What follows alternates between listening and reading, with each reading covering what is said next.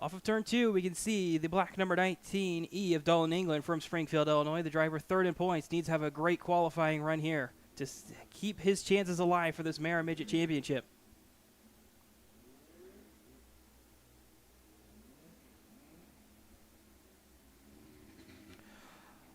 Off turn 4, it's the 7C of Chase Hodge from Pittsboro, Indiana.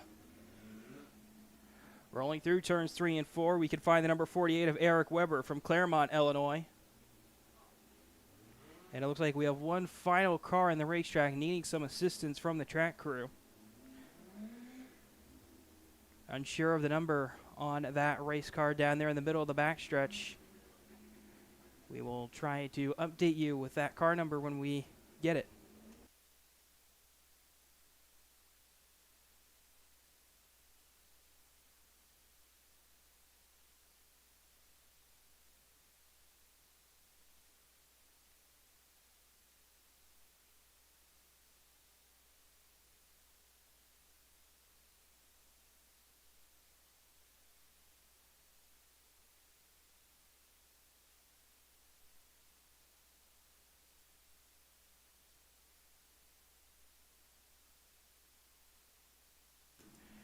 That last car on the racetrack, the number 9 of Keith Wilson from Petersburg, Illinois.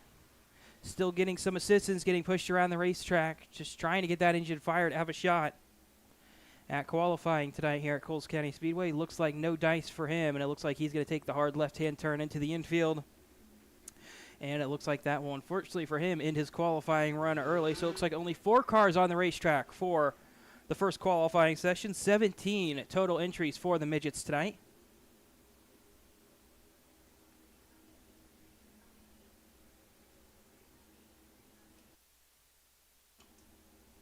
Sounds like race control is giving command to car number 8 to control this field. Miles Dodery off turn 2 with the caution lights extinguished. He will bring the first hot lap of qualifying session back around through turns 3 and 4 and to the green flag. Here he comes. Green flag is waving, and he's off into turn number 1, going right to the middle of the racetrack. England in line behind him, going to the bottom.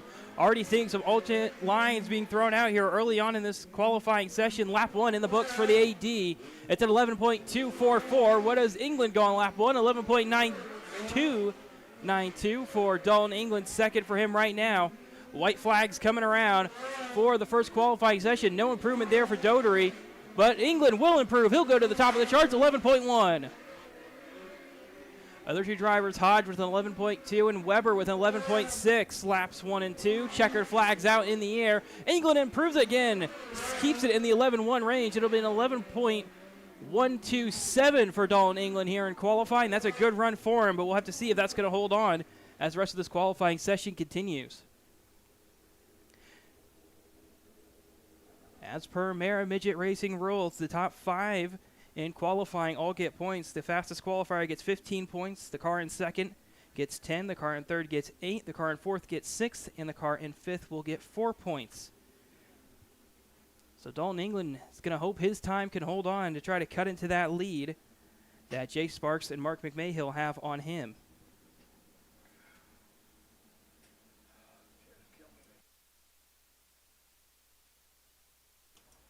Session 2 rolling out onto the racetrack.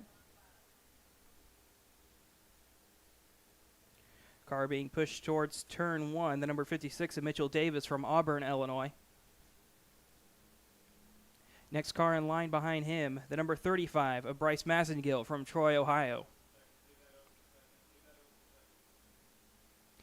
Right here at the flag stand, it's the 7M of Cole Morgan from Brookville, Ohio.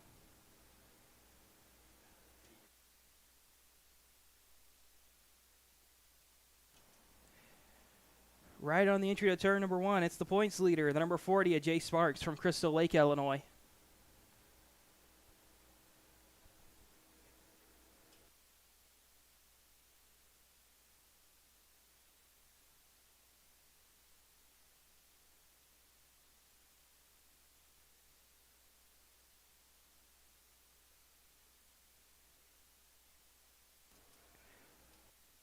The blue car in the middle of the backstretch outside of the number 56 of Mitchell Davis, that I believe is the 7 of Cody Beard from St. Anthony, Indiana.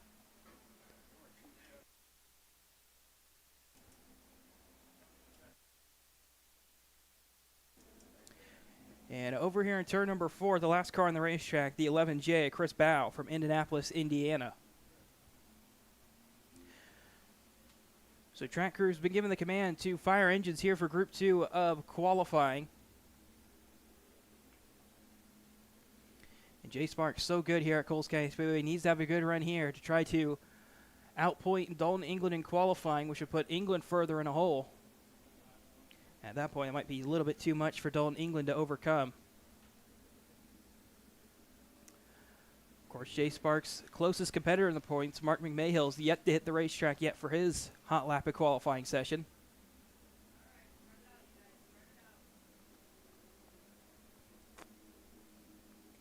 Race control gives the drivers the command to give each other a little bit of space. And once they do so, we will send this second group to the green flag.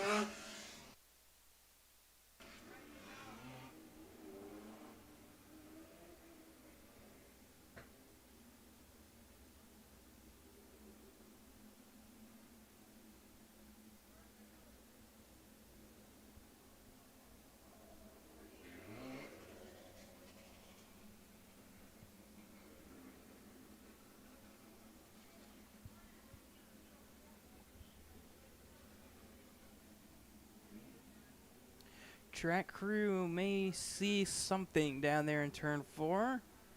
Little bit of debris, it looks like, right down there by the berm. Delays the drop of the green flag just a little bit longer. But it shouldn't be more than just a couple extra laps added on to this pacing.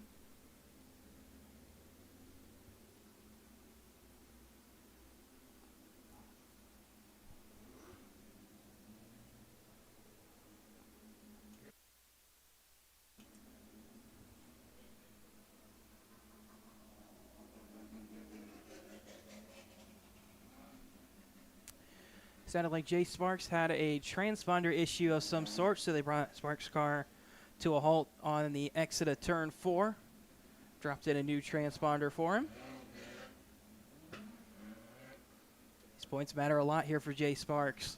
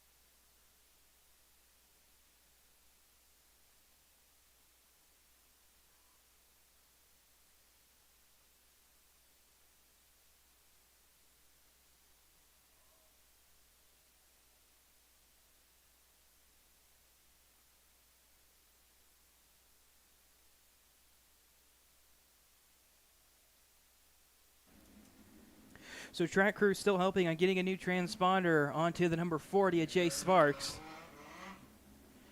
Looks like they pulled out the duct tape, and it looks like the Jay Sparks may be ready to go here in just a couple moments.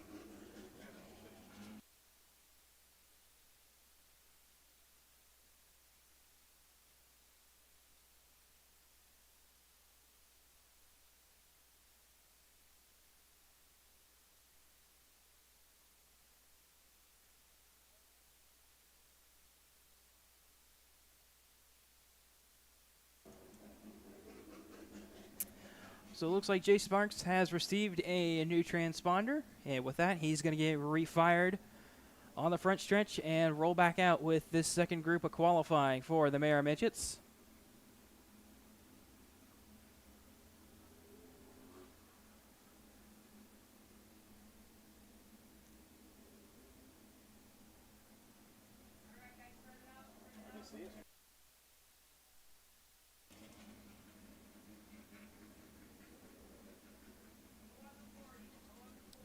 So it sounds like Jay Sparks will be the control car for this group as well.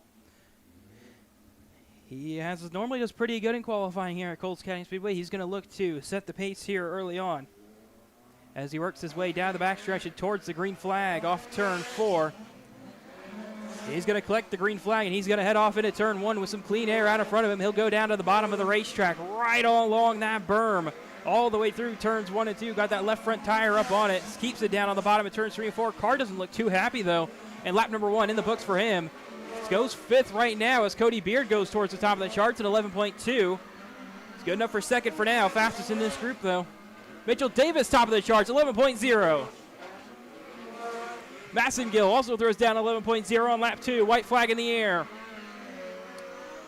Pace just is not there for Jay Sparks here in this qualifying session. It's going to be a tough run for him here. He's 4th overall at the moment, just behind Dalton England's lap times as he takes the checkered flag.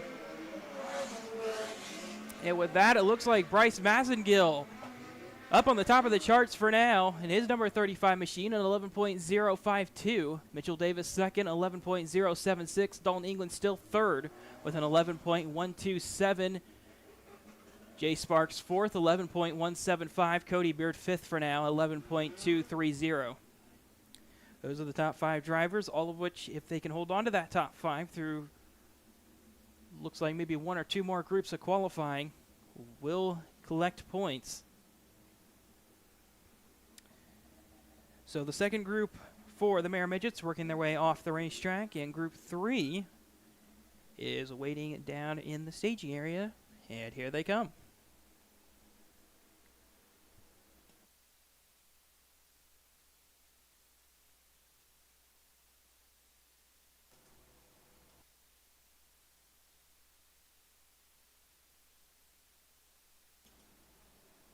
Over in turns 1 and 2, it's the 15 Sia RJ Corson from Markham, Illinois.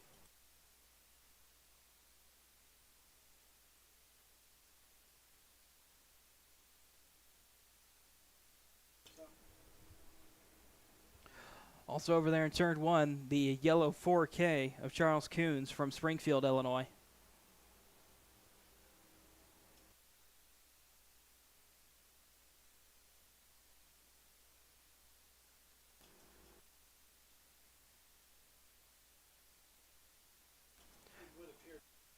Car all the way down on the bottom of turn 1, right at the entry. Car number 5, Jacob Sullenberger from Canton, Illinois. To his outside, it's the 11K, Mark McMahill from Peoria, Illinois, the man second in points. Gonna have a good advantage going into this qualifying session. Just past the flag stand, we can find the number 18 Tyler Roth from Springfield, Illinois.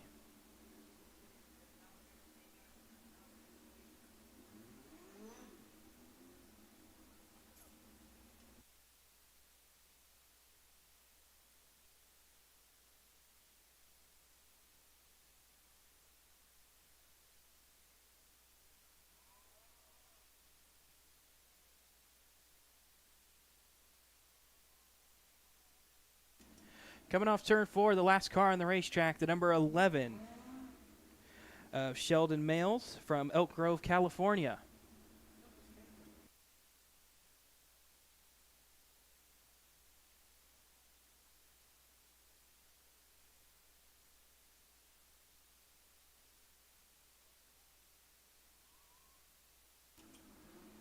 So it looks like all drivers in this session got the engines fired up and they're all ready to go. A couple of these drivers are going to go ahead and start generating some space for themselves. It looks like Mark McMahill may have the cleanest air out of this session. It looks like Race Control wants him to be the control car for this session as well. Next car in line in front of him would be on the exit of turn 2, now in the entry to turn 3, almost half a racetrack ahead of him. So huge advantage here for Mark McMahill if he can get the green flag with this big of a gap.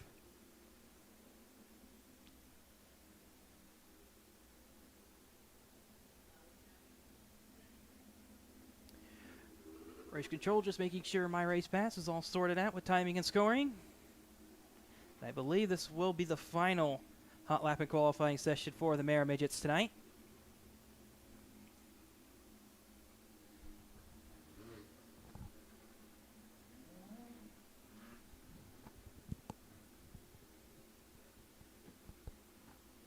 Again, the time to beat an 11.052. We'll see if Mark McMahill can do it. As the caution lights go out, he does have control of this field.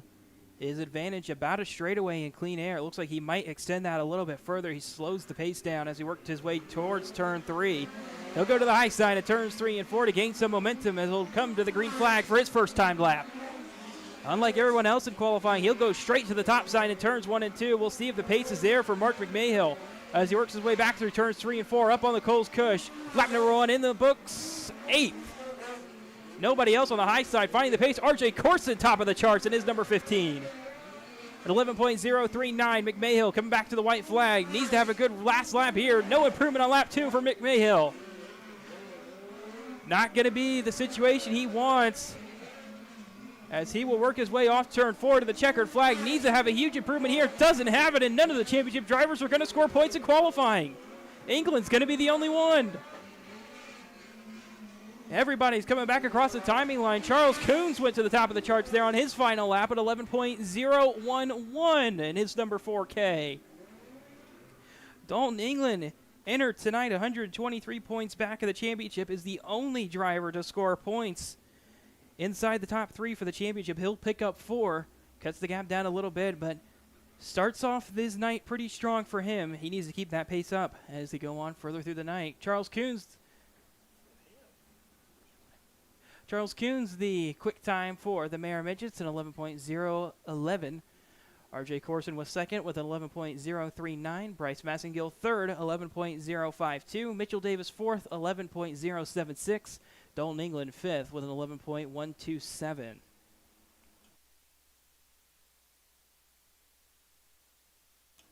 Up next is going to be the High Caliber Graphics Junior Sprints for their hot laps.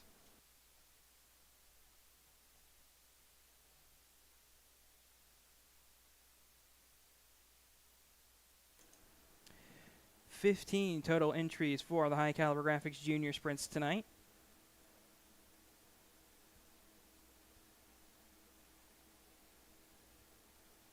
This is the one championship that's really been a runaway all year long. Xander LaRose comes in tonight, 570-point advantage for him over Joseph Bonowitz in second. Then it's another 912 points back to Presley Hall in third. So this championship for the High Caliber Graphics Junior Sprints pretty much locked up before we even came into tonight's racing.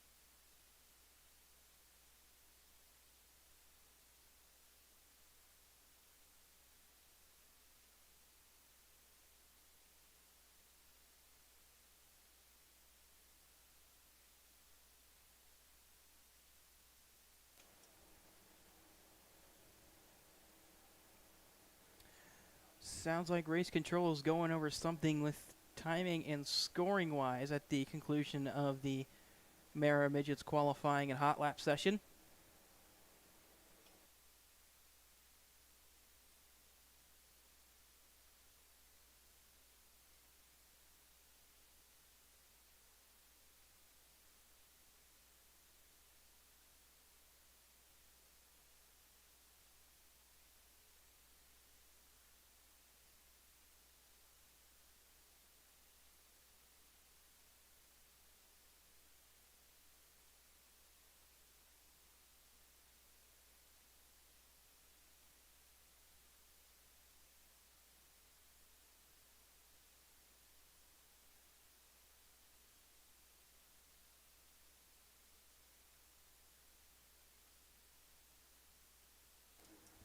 In the meantime, don't forget to go visit the Turn 4 Cafe over at the north end of the facility to get all the food and drinks you might need during tonight's racing events. You can enjoy all your favorite drink products along with your favorite food. Make sure you visit the Turn 4 Cafe during the racing action every week for any food and drink you might need while you're here at Coles County Speedway.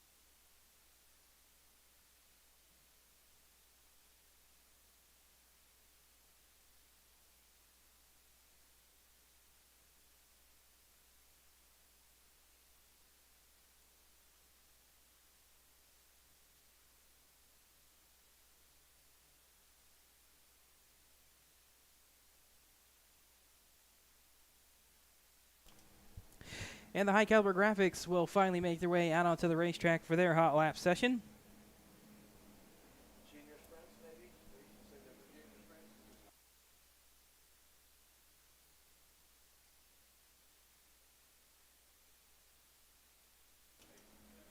Race control wanting a little bit more spacing before we get the green flag for the high caliber graphics junior sprint hot laps. Looks like they will throw the green anyways. They'll come around to complete lap number 1 for their hot lap session.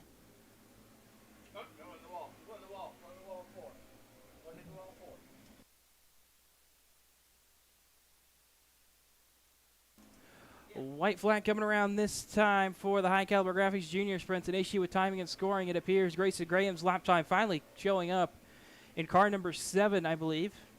Shown on my race pass is car 49. 11.5 the pace right now. We'll see if anybody can go faster on lap 2. Doesn't look like it's going to be the case. This looks like 8 cars took a lap time for high caliber graphics junior sprints hot lap session 1 out of the 15 total entered. Grayson Graham's number 7 setting the pace with a 12.553. Case Barnard was second with a 12.658. Nolan Leone third with a 12.893.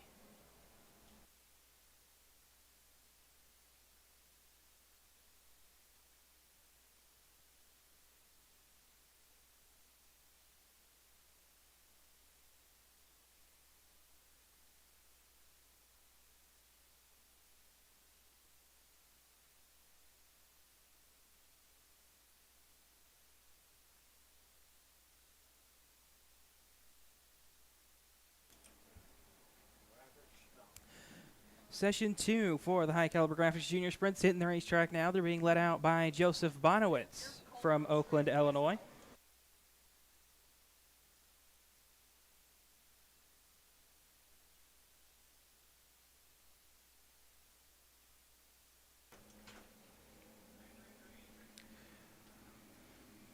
Green flag will be out for the second session for the High Caliber Graphics Junior Sprints Hot Laps.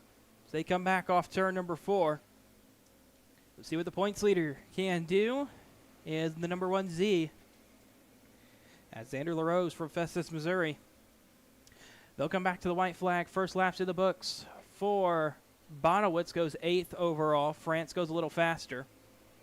LaRose goes to 3rd quickest, a 12.787 lap 1. We'll see what he can do here on lap number 2, but he's right there with Grayson Graham and Case Barnard pace-wise.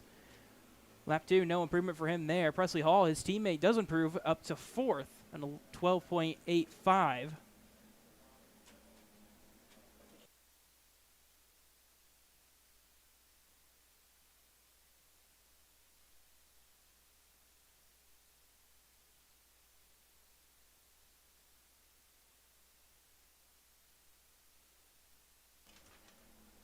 So that'll do it for the High Caliber Graphics Junior Sprints Hot Laps. Grayson Graham, the quickest driver with a 12.553. Case Barnard was 2nd with a 12.658. Xander LaRose was 3rd, a 12.787.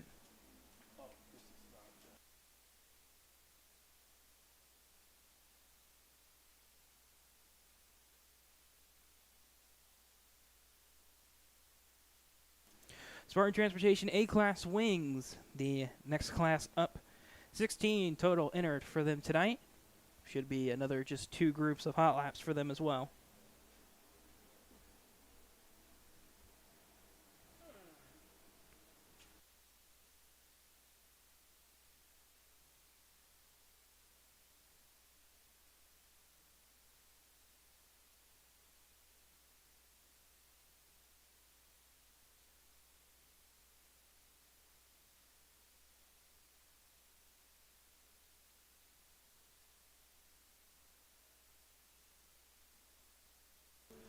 Lydia May will lead the Spartan Transportation A-Class Wing cars out onto the racetrack. She's from Terre Haute, Indiana.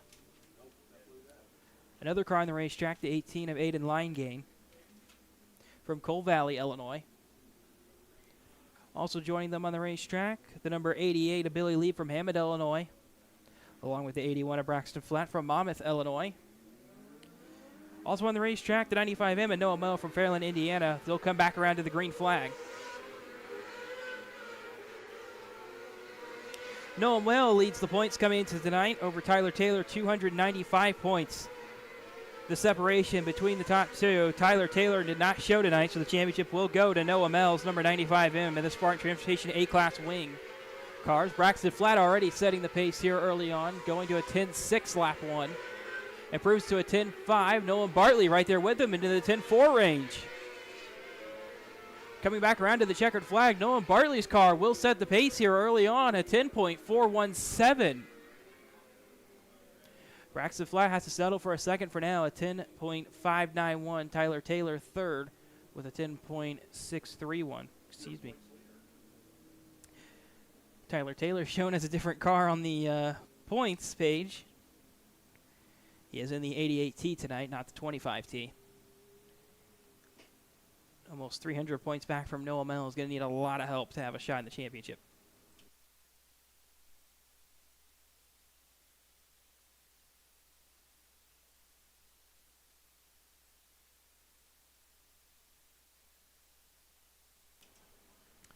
Couple cars headed up over the scales, making sure they're over minimum weight requirements. Braxton Flatt and Kaiser Kramer, the two cars. Kaiser Kramer's from Evansville, Indiana. Went 8th fastest in this session.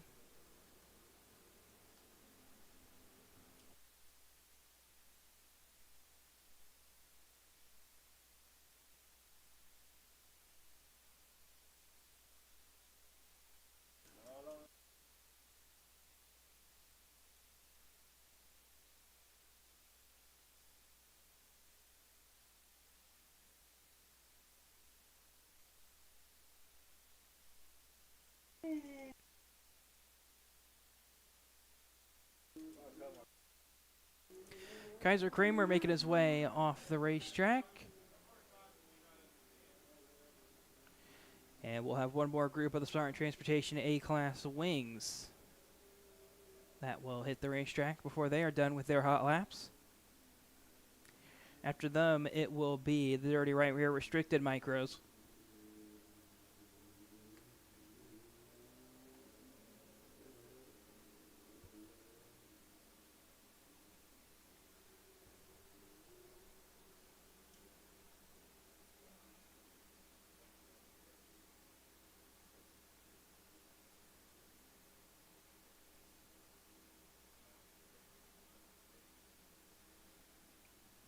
Two for the Smart Transportation A-Class Wings, and then nobody's really finding the pace here early on. Everybody's just not even really breaking inside the top 10 out of this session. And the checkered flag will fly. Doesn't look like really anybody from this session went towards the top of the charts.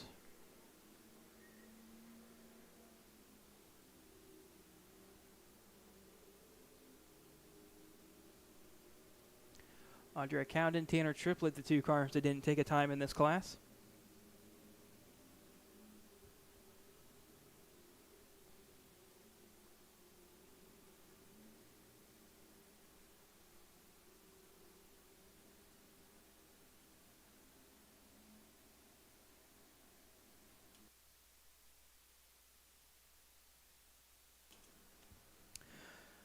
Up next is the dirty right rear restricted micros. 20 total entries for them tonight. Grayson Graham leads the points coming into the night with a gap of 210 back to second place J.C. Standridge. And then back to third, it's 232.5 points back to Mackenzie Dowler.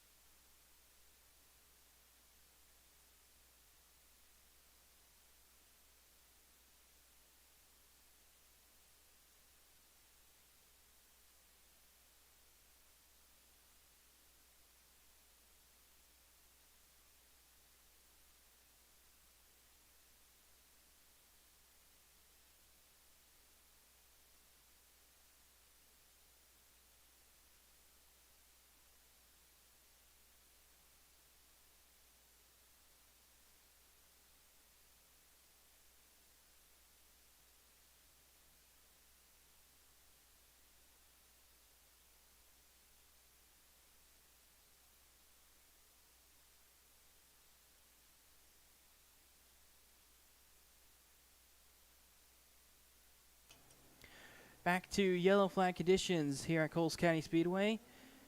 Second group of the dirty right rear restricted micros hitting the racetrack for their hot laps. Cole Jones from Streeter, Illinois led them out onto the racetrack. Mackenzie Meany from Terre Haute, Indiana was the second car on. Over in turn two, we can find the 22D of Dalton Clary from Marine, Illinois. Middle of turns 1 and 2, it's the 53 of Natalie Hubbard from Benton, Illinois. Also on the racetrack, the points leader, Grayson Graham, and the number 49 from Bunker Hill, Illinois, up by 210. Picked up 4 points wins this year here at Coles County Speedway. Middle of the back stretch is number 79, Agent Kinzer Holloway from Paris, Illinois. And the last car I haven't mentioned yet, the 11R of Riley Bonowitz from Oakland, Illinois. That'll make up Group 2 of the Dirty Right Rear Restricted Micros as they take the green flag. So there will be one more session as Dalton Clary's car comes to a stop over in turn 2. Natalie Hubbard tried to back it down. Didn't look like she had enough time on the entry list, so that means the championship will go to Tanner Triplett in the Outlaw Wing class for 2025 at Coles County Speedway.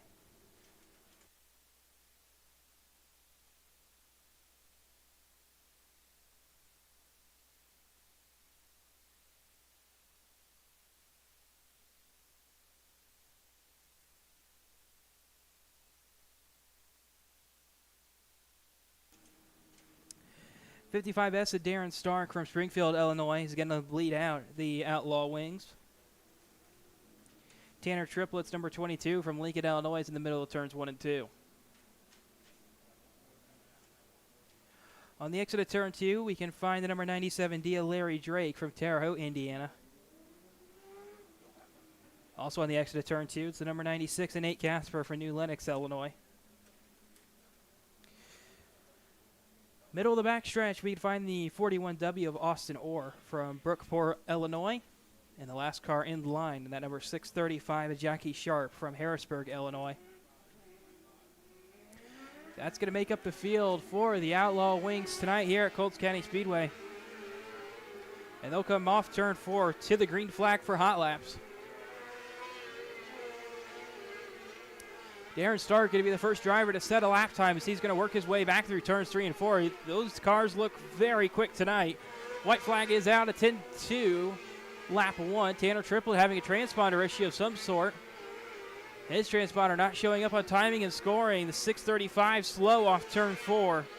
Jackie Sharp into the infield as a checkered flag will come out. Darren Stark looks like that 10-2 is going to hold on as everybody else comes back across the timing line. So Darren Stark quick time for the Outlaw Wings at 10.202. Larry Drake second with a 10.375. Both Tanner Triplett and Jackie Sharp both set lap times. But it looked like both had a timing and scoring issue of some sort,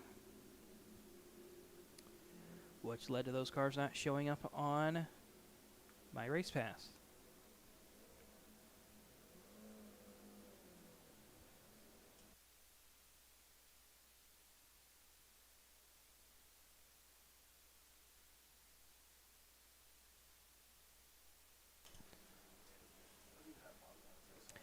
Up next, it looks like it's going to be the Modlites. 11 total entries for them tonight. All year long. And now it's going to end up with one of those two drivers walking away with the track championship tonight.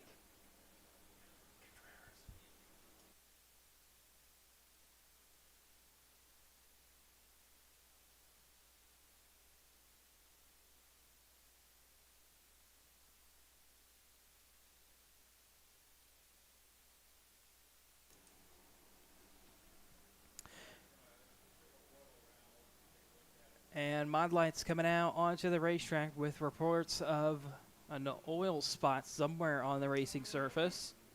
J.R. Wiltermude leads them out from Windsor, Illinois. Behind him, the yellow 7W of Dustin Wiltermude, also from Windsor, Illinois. Top 3 in points, all in a line with each other. Jimmy Arthur from Mitchell, Indiana, off of turn 4 and his number 15. He's 422 points back off the point leader. In turns 3 and 4, we can find the 07 of Matthew Filkins from West Frankfort, Illinois. They'll come back around to the green flag. Last car on the racetrack, the 77M of Zach Malone from Bloomington, Indiana. So the green flag is out for Modlite Hot Laps. 11 total entries. Looks like going to be 2 sessions. J.R. Wiltermude is going to try to set the pace here early on at 12.2. We'll see what the other Wiltermude does. Dustin, 2/10 slower on lap 1. Car doesn't look too stable. Matthew Filkins to the top of the charts, 11.644. Checkered flag coming out for the Modlites Hot Laps. And no improvement there for J.R. Wiltermude. And Matthew Filkins will improve into the 11.5 range He'll hold on to quick time for now. 6/10 clear. J.R. Wiltermuth in second with a 12.214. Then Wiltermuth third for now with a 12.458. Looks like 5 cars set a time there, so it looks like we'll have 6 left for the Modlite Hot Laps.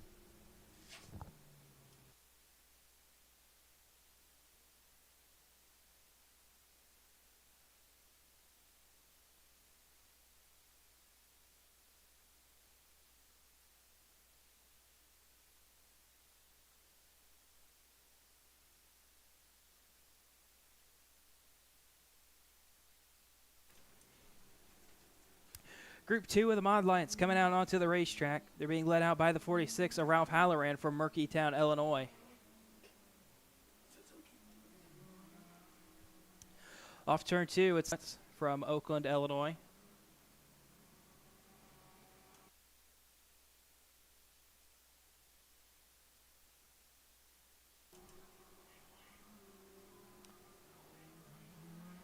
Off turn 4, it's the 27 Pia Austin Park from Steelville, Illinois. A couple cars came out in front of him, which included the 39S of Brian Nance from Mayfield, Kentucky, and the 31 of Reed Bowman from Terre Haute, Indiana. Also on the racetrack, the other park, Andy Park, also from Steelville, Illinois. And it looks like that's going to make up the remainder of the cars for the final hot lap session for the Modlites. Said one of those drivers, he'll come off turn 4. Caution flag will wave. Trouble in turn number 2 for the number 63, stuck up on the berm. It's Matt Fair from O'Fallon, Missouri. He'll get the car pointed back in the right direction, making his first start at Coles County Speedway. And it looks like the 14 into the infield. Stefan Snaff not having the hot lap session he was wanting. So I do believe we will have one more session of hot laps. This doesn't look like enough cars to complete the hot lap sessions overall tonight.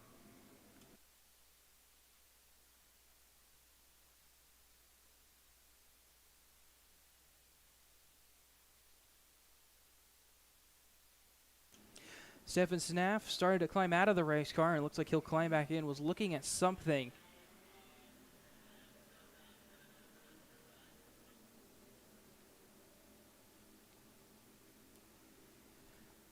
And it looks like track crew might be pushing him further into the infield so they can go back to green for the remainder of the Cleveland Gray Systems non-wing micros that are on the racetrack.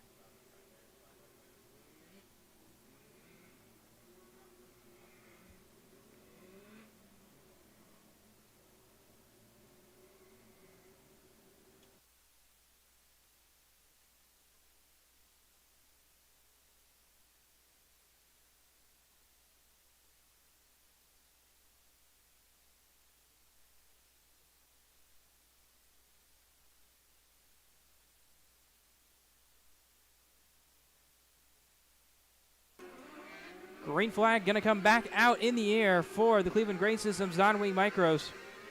Session number 2 of hot laps. And the caution comes back out. Daniel Robinson spin in turn number 4 this time. He was in some traffic, but this session still unable to get a green flag lap in. Robinson will get his number 10 pointed back in the right direction. And the green flag will be back in the air.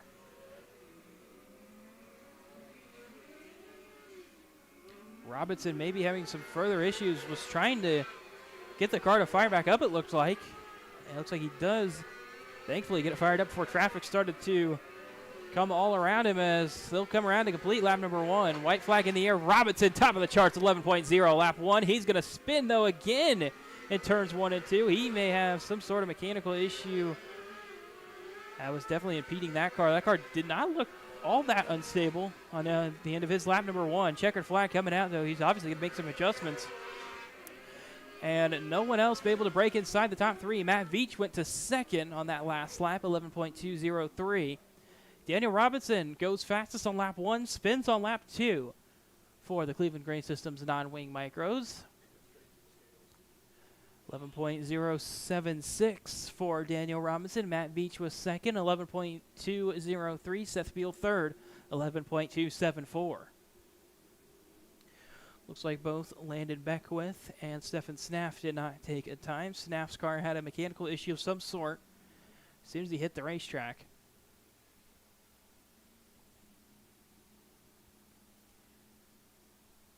And I do believe that will conclude hot laps for tonight here at Coles County Speedway, unless somebody wants to take an install lap of some sort from another class. Race control making sure there's no one else down there in the staging area.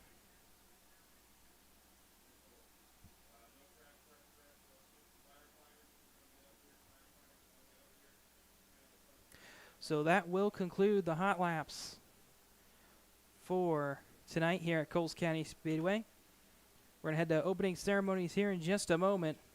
And then after that, we will have the Mara Midgets for their first heat race of the night.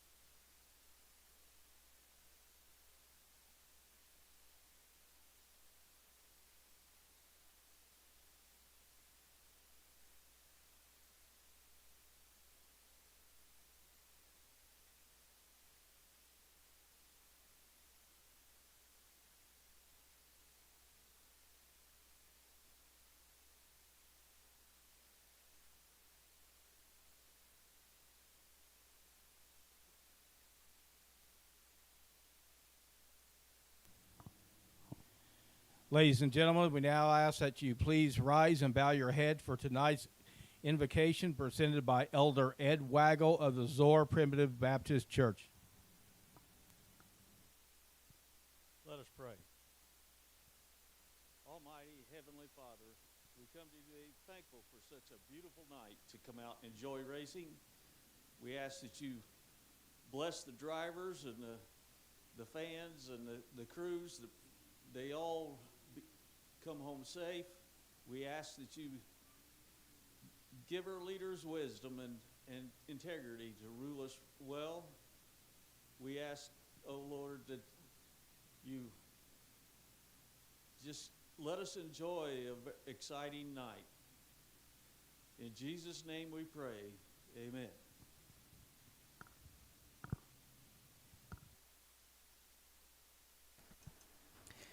Now we ask that you please remain standing for the playing of our national anthem.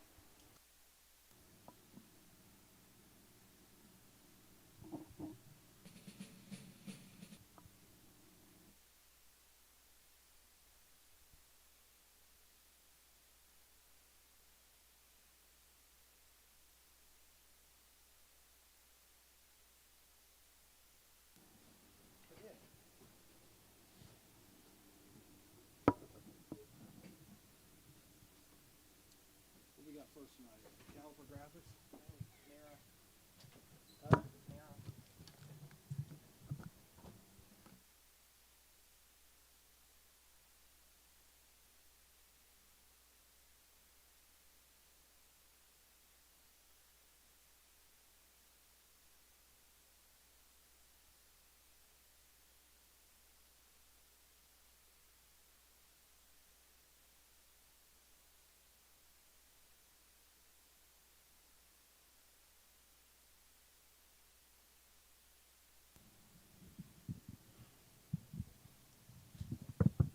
All right, race fans, it's time to go racing here at Coles County Speedway. We're going to open tonight's events with the Midgets heat races. We'll have 2 heat races, and here's your starting lineup for heat race number 1. From Indianapolis, Indiana, number 11J, Chris Ball. Starting second from Canton, Illinois, number 5, Jacob Sullenberger. Starting third from Pittsboro, Indiana, number 7C, Chase Hodge. Starting fourth from St. Anthony, Indiana, number 7, Cody Beard. Starting fifth from Crystal Lake, Illinois, number 40, Jay Sparks. Starting sixth from Auburn, Illinois, number 56, Mitchell Davis. Starting seventh from Markham, Illinois, number 15C, R.J. Corson. And starting eighth from Elk Grove, California, number 11, Sheldon Males. This is your Badget Midgets heat race number 1 here at Coles County Speedway.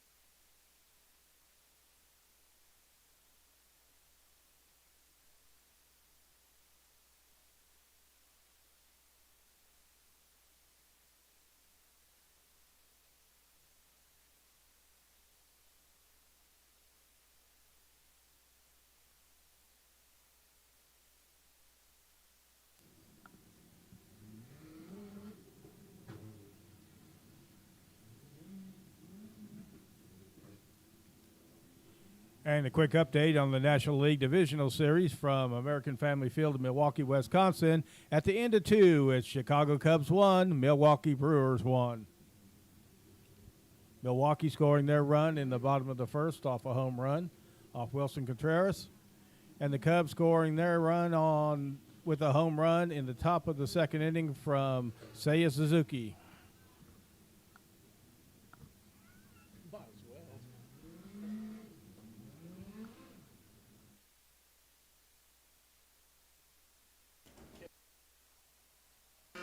So almost everybody has their engines fired.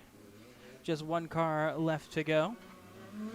And again, just like the qualifying session, top 5 in this heat race all gets points. Unfortunately, for the winner of this heat race, don't get as many points as you would have for qualifying. Qualifying granted 1 additional points to the pole sitter. Heat race winner gets 14, and it's same deal, second on down, 10 points for second, 8 points for third, 6 points for fourth, and 4 points for fifth. Jay Sparks right now starting in the 5th position. Starts with 4 points. He's going to want to have a little bit more points than that to try to run away from second place Mark McMahill, who will be in heat race 2.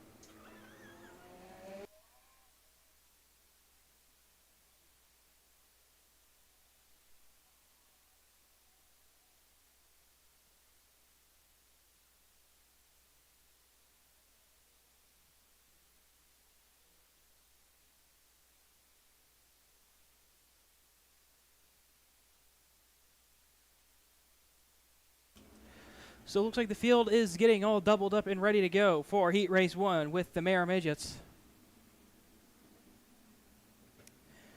Field is organized 2 wide all the way through. One car has an issue off turn 2. This will delay the green. It's R.J. Corson's 15C. Corson, I don't know if he's going to want another push attempt here, or if he's going to pull the car into the infield. He is going to call for a push.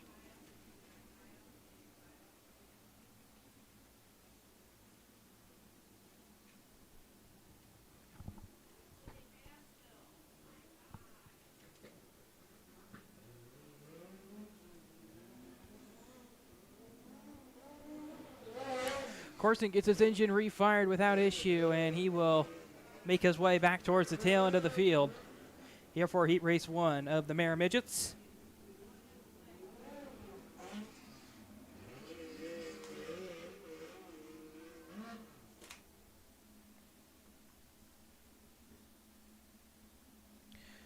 Caution lights around the racetrack will turn off as the field receives the 1-to-go signal this time.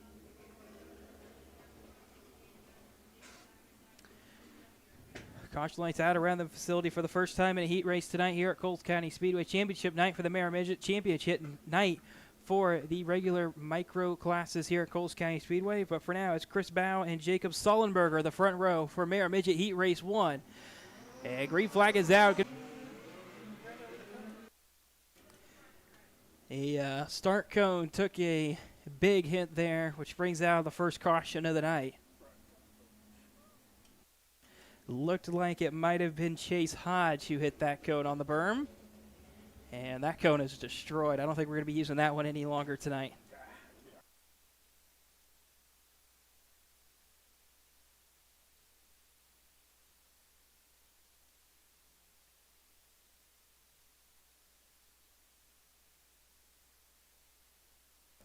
So new cone has been placed over in turn 4. No laps complete officially. 1-to-go signal given as the field gets doubled back up into their starting positions. Once again, Chris Bow and Jacob Sullenberger, the front row for the second start attempt. And they'll work their way into turns 3 and 4 and past the start cone in turn 4. Waiting on the green flag, it's out. And they're racing off into turn 1. Much better start there for the outside lane. Sparks got a car, shut the door in front of him. He'll move up to the high side as they come off turn 2. Side by side for second as they go through turns 3 and 4. Chase Hodge keeps it off the cone this time, and he'll take second on lap number 1. Chris Bow still leading the way as they complete lap number 1. Sparks still in 5th for now. So we continue to watch that points battle as we go on through tonight.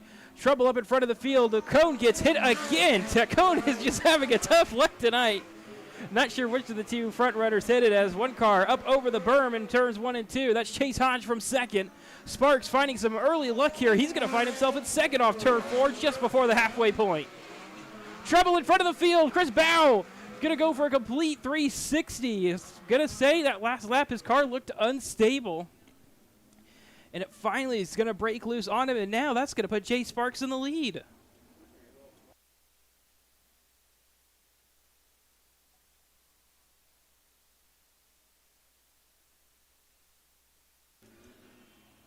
So Jay Sparks, the new leader, with 5 laps to go, 3 complete here in Mare Midget Heat Race 1. We'll go to single file now with 1 lap officially in the books. Nose to tail goes the field as they receive the 1 to green. Cody Beard in second, Mitchell Davis third, Jacob Sullenberger fourth, RJ Corson fifth, Chase Hodge sixth, Sheldon Males seventh, Chris Bow now in 8th. Jay Sparks going to roll his way towards the start cone in turn number 4 with 5 laps to go, 3 complete, back underway. Mare Midget Heat Race 1. Seen a lot of action here early on. We're going to see Mitchell Davis try to go to the outside of Cody Beard. Davis gets the door shut on him as Beard starts to move up the racetrack a little bit as Jay Sparks will lead his first lap under green. Still side by side for second off turn 2. Great run there on the high side for Mitchell Davis. He's going to try to shut the door on Cody Beard on the low lane as they go back through turns 3 and 4. And he is able to hold on to that second spot for now. Beard a little bit better in turns 1 and 2 on the bottom, it looks like. And now Davis wanted to take the lead away from Jay Sparks as they work their way back through turns 3 and 4. Side by side of the line, Davis is ahead. 2 laps to go here on Mare Midget Heat Race number 1. Mitchell Davis is finding the pace here late in the going, and he'll take the white flag. Cody Beard sitting right in line behind Jay Sparks. Sparks going to want to finish second right here. Cody Beard alongside as they go back into turns 3 and 4. Checkered flag is waving. Mitchell Davis will take the win. Jake Sparks across the line in second. Mitchell Davis, the winner here of the first Mare Midget Heat Race. Jay Sparks at second, Cody Beard third, Jacob Sullenberger fourth, RJ Corson fifth, Chase Hodge sixth, Chris Bow seventh, Sheldon Males in 8th. And coming up next will be our Mare Midgets Heat Race number 2, the final heat race for the Mare Midgets tonight. And your starting lineup will be starting first from Brookville, Ohio, number 7M, Cole Morgan. Starting second from Claremont, Illinois, number 48, Eric Weber. Starting third from Peoria, Illinois, number 11K, Mark McMahill. Starting fourth from Delmar, Iowa, number 8D, Miles Dordery. Starting fifth from Springfield, Illinois, number 18, Tyler Roth. Starting sixth from Springfield, Illinois, number 19E, Dalton England. Starting seventh from Troy, Ohio, number 35, Bryce Massengill. Starting eighth from Springfield, Illinois, number 4K, Charles Coons. And starting ninth from Petersburg, Illinois, number 9, Keith Wilson. That is your Mare Midgets Heat Race number 2 lineup here at Coles County Speedway.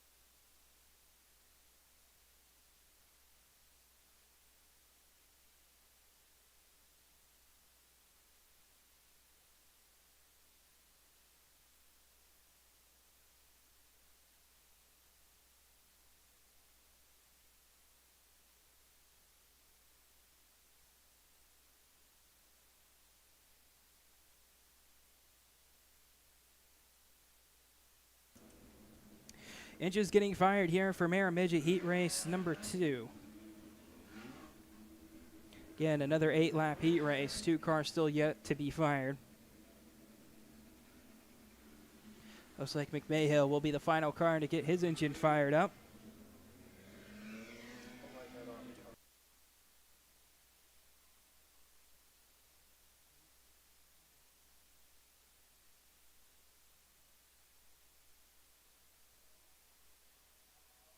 So the field's starting to get into a double file. As Mark McMahill will start third. He wants to close in on that points advantage on Jay Sparks, who finished second in Heat Race 2. Obviously, he's going to want to win here, but honestly, he's going to need to not finish worse than second if he wants to keep this points battle as close as he can.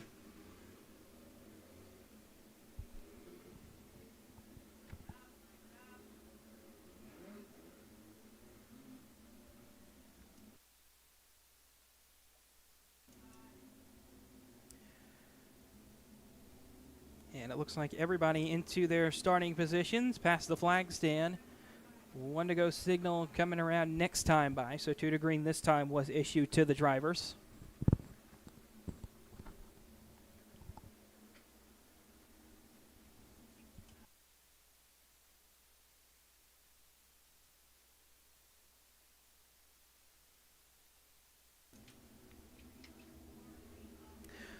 And the 1 to green signal has been given and received by the drivers. Caution lights turn off around the racetrack. It'll be Cole Morgan, Eric Weber, the front row. Mark McMahill, Miles Dodery, row number 2 as they'll approach the start cone over in turn number 4. Cole Morgan with control of this field is going to wait on the gas. He's on it. Our green. Good jump there for Mark McMahill in second. He's going to try to take that second spot away as they go through turns 1 and 2 for the first time. Keeping it right down there on the bottom of the racetrack as race leader Cole Morgan gets away from them. A little bit of contact the row behind them, but lap number 1 will go to Cole Morgan. They're 3 wide off turn 4 for third. They sort it back down to just 2 wide as they work their way back into turns 1 and 2. Mark McMahill up into second as an engine looks like it may be expiring for a car at the tail end of the field, car number 9. Keith Wilson. Smoke was pouring out of the pipes as he rolled down the backstretch. He's going to keep it on the racetrack for now. Dalton England starting his charge through the field. He's up inside the top 5, trying to make the pass for 4th on Miles Dodery. And that smoke becoming even more evident for the number 9 at Keith Wilson. Black flag will be coming out for the number 9 this time. As it's still Cole Morgan pulling away with 4 laps to go. We're at the halfway part. Mark McMahill has a car on his outside. That's Tyler Roth. Side by side for second. Roth trying to power around using that high side momentum. As they roll back into turns 1 and 2, McMahill keeping it right down the bottom, slides up a little bit too far. And Roth will switch to the bottom in turns 3 and 4. It allows McMahill to try to roll the high side. McMahill, no pace found up there on the high side just yet. England running fourth, third in points. These drivers need some points. There's trouble up at the top of turn 4. The race leader, Cole Morgan, is going to spin coming to the white flag. And Mark McMahill tried to slam on the brakes, slid too far, and got his right side into the 7M of Cole Morgan. I don't know if the damage is going to be too bad for Mark McMahill. I would imagine he could continue. Yeah, this could be a big point situation with Jay Sparks getting points, and if McMahill doesn't, that's just going to extend that points lead for Jay Sparks out even further. If it stands the way it is right now, Jay Sparks will come out of the heat races with 1,784 points. And if McMahill can't get refired, McMahill will be at 1,753, which is 31 points back. Entered tonight, 21 points back.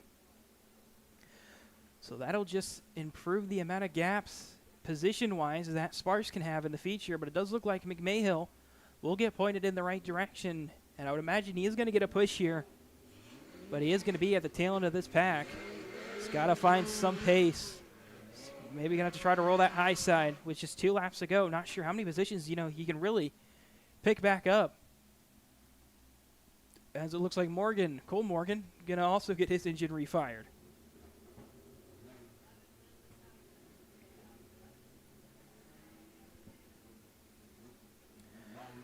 McMahill refired as Cole Morgan's car comes to a stop once again in turn 1.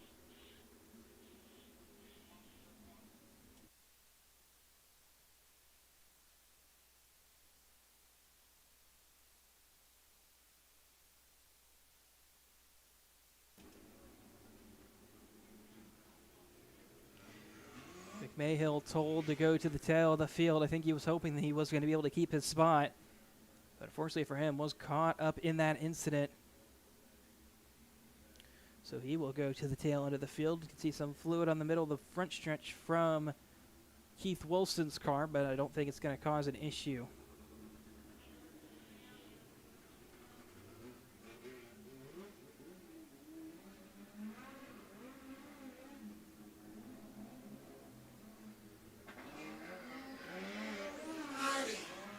Cole Morgan will get his car refired with some assistance from the Coles County Speedway safety crew.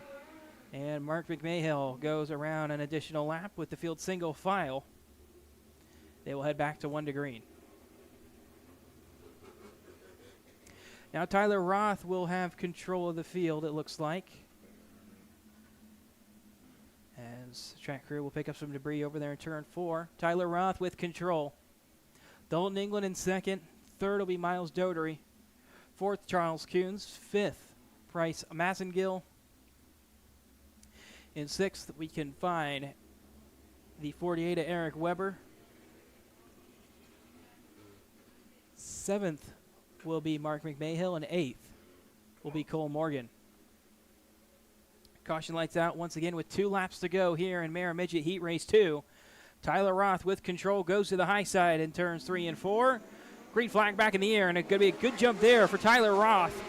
He's going to have a decent-sized lead by the time they get into turns 1 and 2. Dalton England settles in line for now. That's going to allow the AD of Miles Dotery. Going to try to power around the outside as they come back to the white flag.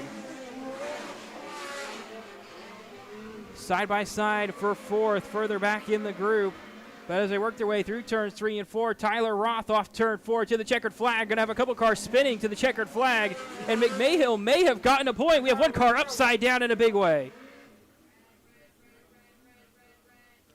The red flag is out. That's Eric Weber, I believe. That went upside down on the front stretch.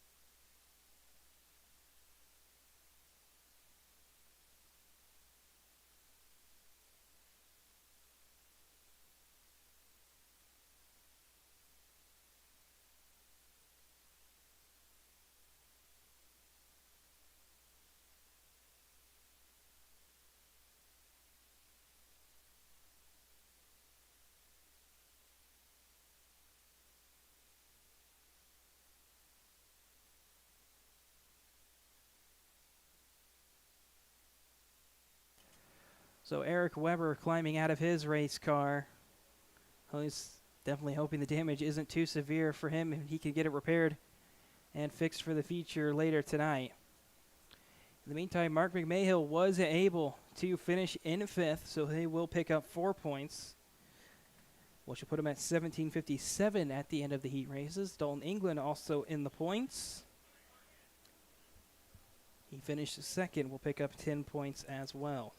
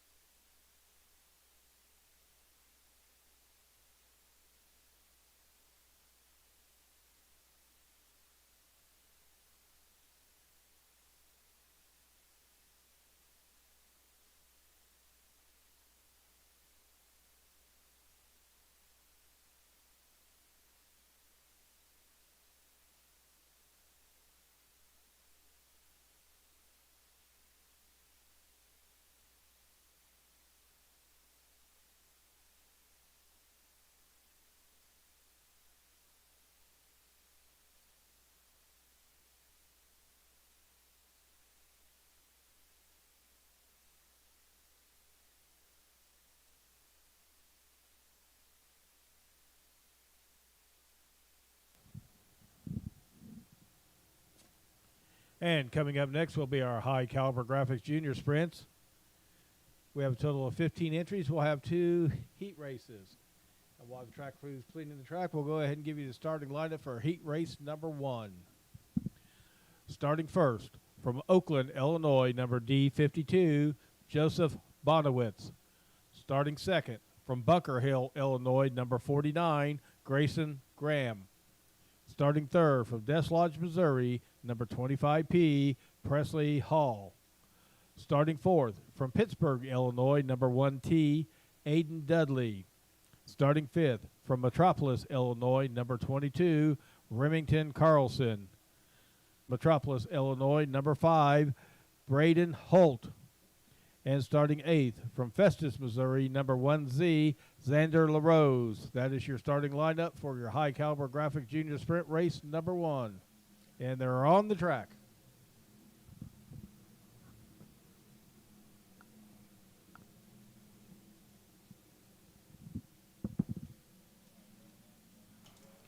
Caution lights are out around the racetrack. They're going green this time by Joseph Bonowitz, Grayson Graham, the front row, as they'll go through the start cone over in turn number 4. Green flag is out. It'll be a great jump there for Grayson Graham off into turn 1 with the lead. Trouble at the initial start. Multiple cars into the infield, and the caution will come out. We'll have to stack them back up and try it again.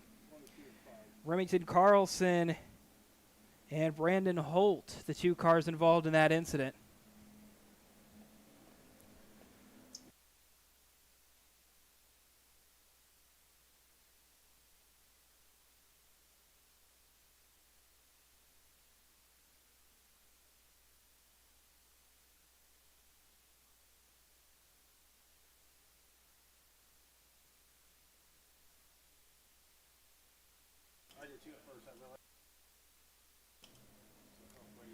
Field's going to double back up as they did not complete 1 lap under green.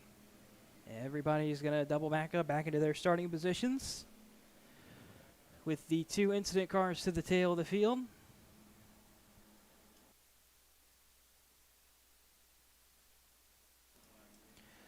They'll come back to 1 to green at the flag stand this time by. Still all 8 laps to go for the High Caliber Graphics Junior Sprint Heat Race 1.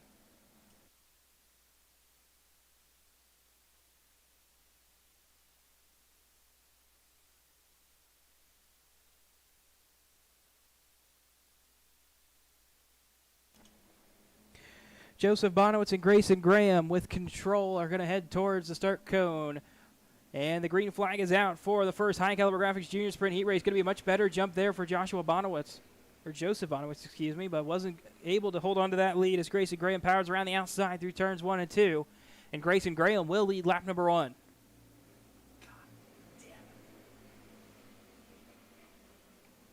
Trouble again in turns 2. And the number 5, Braden Holt, involved again. This time was caught up with Presley Hall's 25P. I didn't quite see what started that incident.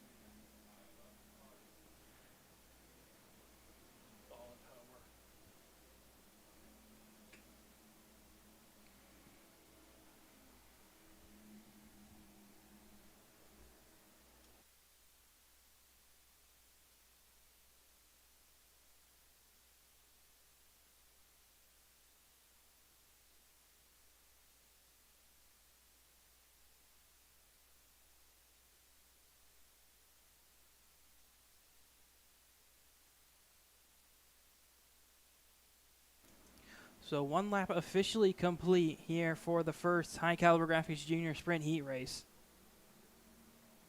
Still 7 laps to go, but the field will go towards a single file restart this time. Grayson Graham will lead him back to green. Joseph Bonowitz second. Aiden Dudley third. Nolan Leone fourth. And 5th will be Xander LaRose.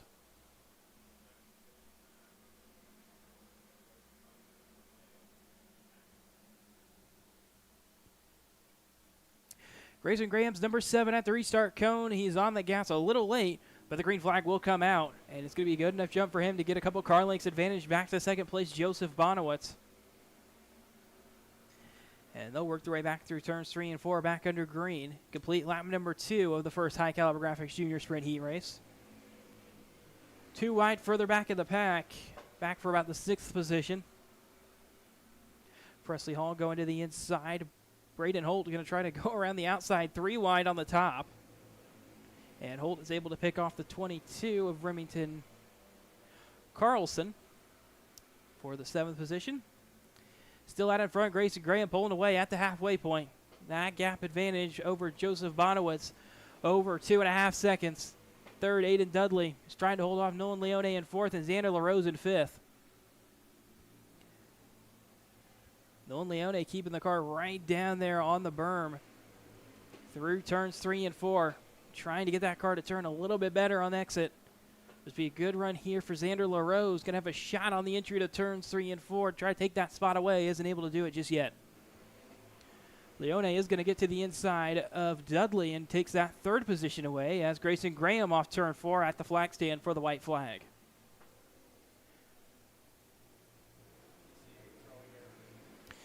Grayson Graham back through turns 3 and 4 in dominating fashion, almost a 5-second lead as he'll take the checkered flag on the first High Caliber Graphics Junior Sprint Heat Race, taking the win. Joseph Bonowitz across the line in second, Nolan Leone third. Braden Holt able to go around the outside of Aiden Dudley, picked off that fourth position on the final lap. Aiden Dudley fifth, Xander LaRose sixth. Remington Carlson seventh, Presley Hall pulled it into the infield at the end of lap 6.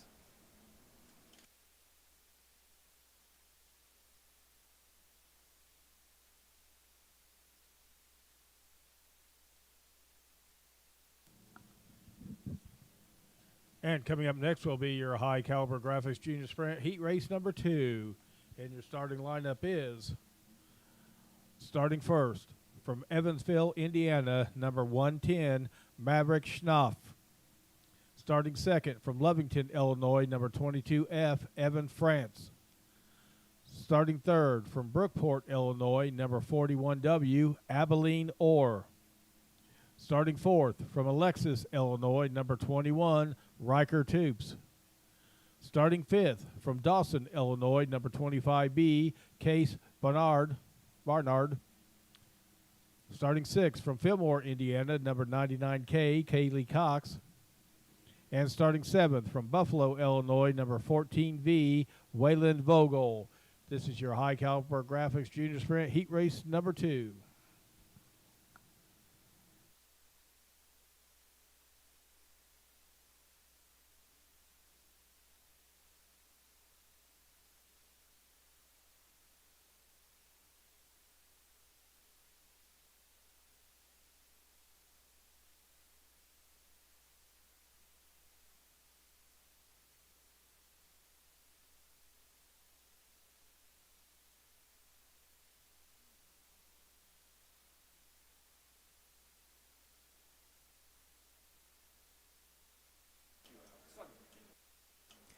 Caution lights out around the racetrack for Maverick Schnaff and Evan France as they will come back to the start cone over in turn number 4 for the drop of the green flag for the second High Caliber Graphics Junior Sprint Heat Race.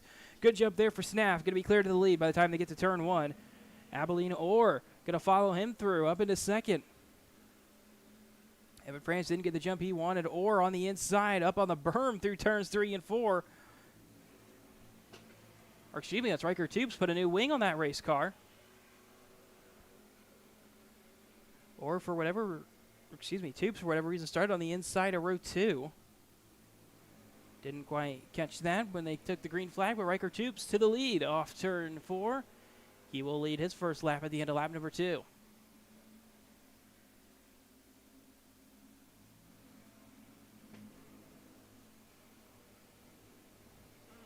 Still single file goes the High Caliber Graphics Junior Sprints Heat Race number 2.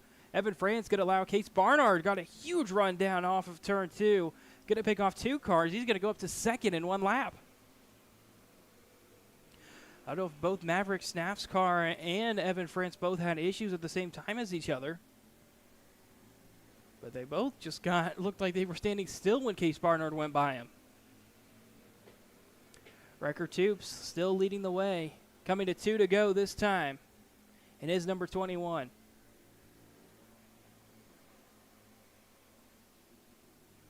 Case Barnard looks like he's got the pace to chase him down. He's about 1 second a lap faster, but time's run out for him. We're going to come back to the white flag this time. Riker Tubes really only needs just a somewhat decent lap to stay ahead of Case Barnard. This time as they work their way back through turns 3 and 4. Give Barnard some credit there. He's trying to get all the way back to the back bumper. Didn't have enough time. Checkered flags in the air for Riker Tubes.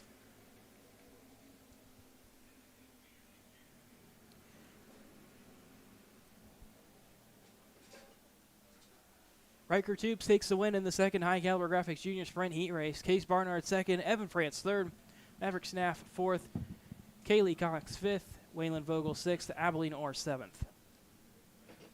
And coming up next is our Cleveland Grain non-wing micros with 17 entries. We will have 2 heat races.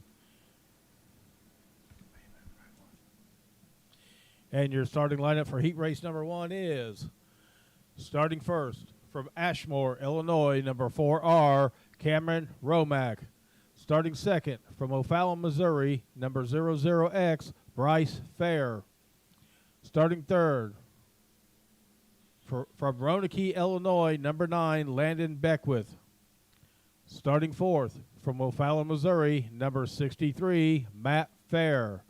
Starting fifth from Charleston, Illinois, number 211, Danny Hayes. Starting sixth from Decatur, Illinois, number 16W, Hunter Walker. Starting second from Newburgh, Indiana, number 14, Stephen Schnaff. Starting eighth from Fairland, Indiana, number 51B, Parker Bupp. And starting ninth from Macedonia, Illinois, number 57V, Matt Vicht. That is your Cleveland Grain non-wing micros starting lineup for heat race number 1.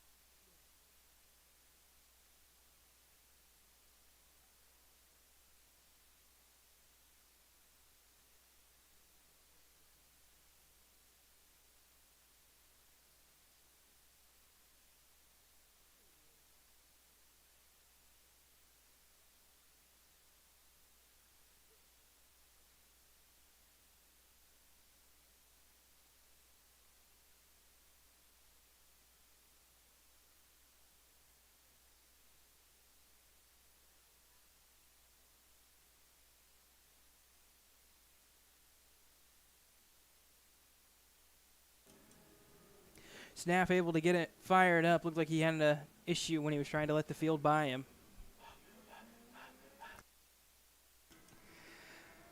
So he will tag back in on the inside of row number 4. And we'll have 8 laps to go here for the Cleveland Grain Systems non-wing micro heat race 1. And at the end of the 4th inning, it's the Milwaukee Brewers 2, Chicago Cubs 1.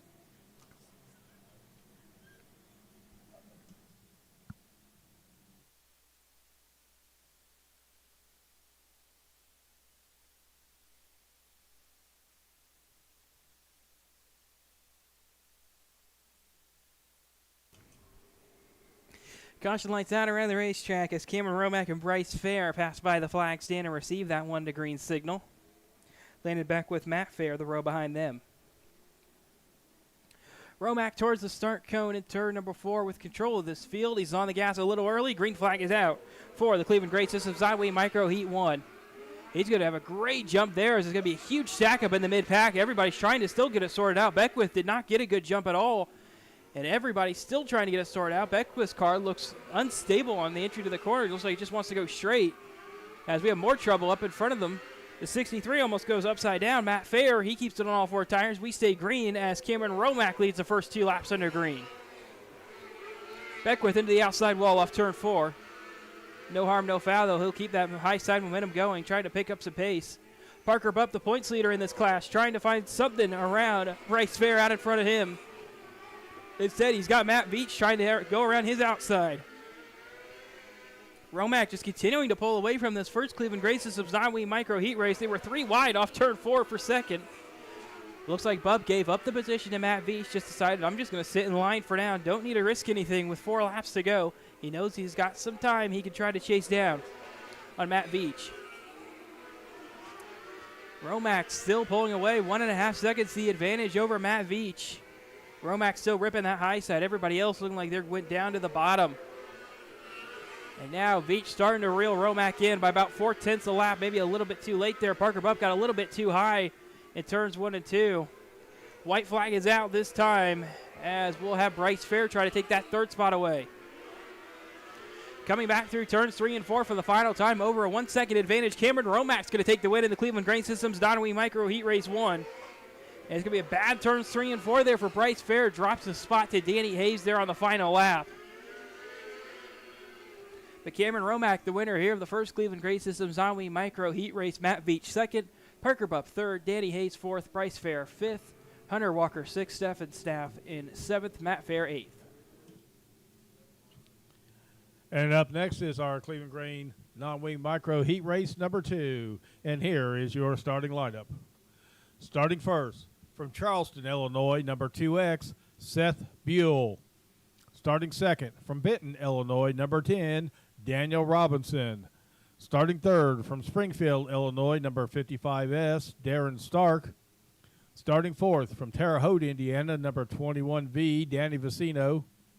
Starting fifth, from Chatham, Illinois, number 55J, Cameron Jacobs. Starting sixth, from Coal Valley, Illinois, number 18, Aiden Linegang. Starting seventh, from Hammond, Illinois, number 7F, Nolan Bartley. And starting eighth, from Marshall, Illinois, number 00, Brandon Healy. This is your Cleveland Grain Non-Wing Micro Heat Race number 2 here at Coles County Speedway.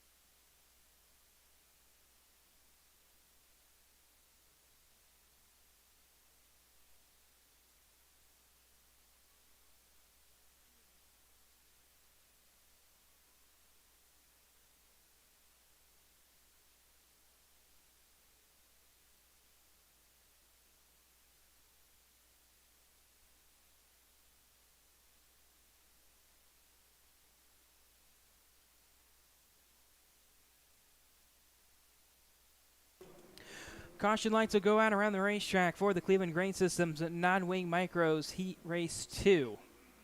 Final heat race for the Cleveland Grain Systems Non-Wing Micros. We have two of the faster drivers in hot laps, Seth Buell and Daniel Robinson on the front row. For this one, should set up to be a good race as Seth Buell down on the bottom. He's going to get on the gas, so the green flag is out. Going to be a good run there off the high side for Daniel Robinson off that initial start. He'll take the lead away as we go through turns 1 and 2 for the first time. Seth Buell going to keep his number 2X right down there on the bottom of the racetrack. Slides up a little bit. He's going to be side by side of the line, but Robinson will lead lap number 1. Bartley rolling that high side as well. He's going to find his way up to third off Darren Stark. Stark going to have to settle back in line. Robinson looked like he may have gone up a little bit too high. That allowed both Bartley and Buell to get a little closer, but Bartley rolling that high side. Doing really well. He's all over the back bumper. Some contact made between first and second now. Robinson not going to be pulling away from Nolan Bartley for long. Bartley's right there with him, running down the bottom of the racetrack. Seth Buell running third. Darren Stark to the high side, trying to get around him for that third position. Still Robinson up high past the halfway point. 4 laps complete, 4 to go. Seth Buell trying to keep his right rear tire off of Darren Stark as they go down the backstretch. Still Buell in third for now, rolling that bottom side. Robinson now switches to the bottom. Bartley goes to the top in 1 and 2. This might settle out to be a good run here for Nolan Bartley off turn 4. Not quite able to keep it alongside past the flag stand. They both go to the high side. That's going to take the clean air away from Nolan Bartley. Got the car tight on the entry to the corner, and he slides up. Is going to have Darren Stark on his inside as they come to the white flag. Robinson just needs a good final lap here to run away with this one. And he will go down to the bottom in turns 3 and 4. No risk needed as he'll come back to the checkered flag and take the win on the second Cleveland Grain Systems Non-Wing Micro Heat Race as the rest of the field gets single file out behind him past the flag stand. Daniel Robinson, the winner of the second and final Cleveland Grain Systems Non-Wing Micro Heat Race. Nolan Bartley second. Darren Stark third. Seth Buell fourth. Aiden Linegang fifth. Danny Vicino sixth. Brendan Healy seventh.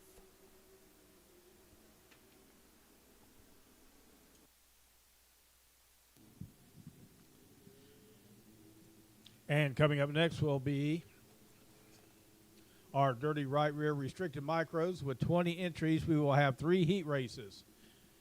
Your starting lineup for heat race number 1 is, starting first, from Paris, Illinois, number 79H, Kinzer Holloway. Starting second, from Springfield, Illinois, number 10, J.C. Standridge. Starting third, from Oakland, Illinois, number 11R, Riley Bonowitz. Starting fourth, from Streeter, Illinois, number 17, Cole Jones. Starting fifth, from Lincoln, Illinois, number 21S, Henry Schneider. Starting sixth, from Riverton, Illinois, number 21C, Carson Eskew. And starting seventh, from Bunker Hill, Illinois, number 49, Grayson Graham. This is your dirty right rear restricted micros heat race number 1.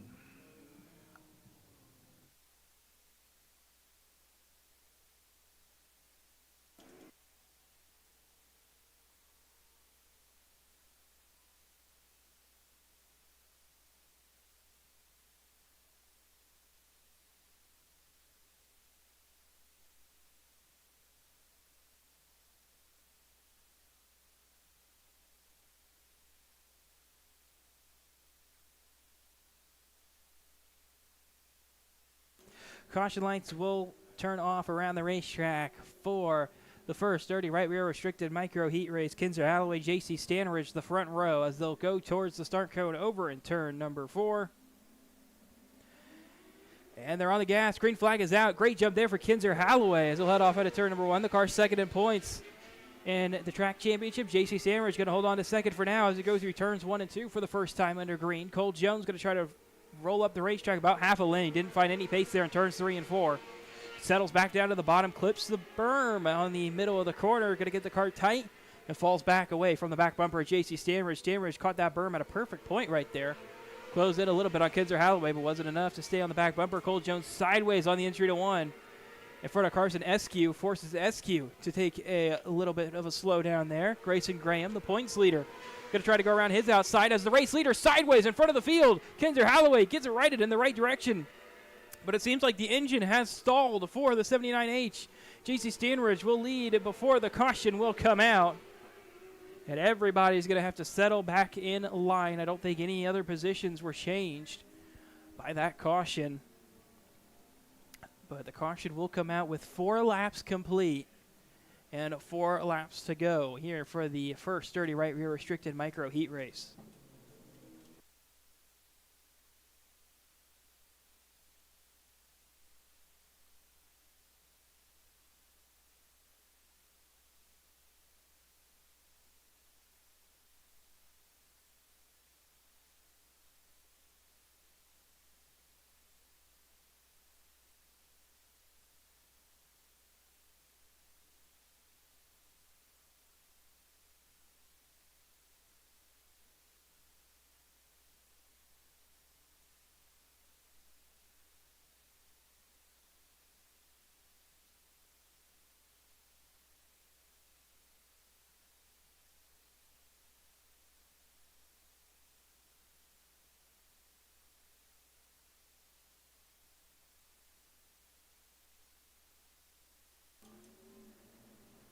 Kinzer Holloway still having more issues now in turn 3. Just got the engine refired before it come out again.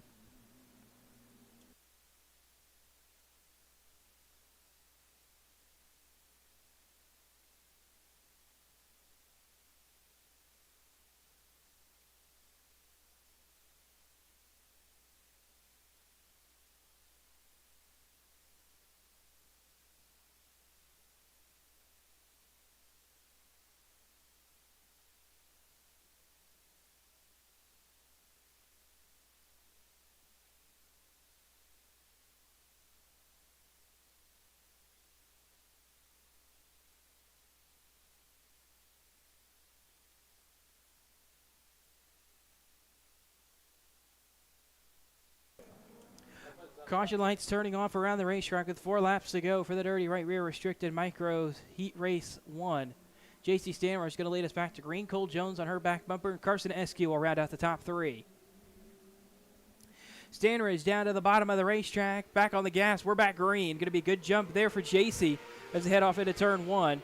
Good jump there for SQ as well. All over the back bumper of Cole Jones as they go back through turns 1 and 2. Into 3 and 4, Grayson Graham way up the racetrack, trying to find anything that could work. Ended up falling back a little bit. Keeping up on that high side. Cole Jones sideways again on the entry to turn 1. Stacked up Carson Eskew and is going to allow JC Stanridge to get away from this dirty right rear restricted micro feature or heat race field. Grayson Graham still trying that high side out, just no pace up there at all. Almost got passed by Henry Schneider there on the low side. The white flag is out as the cone gets nailed again, and that cone is destroyed. And the caution will come back out. I think we're running out of cones here, as that is a debris caution.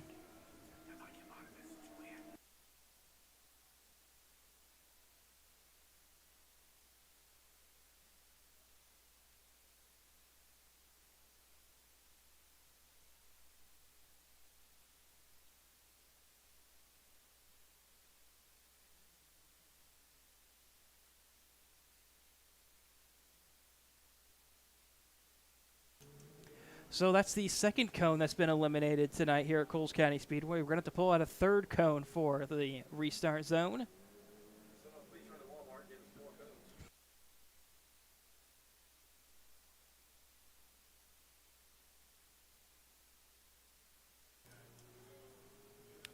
So we'll come back to the green and white flags together as they come back to 1 to green. JC Stanridge once again with control. Cole Jones in second.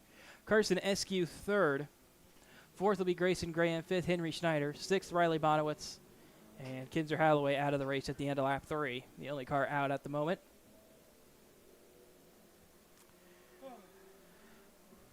Caution lights turn off around the racetrack with just 1 lap to go for the dirty right rear restricted micros heat race 1.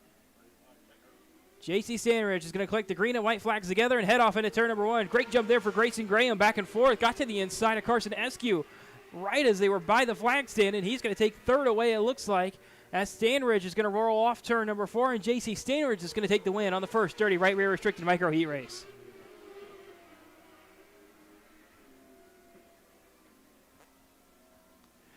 JC Stanridge the winner, Cole Jones in second, Grayson Graham third, Carson Eskew fourth, Henry Schneider fifth, Riley Bonowitz sixth, Kinzer Halloway was out of the race at the end of lap 3.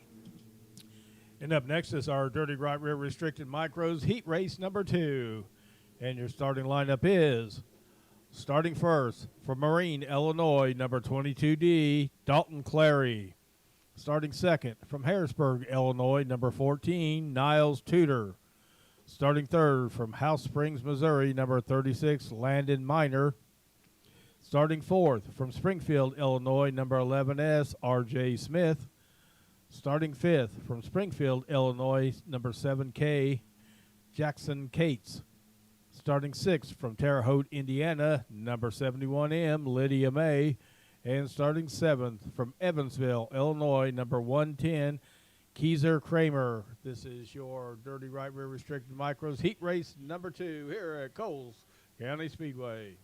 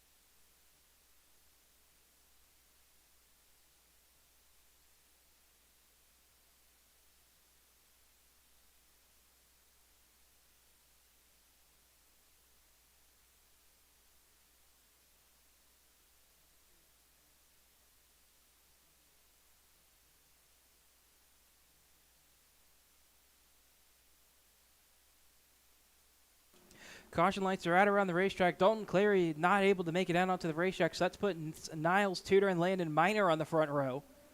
As they'll go past the start cone to the green flag.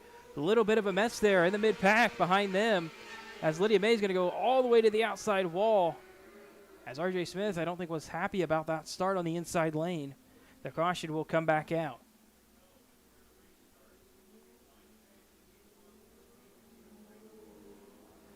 Race control reminding the front row of where the restart cone or start cone is located. They must go at that cone. With that, the caution lights go back out once again.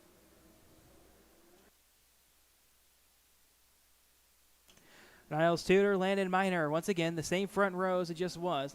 On the gas early, but the green flag is out as Landon Miner got a good jump there on the outside lane. Side by side through turns 1 and 2 for the first time under green. It's going to be Landon Miner taking the lead away as they come back through turns 3 and 4. At the end of lap number 1, Landon Miner will lead lap 1. Niles Tudor back in a second. Lydia May up to third. Kaiser Kramer up to fourth as the 11S of R.J. Smith falls back into fifth. Single file goes the second dirty right rear restricted micro heat race field as they work their way back through turns 3 and 4 to complete lap number 3. Landon Miner pulling away very rapidly from Niles Tudor in second. Caution will come out for R.J. Smith, stopped by the restart cone.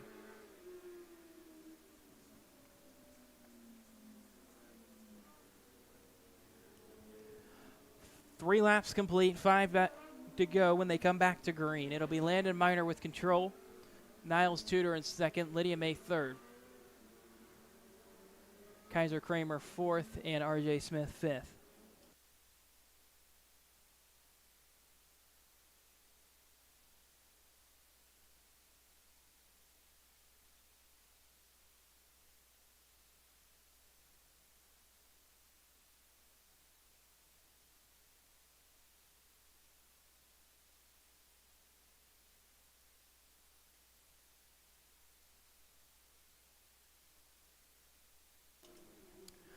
Landon Miner with control of the dirty right rear restricted micro heat race field. Going to go to the top side at turns 3 and 4. Green flag is back in the air here for heat race 2. Great jump there for Lydia May. Was able to get alongside Niles Tudor off the jump.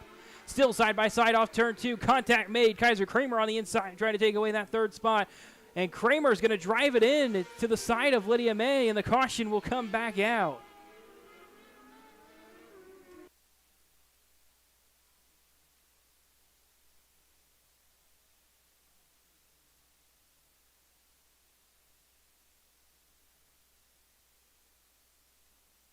Looks like Lydia May has a left front tire down, and that will end Lydia May's heat race here at the end of lap 4.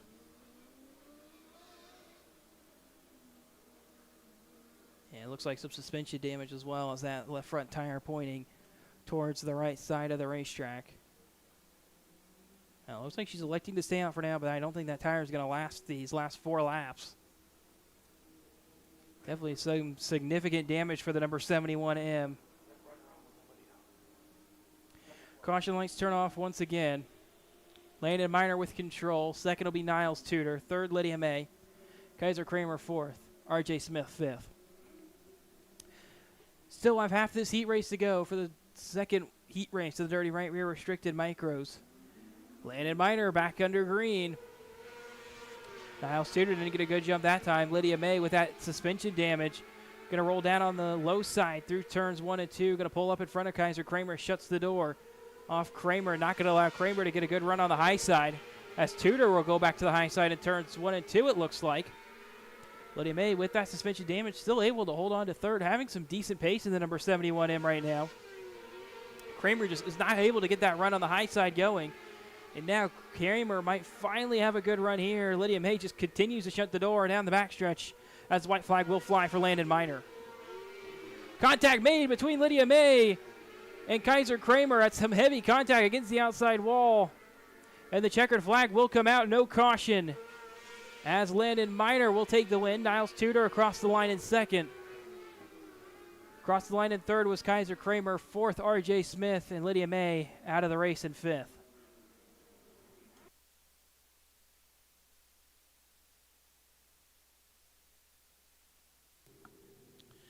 And up next is our Dirty Right Rear Restricted Micros Heat Race number 3, our final heat race of the evening for the Dirty Right Rear Restricted Micros. And your starting lineup is, starting first from Terre Haute, Indiana, number 20, Mackenzie Meany. Starting second from Lincoln, Illinois, number 14E, Emerson Kisner. Starting third from Buffalo, Illinois, number 14V, Colton Vogel. Starting fourth from Benton, Illinois, number 53, Natalie Hubbard. Starting fifth from Springfield, Illinois, number 1K, Mackenzie Dowler. And starting sixth from Alexis, Illinois, number 21, Riker Toops. This is your Dirty Right Rear Restricted Micros Heat Race number 3 here at Coles County Speedway.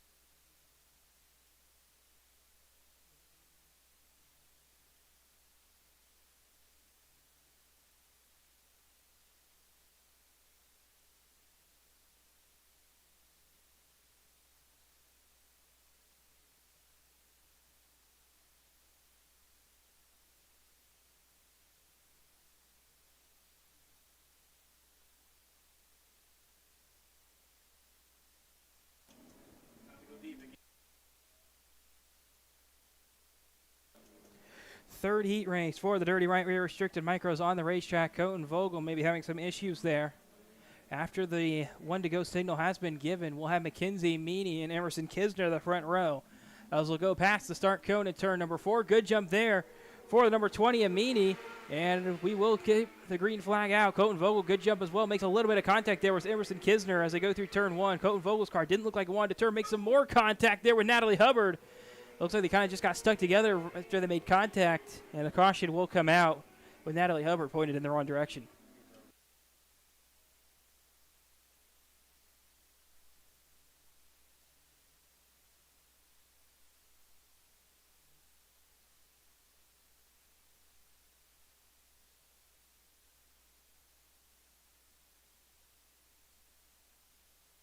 So no laps officially complete, so we'll go back for a double file restart for the third heat race of the Dirty Right Rear Restricted Micros.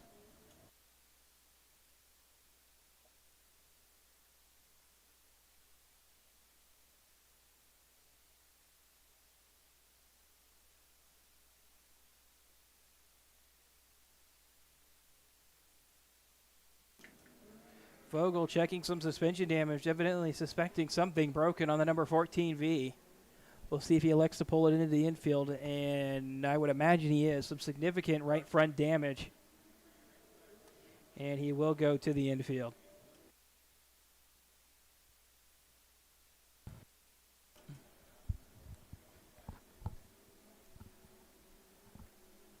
Dowler will go to the outside of row 2, Toops to the inside of row 3.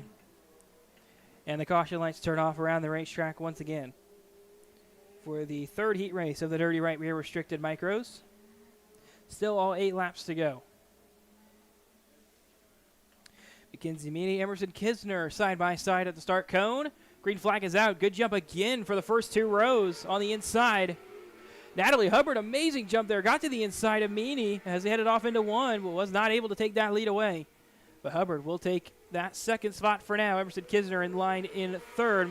Mackenzie Dowler trying to go to the high side in turns 1 and 2, trying to keep it around Riker Toops and Emerson Kisner. The outside lane just does not seem that quick for these restrictor cars tonight, and Dowler will fall back in line. Mackenzie Meany starting to pull away as Riker Toops gets to the inside of Emerson Kisner on the entry to turn 3. Almost making some contact there off 4 as they'll have 3 laps complete. Kisner is going to over-rotate the car on entry, stacks up Mackenzie Dowler. No harm, no foul with no contact as Natalie Hubbard goes for a spin in turn 3. Everybody behind her takes a face of action, and no further contact was made. Caution comes back out. Hubbard was 1 second behind race leader Mackenzie Meany at the time.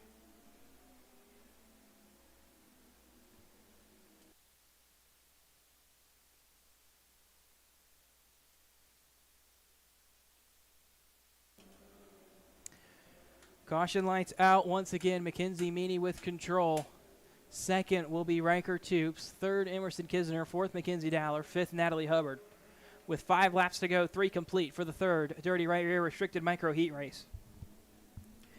Meany back on the gas of the restart cone. Green flag back in the air. Good jump there for Riker Toops. In line behind her. He'll have a good run to the inside as they go into turn 1 for the first time. But that late apex from Mackenzie Meany just so good on these restarts here at Coles County Speedway. Toops dives it in way too deep in turns 3 and 4. Going to allow Meany to get away by about a second once again. Dowler's going to get turned around in front of Natalie Hubbard, and Hubbard is going to lock up the brakes to avoid making contact. And the caution will come back out with, it looks like only 1 additional lap clicked off. Kenzie Dowler's car still pointed in the right direction, wrong direction in the infield.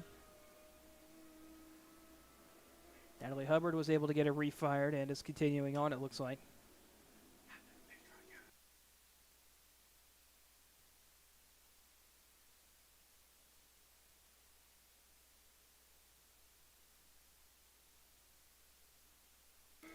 Dowler will get it refired and is back rolling once again.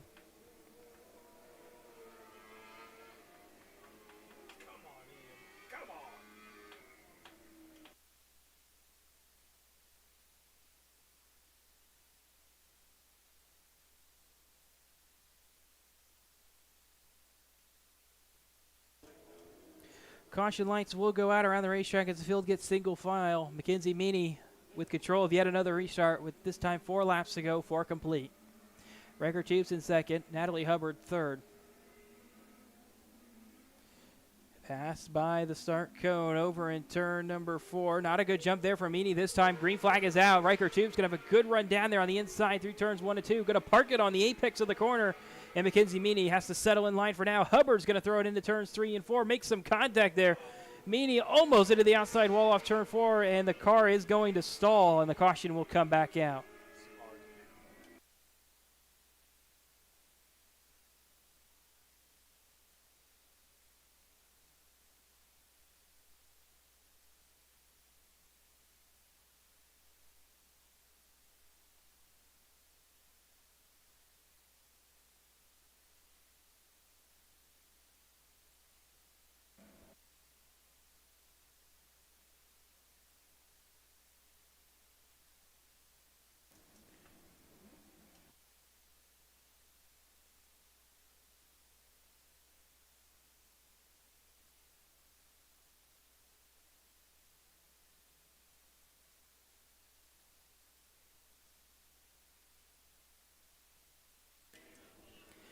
And Mackenzie Meany into the infield with an apparent engine issue of some sort. It's going to leave 4 cars left on the racetrack. Riker Toops will lead us back to green. Natalie Hubbard in 2nd. Mackenzie Dowler 3rd. Emerson Kisner 4th.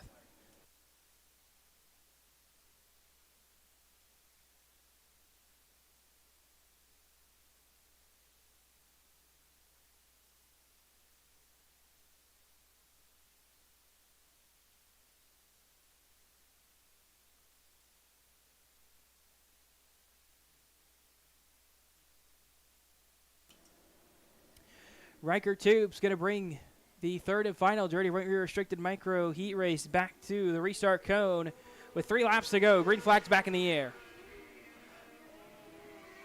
Still single file through turns 1 and 2. Emerson Kisner tried to get to the outside of Mackenzie Dowler. Wasn't a good run there through turns 1 and 2. And now the car gets tight as they work their way back through turns 3 and 4 for the first time back under green.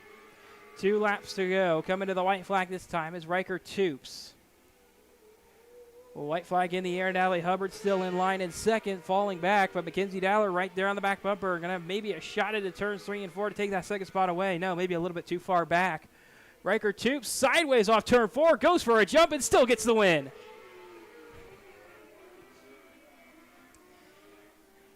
He had to go for the style points with that one, apparently. Riker Toops takes the win on the third heat race for the Dirty Right Rear Restricted Micro. Natalie Hubbard will finish second. Mackenzie Dowler third. Emerson Kisner fourth. Mackenzie Meany out of the race at the end of lap 5. Cohen Vogel out of the race at the start of the race.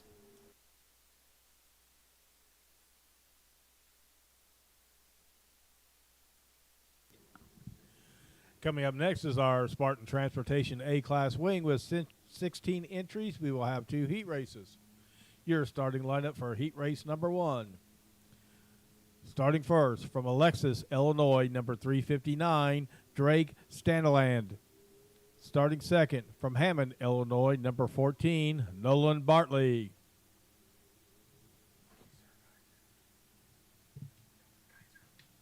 Starting third from Evansville, Indiana, number 110, Kaiser Kramer.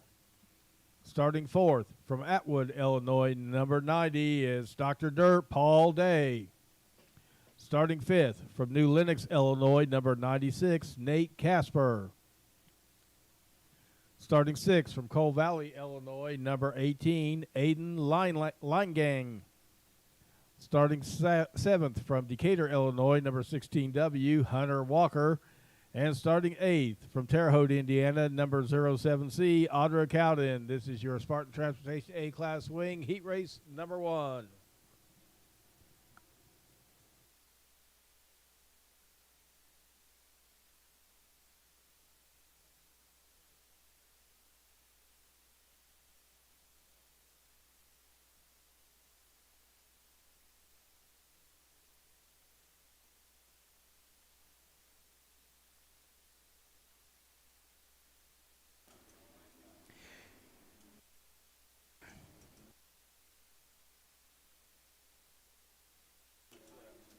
Drake Staniland and Nolan Bartley with control of the Spartan Transportation A-Class Wing Heat Race 1. 8 laps the distance for this heat race. Green flag is out. Good jump there for the outside lane. Nolan Bartley is going to lead that lane through as Kaiser Kramer had an issue of some sort off the start. And Drake Staniland able just to pull up in front of Nolan Bartley there off the initial jump. And he will lead lap number 1. Aiden Leingate coming forward as well. Started 6. You can find him up to 3rd up on the Coles Cush up high. Coming to complete lap number 2. Bartley's there, was running out of room. I don't think Drake Staniland knew he was going to get that big of a run, and now Bartley with a humongous run through turns 1 and 2 is going to be clear by the time he gets through turn 3 and is in the lead at the end of lap number 3.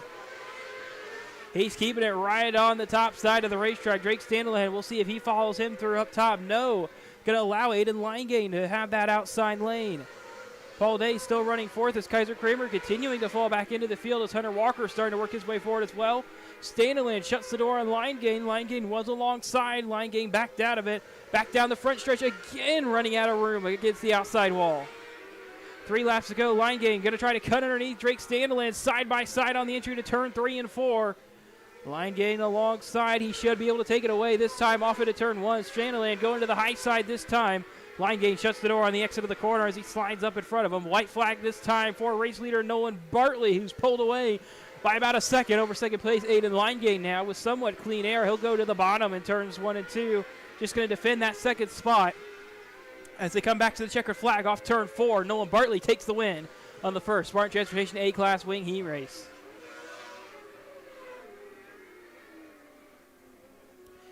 Nolan Bartley, the winner by 1.2 seconds over Aiden Leingate in the first Spartan Transportation A-Class Wing Heat Race. Drake Staniland third, Paul Day fourth, Hunter Walker fifth, Nate Casper 6th, Kaiser Kramer 7th, and Audra Cowden 8th. And up next is our Spartan Transportation A-Class Wing Heat Race number 2. And here is your starting lineup. Starting first from Springfield, Ohio, number 8X, Nate Bailey. Starting second from Hammond, Illinois, number 88, Billy Lieb. Starting third from Terre Haute, Indiana, number 21B, Danny Vicino. Starting fourth from Monmouth, Illinois, number 81, Braxton Flatt. Starting fifth from Lincoln, Illinois, number 22, Tanner Triplett. Starting sixth from Terre Haute, Indiana, number 71, Lydia May. Starting seventh from Fairland, Indiana, number 95M, Noah Mell. And starting eighth from Danville, Illinois, number 88T, Tyler Taylor. This is your Spartan Transportation A-Class Wing Heat Race number 2, our final heat race for Spartan Transportation tonight.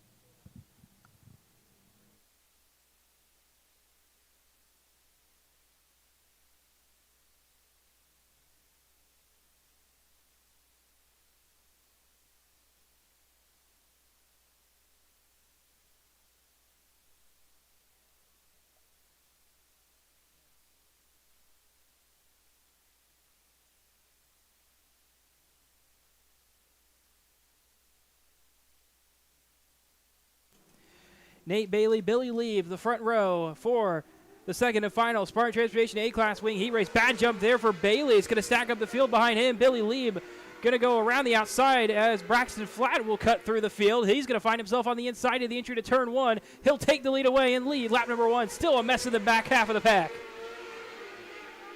Bailey continuing to fall back. I don't think that car had the pace. Drew up front to start. That's just stacked up the entire field out behind him. Now the field able to finally get it back down to somewhat manageable, at least 2 wide. Tanner Triplett on the inside of Noah Mell. Mell, the points leader in this class, as Tanner Triplett goes for a spin. Lydia May gets into the right side, gets the right side into the front end of Tanner Triplett, and the caution will come out.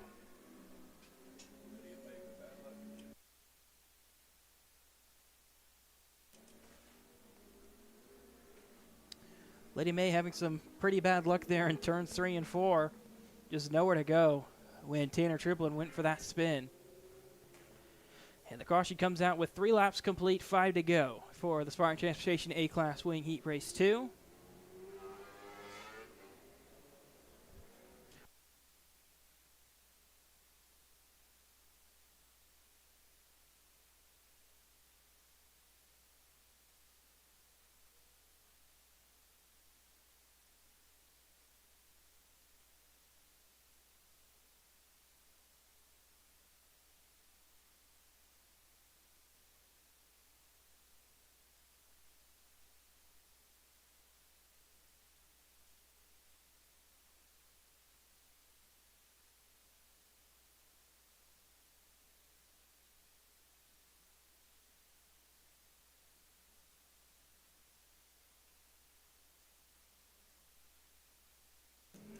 Track crew still working on getting the incident in turn 3 cleaned up with Tanner Triplett and Lydia May. Braxton Flatt will lead us back to green with 5 laps to go when we get back to green. Billy Lieb in second, Noah Mell third, Danny Vicino fourth, Tyler Taylor fifth, Nate Bailey will be sixth. Then, depending on who can get it refired, Tanner Triplett is scheduled as a 7th place restarter, Lydia May scheduled in 8th. Fortunately for Lydia May, it looks like for the second time tonight, at number 71M is going to be headed up on the hook.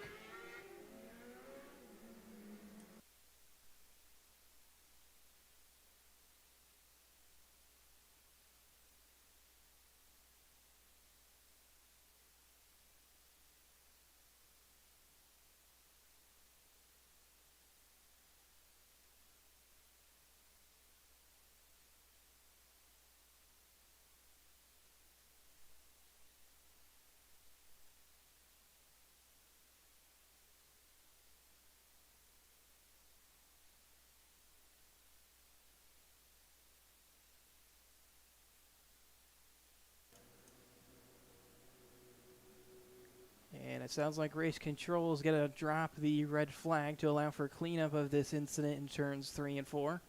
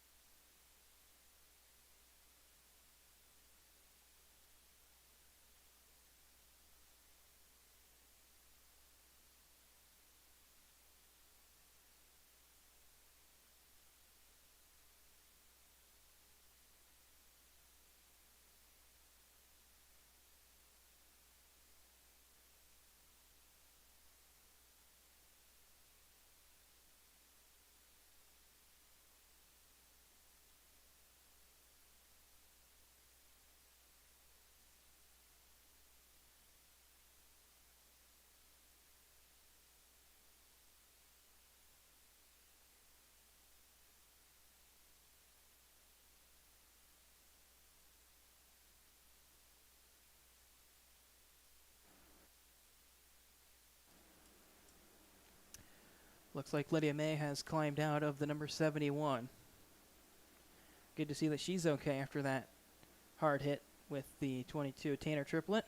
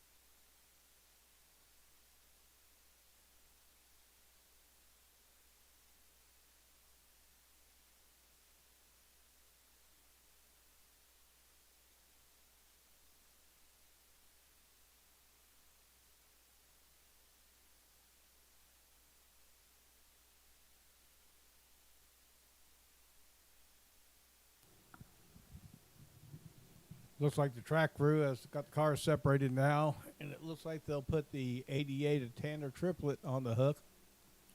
I'm sorry, the 88 of Tyler Taylor on the hook.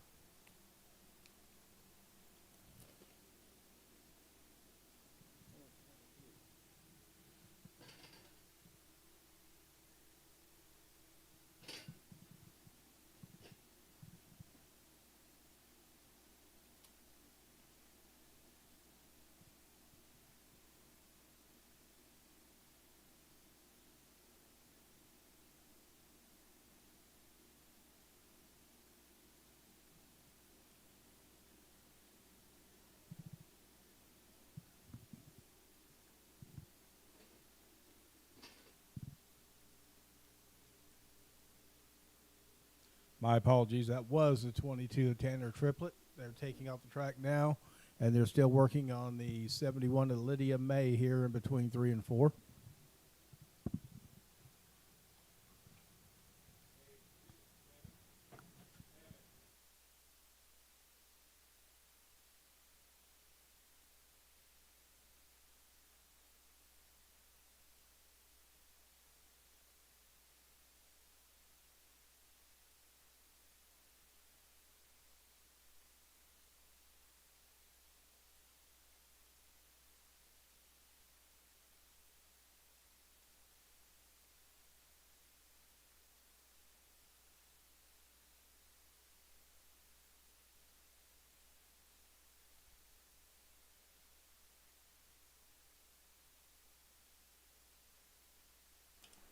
And don't forget, race fans, by the next 2 weeks of racing here at Coles County Speedway, we have the Mara Midgets crowning their champion this week. Next week, it'll be the WFO Micro Series with a doubleheader day with the Halloween Clash on October 17th and 18th.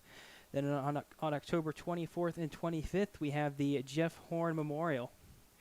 $10,000 race to win for the Outlaw non-wing micros. Also that night, we'll have Topless B and Pro Mods. They've put on a good show in their 2 times they've been out here, and we expect their racing streak to continue.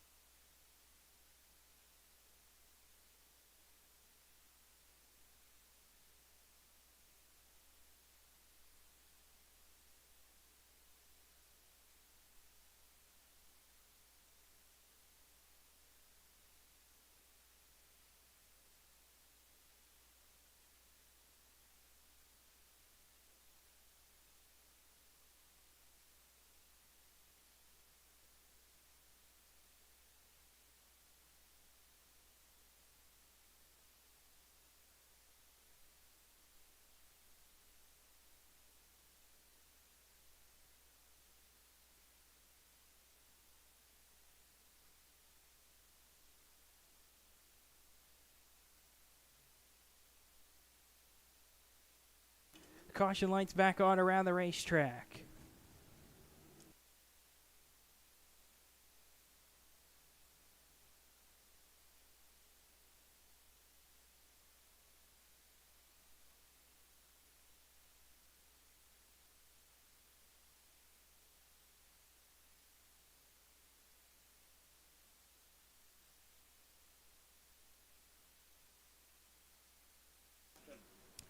Braxton Flat looks like he might need some assistance from the track crew over in turns 1 and 2.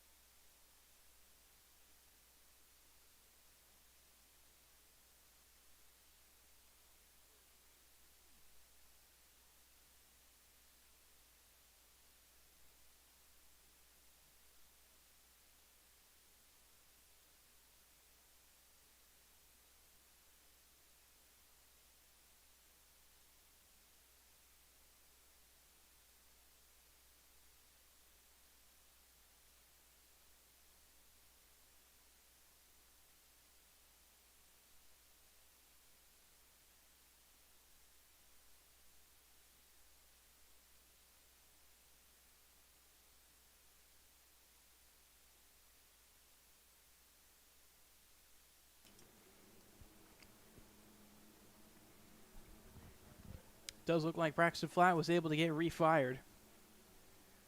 He will go back to leading the field with 5 laps to go for the second and final heat race of the Spartan Transportation A-Class Wings.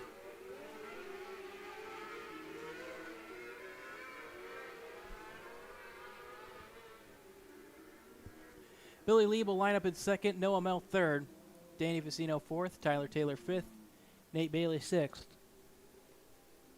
And the caution lights go out around the racetrack once again.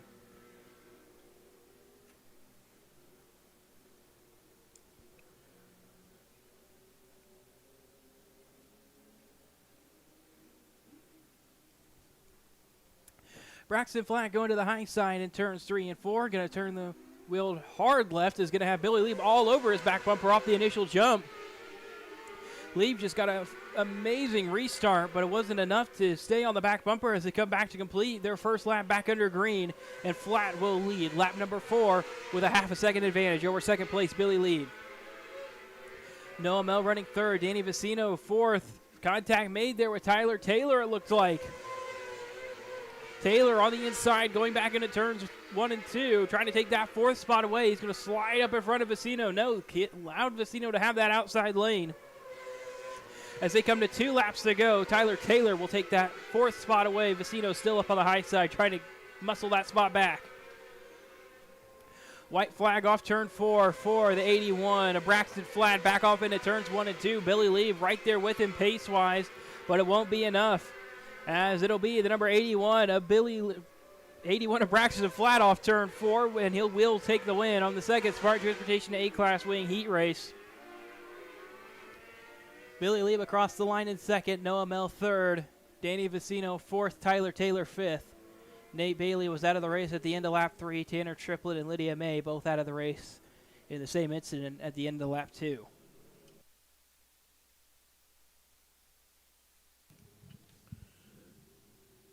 Coming up next will be our Modlites. We have 11 entries. We'll have 2 heat races. Your starting lineup for heat race number 1. Starting first from Windsor, Illinois, number 7W, Dustin Wildermood. Starting second from Steelville, Illinois, number 17P, Andy Park. Starting third from Steelville, Illinois, number 27P, Austin Park. Starting fourth from Windsor, Illinois, number 93J, J.R. Wildermood. Starting fifth from West Frankfort, Illinois, number 7, Matthew Filkins. And starting sixth from Mayfield, Kentucky, number 39S, Brian Nance. This is your Modlite heat race number 1 here at Coles County Speedway.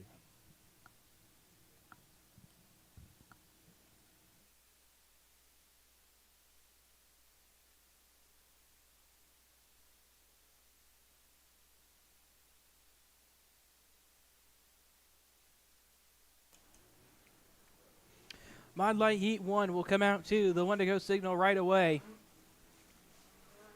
The two drivers fighting it out for the championship will be in this heat race. J.R. Wilchermude in car 93J, up by 20 over Dustin Wilchermude in the 7W. Dustin looking to close in on that advantage, on that points lead this race as they will go past the start cone. Looking for the green flag, and it's out. Good jump there for Dustin Wilchermude, it looks like. He'll head down to the bottom of the racetrack through turns 1 and 2 for the first time. Andy Park didn't get a good enough jump, wasn't able to keep it alongside as Austin Park following the yellow 7W all the way through as they complete lap number 1. J.R. Wilchermude maybe with a problem going up towards the high side of the racetrack. Something broken in the suspension, it looked like, of the 93J. Not something he needed. As this could potentially hand the championship over to Dustin Wilchermude. He's just going to try to nurse the car all back around the racetrack these final couple laps. As still Dustin Wilchermude continuing to lead the way. Austin Park and Andy Park all over his back bumper, trying to make something happen. Matthew Filkins, the fastest car in hot laps, is right there with him, keeping it up on the high side. They're still two abreast as they come back through turns 3 and 4. 2 by 2 is the field. Off turn 4, still Dustin Wilchermude at the halfway point. 4 laps complete, 4 to go. Andy Park with a run on the high side has his front tires alongside Dustin, still side by side at the line. Andy Park the leader for the first time in this race. Austin will go to the high side as well, trying to follow Andy through. Andy Park leading the way. Austin Park on the outside, trying to take that second spot away, hits the outside wall down the front stretch, trying to keep it off of Dustin Wilchermude. And now Dustin Wilchermude will fall back into third. Matthew Filkins trying to work his way forward as well. White flag in the air this time for race leader Andy Park. Austin Park is there, though, looking for the heat race win as they come off turn number 2. Into 3 and 4 for the final time. It's going to be a side-by-side battle to the line for the Parks. Checkered flag is waving at the line. It's Andy Park. Dustin Wilchermude also spun on the final lap. That's going to help J.R. Wilchermude in the points tremendously. Dustin would have gotten a ton of points on him in this heat race, but instead they're going to finish 5th and 6th respectively. That doesn't shake up the points battle too much as Andy Park takes the win in the first Modlite heat race. Austin Park second, Matthew Filkins third, Brian Nance fourth, and I mentioned before, Dustin Wilchermude fifth, J.R. Wilchermude sixth.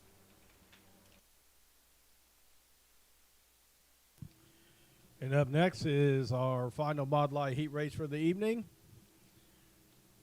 So here is your heat race number 2 starting lineup. Starting first from Mitchell, Indiana, number 15, Jimmy Arthur. Starting second from Bloomington, Indiana, number 77M, Zach Malone. Starting third from Oakland, Illinois, number 2D, Josh Bondowitz. Starting fourth from Mulkeytown, Illinois, number 46, Ralph Halloran. And starting fifth from Terre Haute, Indiana, number 31, Reed Bowman. This is your Modlite heat race number 2 here at Coles County Speedway.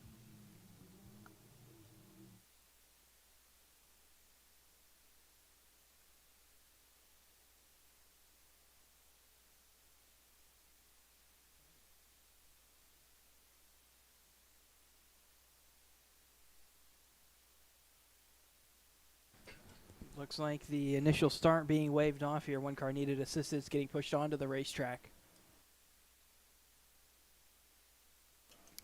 It's Reed Bowman's number 31.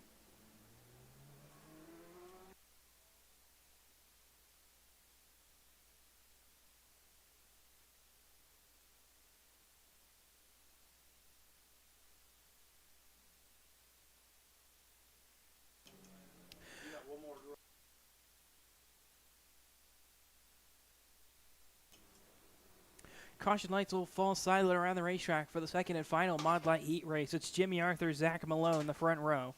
Josh Bonowitz and Ralph Halloran, row 2. Reed Bowman going to line up 5th. Jimmy Arthur at the start cone is on the gas. Going to be a great jump there for him.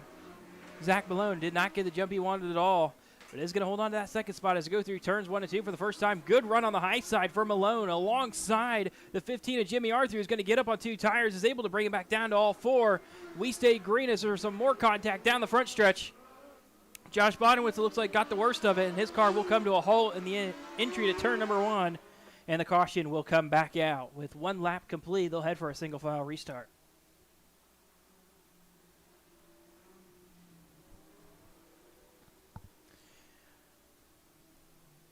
Jimmy Arthur was just up the racetrack a little bit too high after getting up on 2 tires. Ended up stacking up Ralph Halloran and Josh Bonowitz, who were already too wide, which started that incident. And now track crew looking at Josh Bonowitz's car, taking a look at maybe some suspension damage on the right side.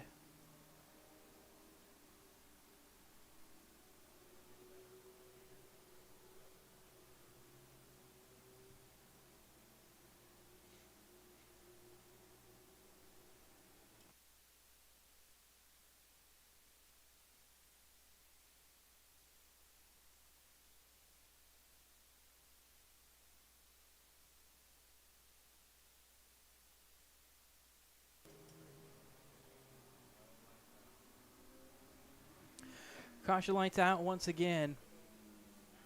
This time for Zach Malone, the race leader. Jimmy Arthur and Ralph Halloran on the row behind them. Reed Bowman and Josh Bonowitz in row 3, excuse me, as they'll come back to the start cone. Green flag is back in the air. Not a great jump again for the 77M of Zach Malone, but he's going to get the momentum on the high side, try to pull away from now second place Ralph Halloran. Great jump there for Halloran, get around Jimmy Arthur. And Zach Malone will lead lap number 2 back under green. Field is going to keep it single file for now as one car going to go for a spin in turn number 1. Once again, it's Reed Bowman.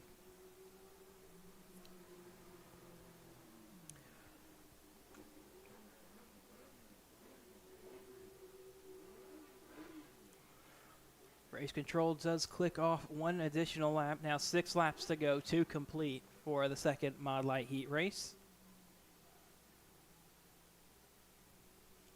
Reed Bowman still needing some assistance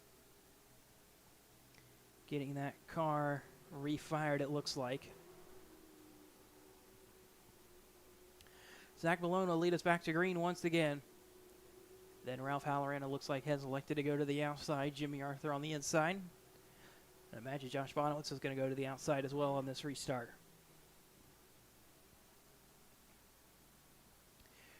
Reed Bowman able to get it refired.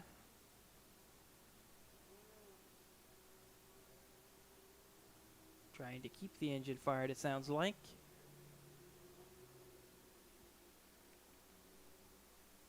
So he's going to let the field pass by him. See if he can get that 31 rolling again. And it looks like he will be able to do so. Coming back to 1 to green for the second and final Modlite heat race. 6 laps to go to complete.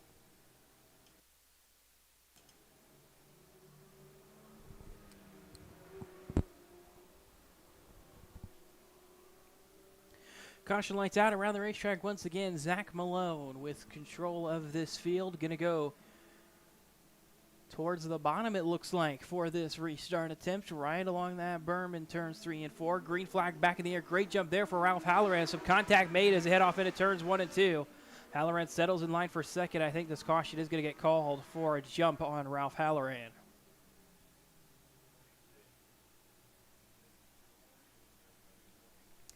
And that was indeed the cause of the caution. Ralph Halloran issued his one and only warning for jumping the restart. And the caution lights will turn back off once again.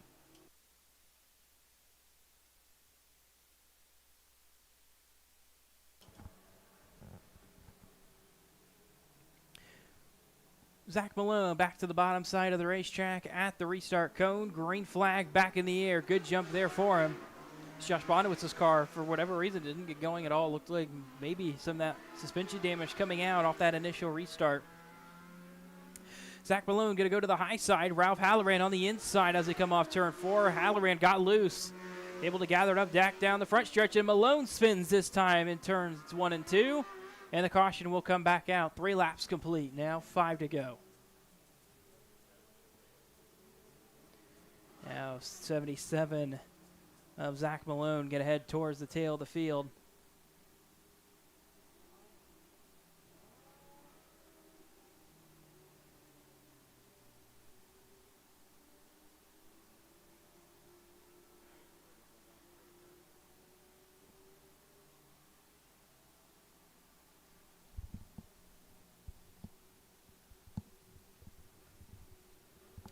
Race control helping Zach Malone get turned around.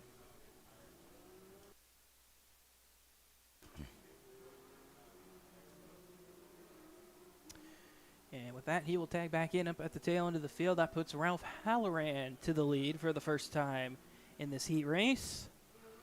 Jimmy Arthur in second once again, then Josh Bonowitz, Reed Bowman, and finally Zach Malone. 1 to green at the flag stand this time.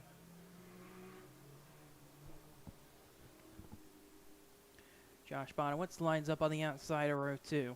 Zach Malone looks like he wants to take this one a little easy. Hanging back just a little bit, it looked like.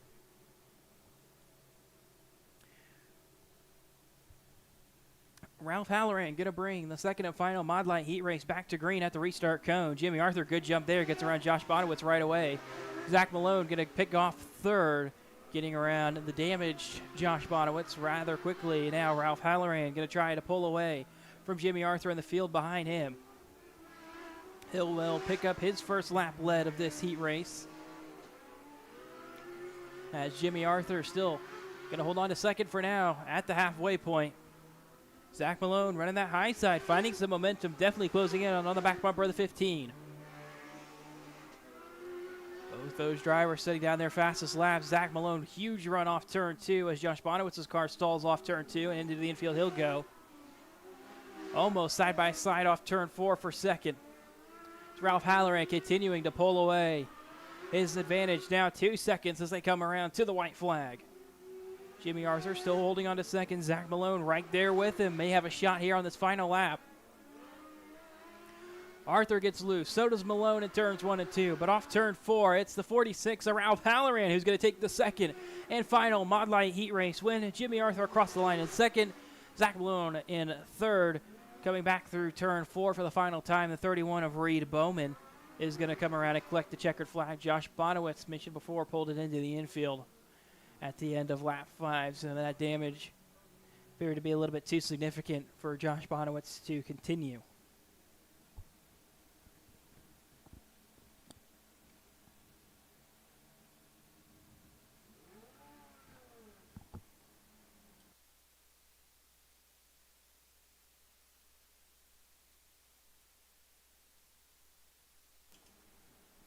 Up next, the final heat race of the night. It'll be the Outlaw Wings. On the pole, it'll be the 41W of Austin Orr from Brookport, Illinois. Nate Casper from New Lenox, Illinois, the number 96, will start alongside him. Jackie Sharp's 635 from Harrisburg, Illinois, will start third. Darren Stark from Springfield, Illinois, the 55S, starts fourth.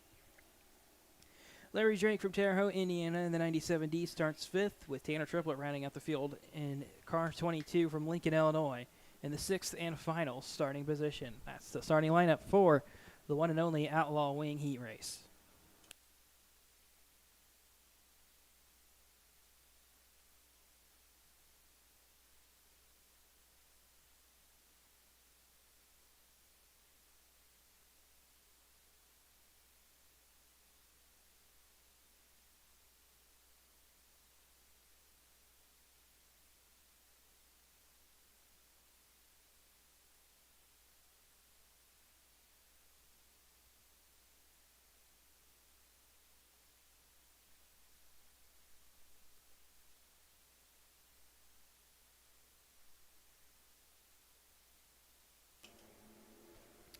Austin Orr, Nate Casper, the front row for the Outlaw Wing heat race. They're going to go towards the high side in turns 3 and 4. They're on the gas. Green flag is out. Orr has some heavy contact there. Tanner Triplett almost upside down, and Larry Drake's car is destroyed on the front stretch, and the caution will come out. Looked like Austin Orr and Nate Casper got stuck together off that initial jump. And it looks like Austin Orr going to pull it down into the infield as well. Going to check his damage out. So Larry Drake thinks he knows that damage too severe to continue. Yeah, that car into the infield as well.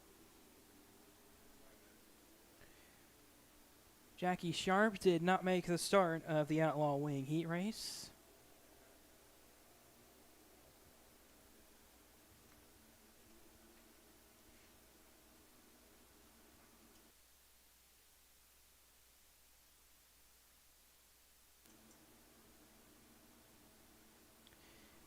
Nate Casper wanting his car to go to the infield. It looks like he feels the damage too significant to continue.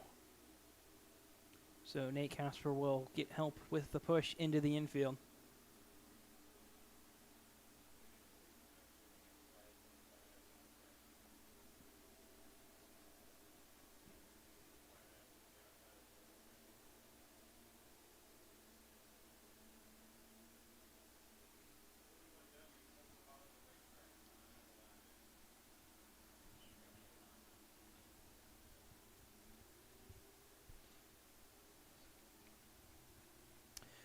No laps complete, so back to a double file restart. Austin Orr control the field once again. That'll put Darren Stark on the outside front row. And Tanner Triplett in third. Caution will get waived once again.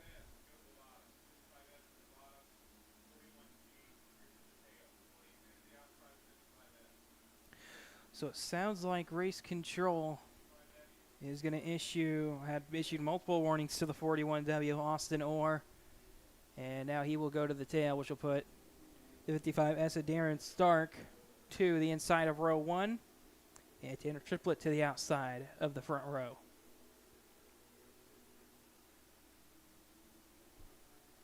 Caution lights are out once again. All 8 laps still left to run on the Outlaw Wing heat race.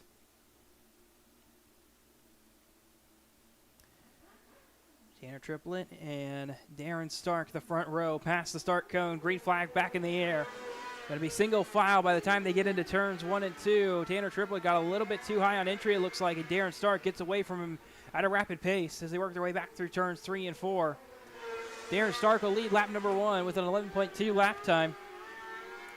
Darren Stark definitely has that pace he had in hot laps, it looks like. Now gets a little bit too high in turn 4. Allows Tanner Triplett to close that gap considerably, down to just 3/10 as the caution comes back out as Austin Orr spins and is stuck on the berm in turn 4.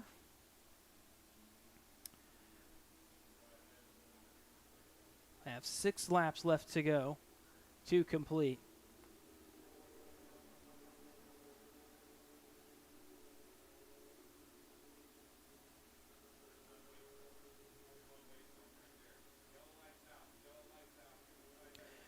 Caution lights are going to go out as they're going to allow Austin Orr to tag back in at the tail end of this field as they work their way back towards the restart cone. Darren Stark and Tanner Triplett, the front 2. And green flag back in the air. I don't think Darren Stark was ready for it. I wonder if we're going to call this one back. And I don't think they will. They're going to keep it green. Tanner Triplett takes advantage of that restart. Darren Stark now has to settle into second. And Stark all the way up the racetrack trying to find some momentum. Try to close the gap back in on Tanner Triplett. Austin Orr in a third at the moment. Single file the field as Tanner Triplett, definitely the faster of the 2 cars up in front. Running 10-second lap times. Darren Stark still in the 11-second range as they will click off lap number 5. Austin Orr still back in third.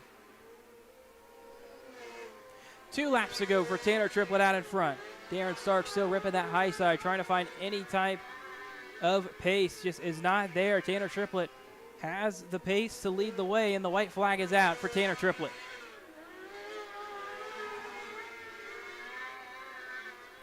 Tanner Triplett back off turn number 4, and Tanner Triplett will take the win on the final heat race of the night for the Outlaw Wings. Darren Stark across the line in second, Austin Orr across the line in third.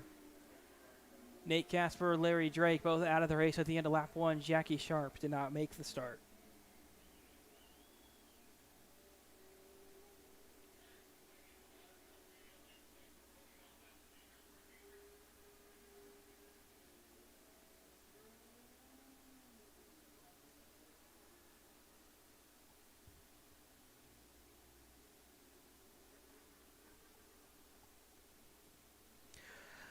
Up next before intermission, it'll be the High Caliber Graphics Junior Sprints feature. 15 laps for the Junior Sprints tonight.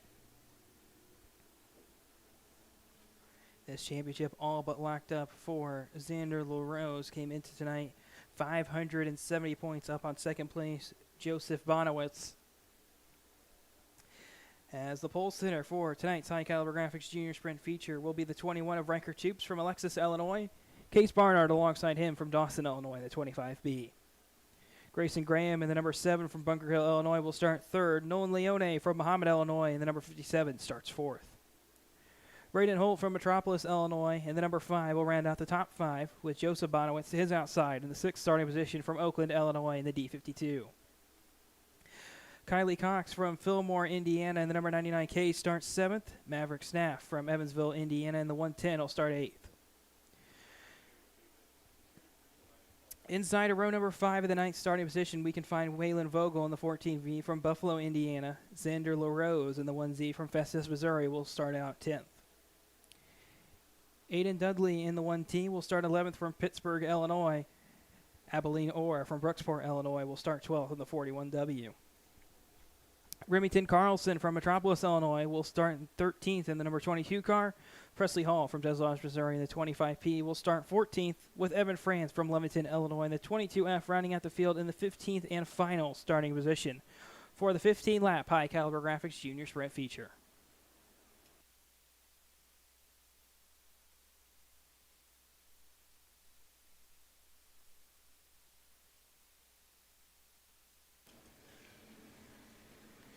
Drivers are told 2 to green as they come out onto the racetrack.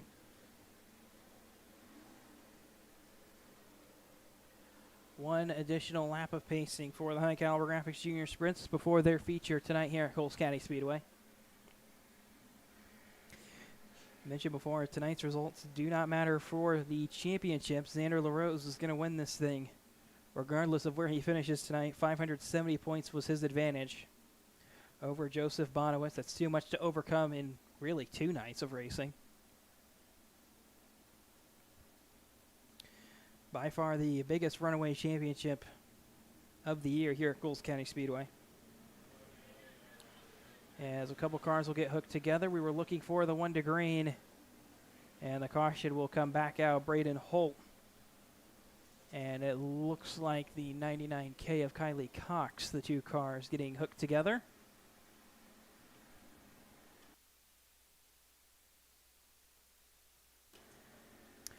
Track crew will get them unhooked, and they will have to go back up and catch up to their starting position.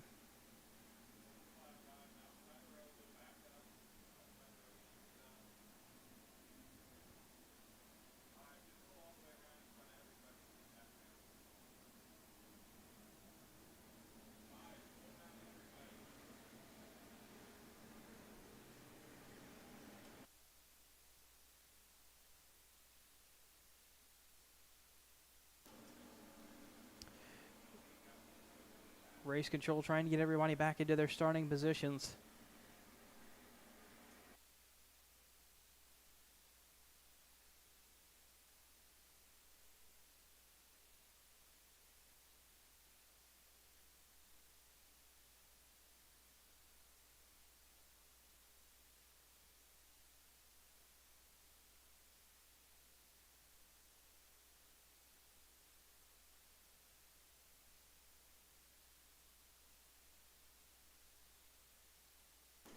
So everybody's back into their starting positions, and with that, the caution lights will turn off for the first time for a feature tonight here at Coles County Speedway.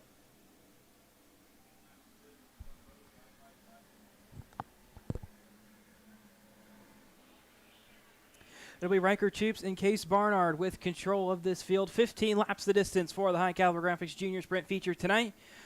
Off turn 4 to the green flag. Great jump there for the car that was on the inside of row 2. 3 wide for the lead off into turn number 1. And advantage will go to the 3rd place starter, Grayson Graham. Off turn 3 and 4 off the entry. It will be Grayson Graham leading lap number 1. Riker Toops right there with him, though.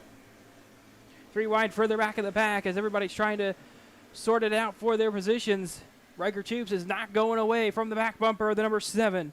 Of Grayson Graham. Gets a little bit too far that time. Braden Holt going to try to take that second spot away on the entry to turn 1, and he will be able to do so. Nolan Leone just saw him snap loose on the exit of turn 2 as LaRose starts picking up some positions further back in the pack. Still that number 7 to Grayson Graham now pulling away from second place Braden Holt. Riker Toops still in line in third. Case Barnard fourth. Nolan Leone was fifth, got snapped loose again, and Joseph Bonowitz will go through for fifth this lap. Sixth is now Nolan Leone. Seventh, the 99K of Kylie Cox. As it looks like Xander LaRose will pick off Aiden Dudley into turn 1 for eighth. As the race leader Grayson Graham continues to pull away from this field. Case Barnard starting to close in on Riker Toops as well as they work their way back through turns 3 and 4.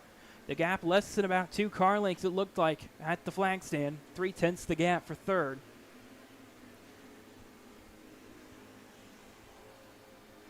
Seven laps complete for the race leader Grayson Graham.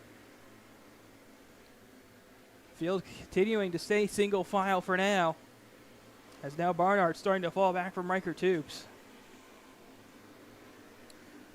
Graham into some heavier lap traffic now. That's going to allow the number 5 of Braden Holt starting to close in just a little bit.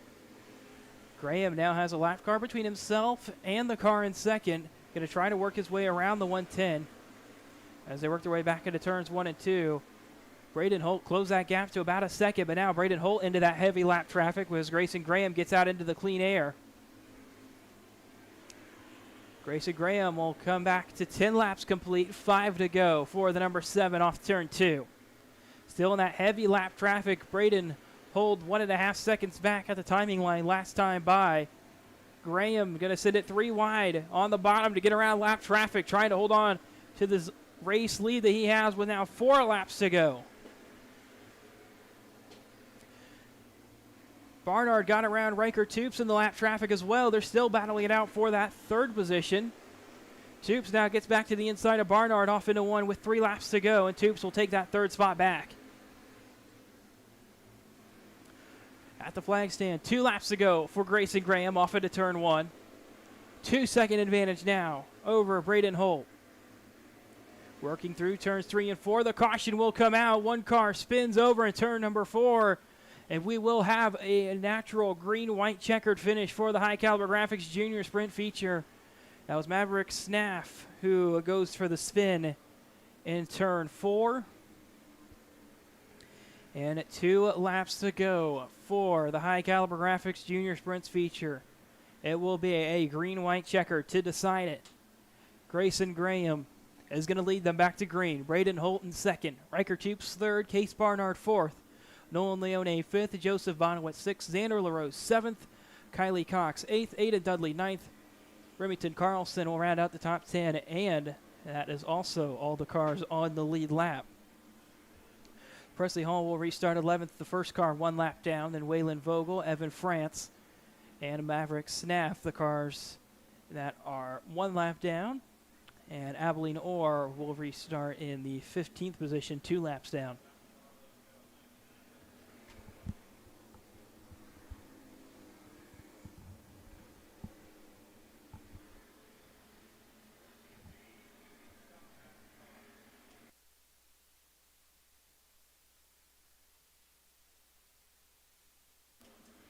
One car pointed towards the infield. It's the 1T of Aiden Dudley. Was scheduled to restart 9th. Had dropped back in the pack and was definitely looked like he was struggling to keep the car going.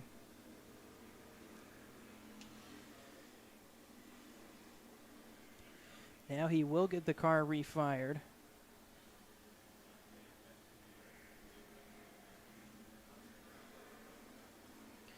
And it looks like we will be coming to 1 to green here in just a moment. Once the field gets more organized at the back half of the pack.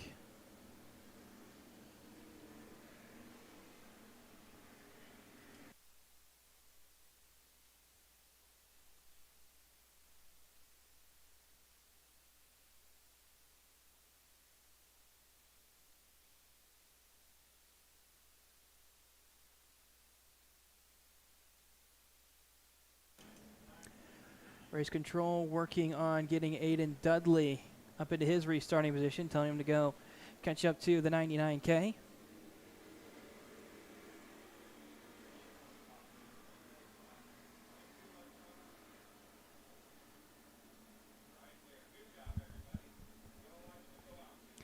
Caution lights will go off this time as they come back to the 1 to green. But France had a little hiccup there on the backstretch, looked like, but the caution will not get waved off. Or I should say the 1 to green signal should not get waved off. Grayson Graham, Braden Holt. The front 2, and then Riker Toops, Case Barnard, Nolan Leone, the top 5. With 2 laps to go, it's a green-white checkered for the High Caliber Graphics Junior Sprint feature. Off turn 4, green flag back in the air. Grayson Graham wasn't a good enough jump for him. Braden Holt right there with him on the entry to turn 1. Almost made some contact there as Holt slid up the racetrack. Grayson Graham got to try to run away in these last 2 laps. White flag is coming this time by for Grayson Graham. Has extended his lead out to about half a second. And he will work through turn 2, looking for the checkered flag as he rolls off turns 3 and 4. Grayson Graham off turn 4, and Grayson Graham's going to get the win in the High Caliber Graphics Junior Sprint feature. Grayson Graham the winner, Braden Holt second, Case Barnard third, Riker Toops fourth, Nolan Leone fifth, Sander LaRose sixth, Aiden Dudley seventh, Kylie Cox eighth, Remington Carlson ninth, Joseph Bonowitz in 10th, Presley Hall 11th, Evan France 12th, Waylon Vogel 13th, Maverick Snaff 14th, and Abilene Orr in 15th. So Grayson Graham into Victor Lane, which feels like said that name a lot here at Coles County Speedway. He's picked up 4 wins this year overall.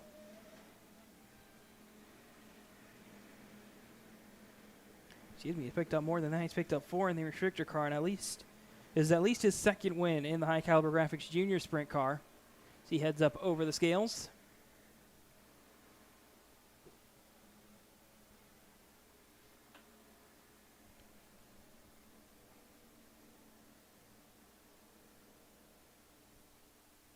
And Grayson Graham pulls into Coles County Speedway victory lane where Kevin Bentz, you're going to be waiting on him to climb out of the race car.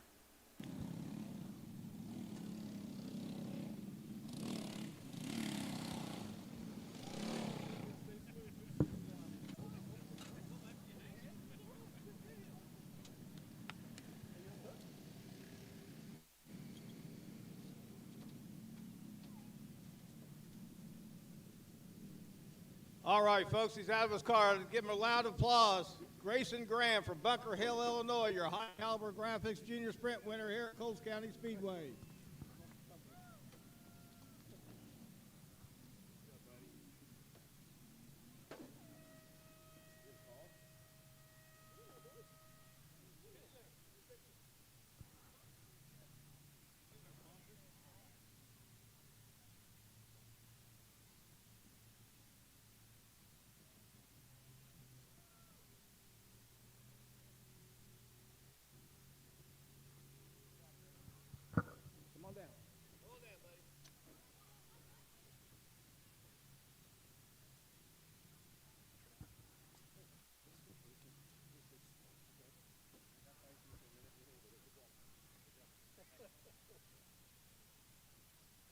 All right, I'm down here with Grayson Graham, your High Caliber Graphics Junior Sprint winner here at Coles County Speedway. Grayson, you had a great jump at the start of the race, and you were just be able to keep it smooth the rest of the way. Yeah, I knew if I got this jumped on him, I was 100% chance I was going to win. Good job. Yeah, you were exactly right, too. I don't think I had anything for you tonight. No, I would like to huge thank you to Miners Towing, Landon Miner, Dawson Miner, Conrad Miner, the whole Miner family, and Factory 14.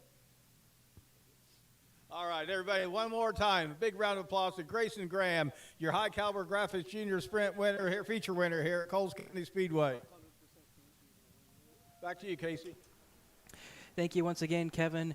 So with that, that's our first feature of the night complete. We're going to head towards intermission to allow for a little bit of track maintenance, allow us to water the track and work it in a little bit further. But after we come out of intermission, we are going to crown a Mara Midget champion tonight here at Coles County Speedway, along with the Outlaw Wing class, Restrictor class, A-Wing, Modlite, and non-Wing classes all later on tonight. Don't go anywhere. Make sure, if you're watching along at home, keep that TV tuned in over here at Coles County Speedway. Going to be some amazing racing with the Mare Midgets when we come back up out of intermission. If you're here at the racetrack, make sure you go visit the Turn 4 Cafe over at the north end of the facility for some amazing food and drinks.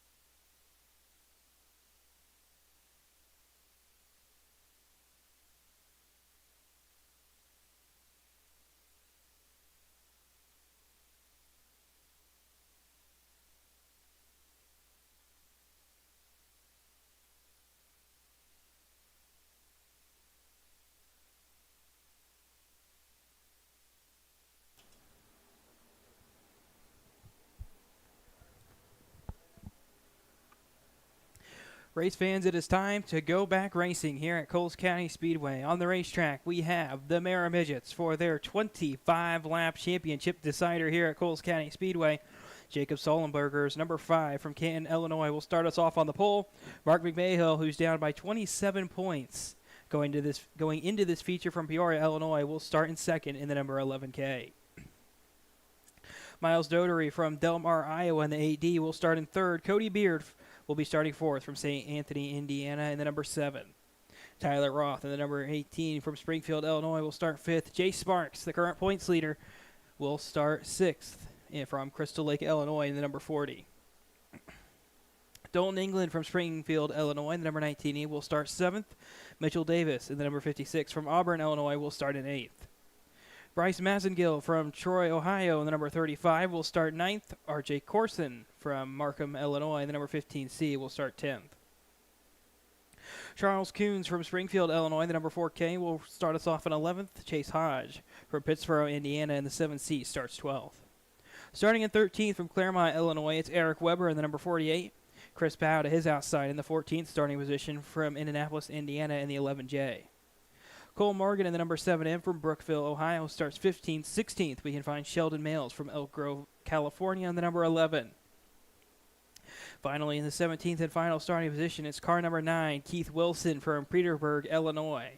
That's the starting lineup for the Mara Midget feature tonight here at Coles County Speedway.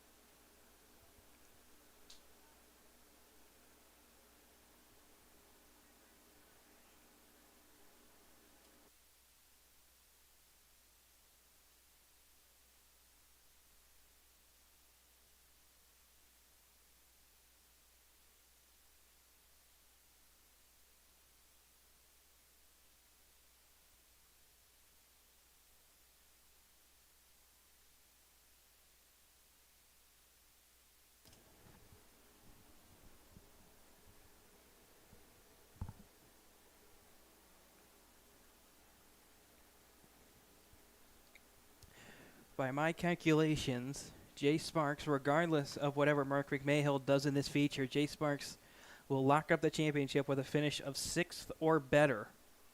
If Mark McMahill wins, he needs Jay Sparks to finish outside of the top 6 to win the championship. And earlier in the night, after the heat races, Dalton England, who was 119 points back by my calculation, has been eliminated from championship contention.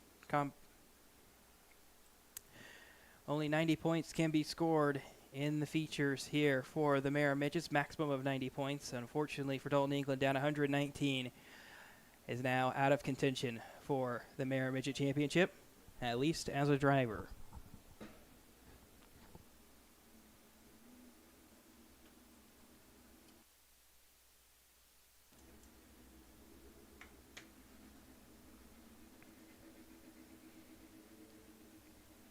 Engines are starting to get fired up for the Mara Midget feature. Be a few moments to allow them to build some engine heat.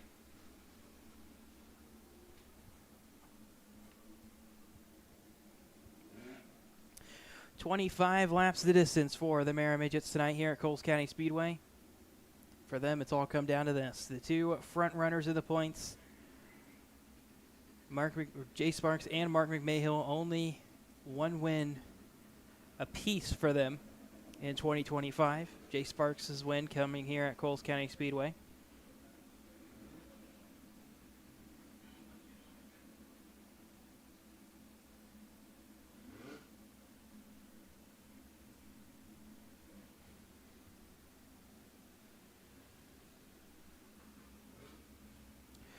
Roderick Mayhill's win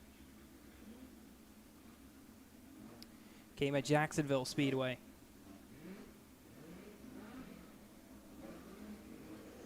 And it's all come down to this for these two drivers. One of them will walk away a champion. The other one will finish in second in the points.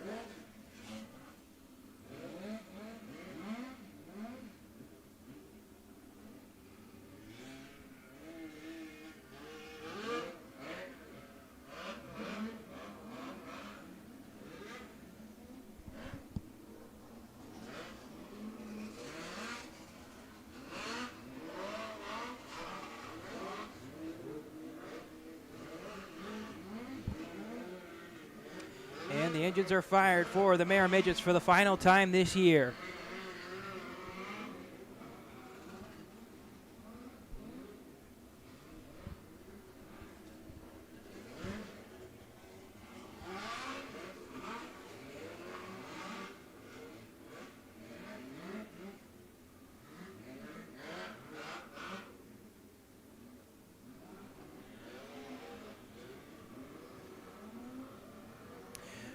Drivers will continue to build engine heat as they start doubling it up for the initial start of the Mare Midget feature tonight here at Coles County Speedway.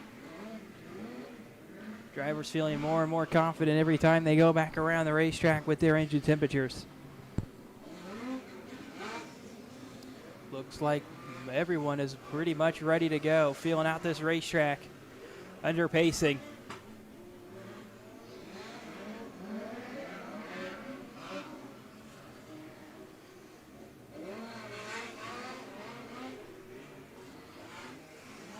Oh, trouble for Jay Sparks off turn number 2. Charles Coons got loose trying to warm up his car, try to feel out the racetrack, and Jay Sparks got into him with the right front, it looks like. That's going to be something to watch for throughout this feature.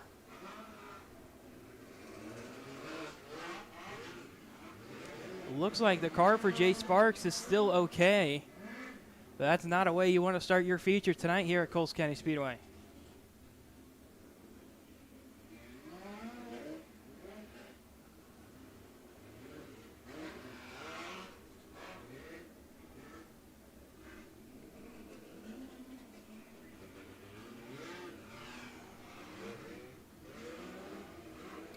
Looks like Tracker is looking at a spot in turn 1 before they can send the Mare Midgets to the green flag. It looks like they feel like they're confident.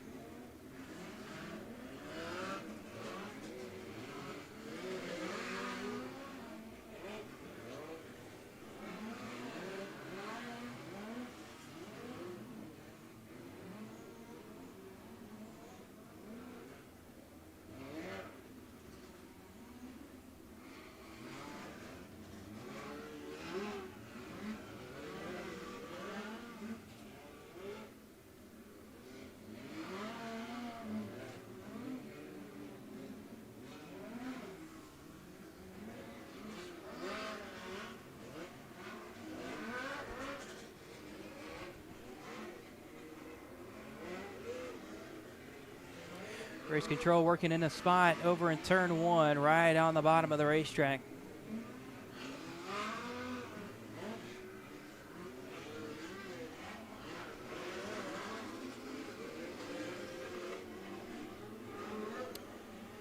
And while the track crew works in that spot in turn 1, we'd like to thank all of the sponsors at Coles County Speedway, which has made the weekly racing possible.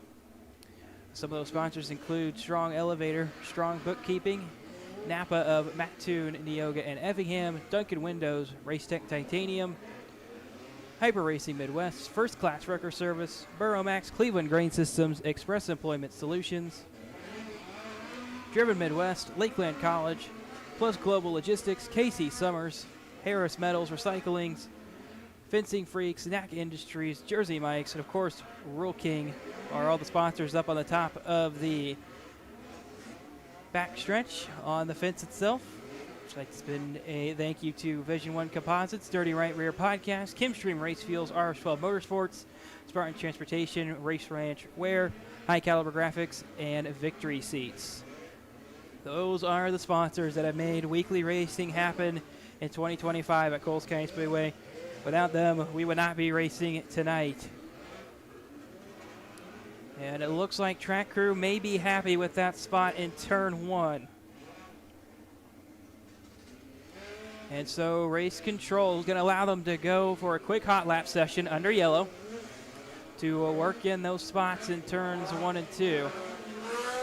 This will give a good idea for Jay Sparks. Does he have any damage after that contact with Charles Coons under pacing? Everybody's going to take it easy, as I can see Jay Sparks and Mark McMahill. They're not far apart on the racetrack from each other. Only one car separates them as they take the green flag on this quick little hot lap session. Everybody just taking it relatively easily, giving each other tons of room on the racetrack. No reason to put your equipment at any risk, and everybody feels like they're confident, it looks like, and the caution will come back out to allow the field to go back into double file. 25 laps the distance for the Mara Midgets tonight as they double up and they head off into turn 1, where the leader, Jacob Sullenberger, can be found. Mark McMahill to his outside. Row 2 being made up of Miles Dotery and Cody Beard. Row 3, Tyler Roth, Jay Sparks. Row 4, Dalton England, Mitchell Davis. Row 5, Bryce Masengill, R.J. Corson. Row 6, Charles Coons and Chase Hodge. Row 7, Eric Weber and Chris Bow. Row 8 will be Cole Morgan and Sheldon Males. And row 9, all by himself, it's Keith Wilson. The field working on getting everybody into their correct starting positions as they work their way past by the flag stand this time. Looks like almost everybody up into their starting positions. It does look like Keith Wilson did not make it onto the racetrack, but it does look like everybody else did.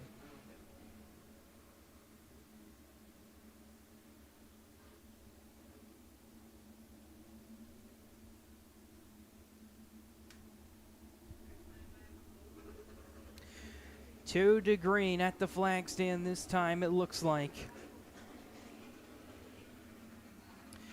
Race fans, this one is a parade lap for you here in attendance. Wave to the drivers. They're going to be waving to you as they send off the Mara Midget season here at Coles County Speedway as they come back to the 1 to go signal. They are ready to go racing. And for Mark McMahill and Jay Sparks, it's all come down to this all year long. They have fought each other to come back down to this very moment. Jacob Sullenberger, Mark McMahill, the front row. For 25 laps in the Mara Midget feature at the start cone. Green flag is out, and they're racing. Mark McMahill going to try to go out to the front, exactly what he needs to win this championship. He will take the lead off turn number 2. Sparks still inside the top 6 for now as they work their way back into turns 3 and 4. And Mark McMahill will lead lap number 1. Jacob Sullenberger back in second. Side by side for third, we've got Miles Dotery on the outside of the 7 of Cody Beard. Beard on the bottom. Jay Sparks falls back into 6th. He cannot go any lower than that right now as a couple cars into the outside wall. Sparks will go up to 4th as the field going to get disorganized as they work their way off the backstretch after a couple cars hit the outside wall. Dotery was one of them, and Dotery will fall back into 7th. 4 laps complete for Mark McMahill, who's running away from Cody Beard and Mitchell Davis behind him. Jay Sparks down on the bottom of Dalton England's going around the high side. Big stack up off turn 2 in the mid-pack. Everybody's keeping it going in the right direction. We'll stay green for now. Tyler Roth has a bunch of faster cars behind him, it looks like. Bryce Masengill almost climbed up his right rear tire. They're going to make contact again off turn 2 as one car slow on the backstretch, trying to get down to the infield. It's the number 11 of Bow. Chris Bow, the 11J, into the infield. Mark McMahill's advantage has now stretched out to 2.7 seconds as Cody Beard and Mitchell Davis are still setting in line for now. Jay Sparks has a car to his outside. That's Miles Dotery. Jay Sparks spins from 5th, and the caution will come out. That is exactly what Jay Sparks didn't need. And now he's going to find himself deep in the pack. Still has a lot of time left. 7 laps have been clicked off. He'll find himself restarting in 13th.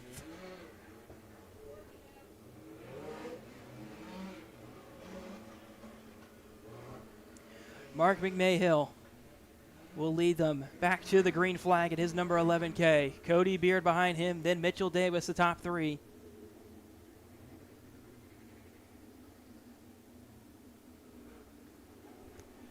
Dalton England will be fourth, Miles Dodery fifth, Jacob Stullenberger sixth, Tyler Roth seventh, Bryce Mazengill eighth, RJ Corson ninth, Chase Hodge 10th, Charles Coons 11th, Cole Morgan 12th, and finally Jay Sparks will be restarting in 13th. Looks like Sheldon Males also joins Chris Bow in the infield. Eric Weber, Keith Wilson, the two cars that did not make the start.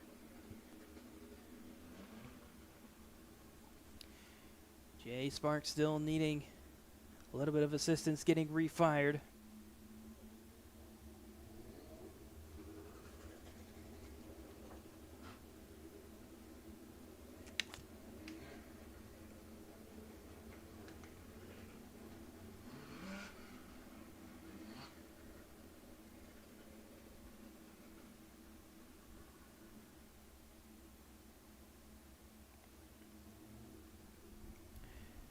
Jay Sparks is going to allow the field to pass by before getting his push start attempt.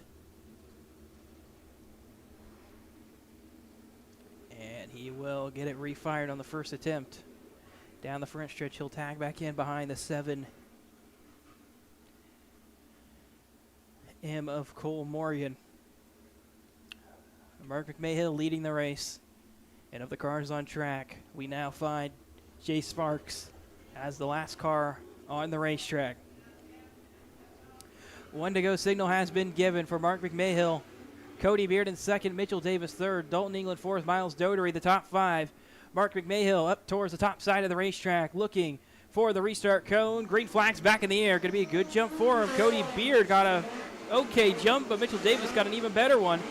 And Mitchell Davis is going to have a good run here on the outside, trying to find some pace in that number 56, trying to find a way around Cody Beard. Dalton England right there with him, trying to follow on the outside lane. Sparks hasn't picked up a position just yet, still running back there in 13th. As Mitchell Davis trying to power around the outside of Cody Beard, finally will be able to do so. Dalton England's going to collect the outside wall as we have a caution out for Jay Sparks again. The second spin for Jay Sparks at turn 4.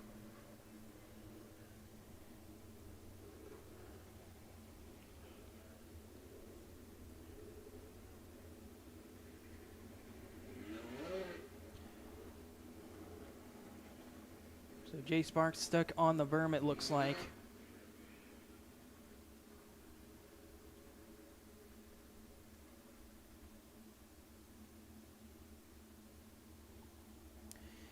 And unfortunately for Jay Sparks, 2 spins for him, and he is done. So with that, he now needs Mark McMahill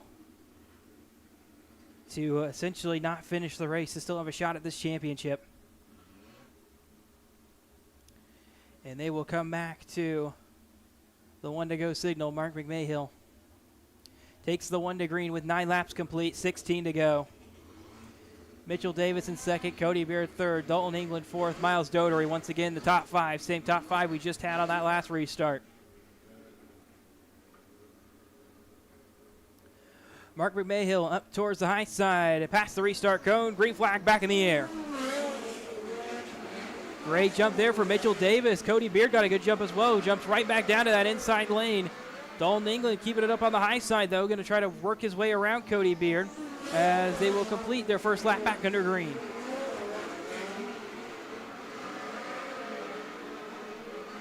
McMahill getting away just a little bit from Mitchell Davis in second. 3/10 the gap at the line. Davis might be a little quicker at the moment. Stack up in the back half of the pack. No caution, though. Davis running about half a lane lower than Mark McMahill in the lead. Dalton England right on the back bumper of Mitchell Davis. We're coming to the halfway point this time. 13 laps complete. 12 to go for Mark McMahill. Dalton England still trying to take that second spot away from the 56 of Mitchell Davis. They're keeping it single file as it is right now. Great battle inside this top 3. Another great battle in the mid-pack. But this top 3, the battle we're watching right now. Still Mark McMahill leading the way. Davis gonna back up the exit of the corner, gonna try to slide up in front of McMahill, and he will be able to do so. McMahill back to second.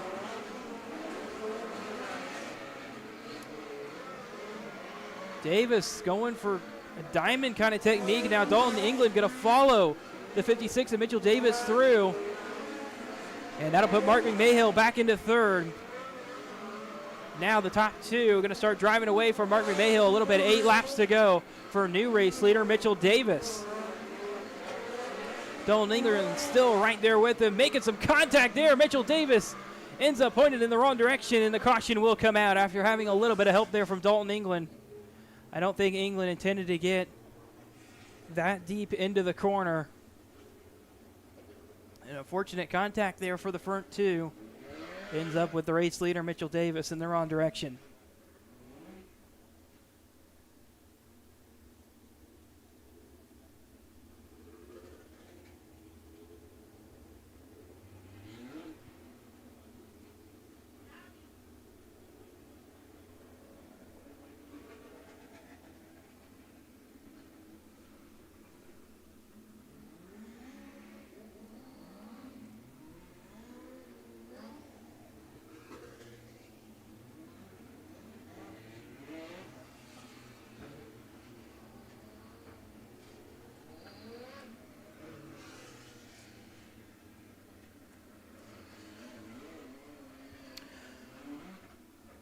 So we will be coming back to the 1 to green signal in just a moment. Dalton England will lead them back. And yes, 1 to green signal has been given. Mark McMahill in second. Third, Miles Dotery. Fourth, Cody Beard. And fifth, Jacob Sullenberger.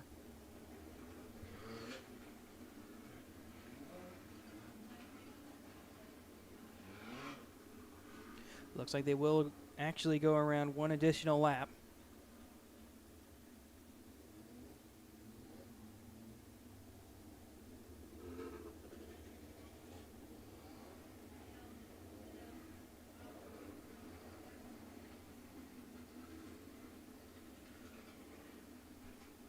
And with that, the caution lights turn off around the racetrack once again. This time for Dalton England with 8 laps to go in the Mara Midget feature.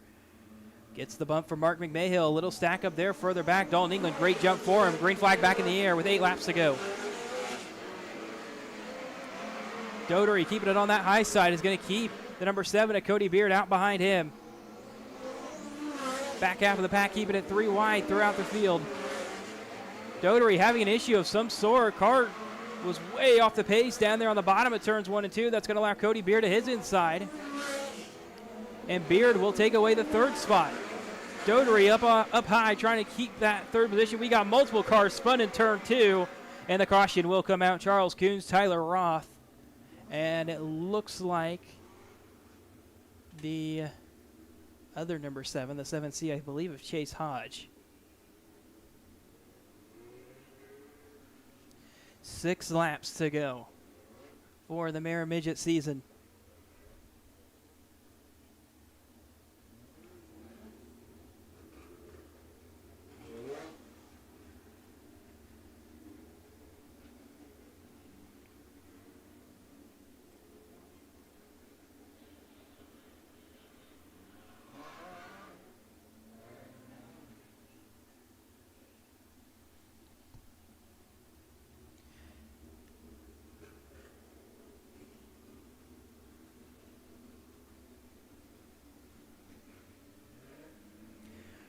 Done some more calculations, and I believe as it runs, now Mark McMahill has to finish inside the top 6. Or excuse me, inside the top 5. If he finishes 6th, he will lose the championship by, I believe it'll be 1 point to Jay Sparks. McMahill running 2nd at the moment. Still 6 laps to go. Anything could happen.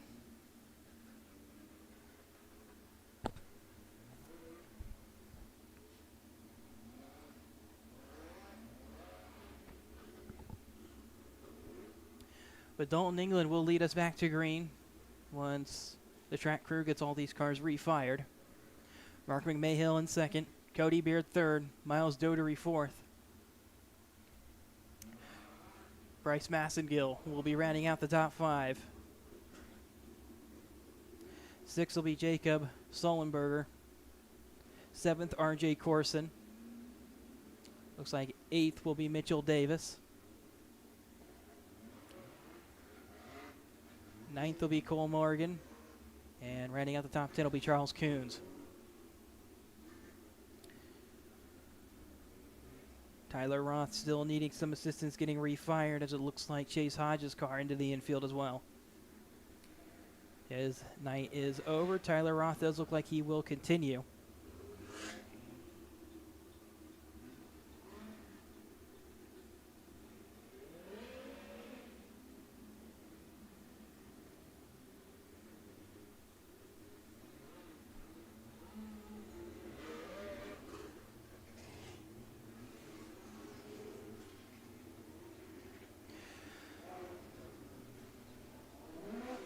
Tyler Roth was able to get the engine refired.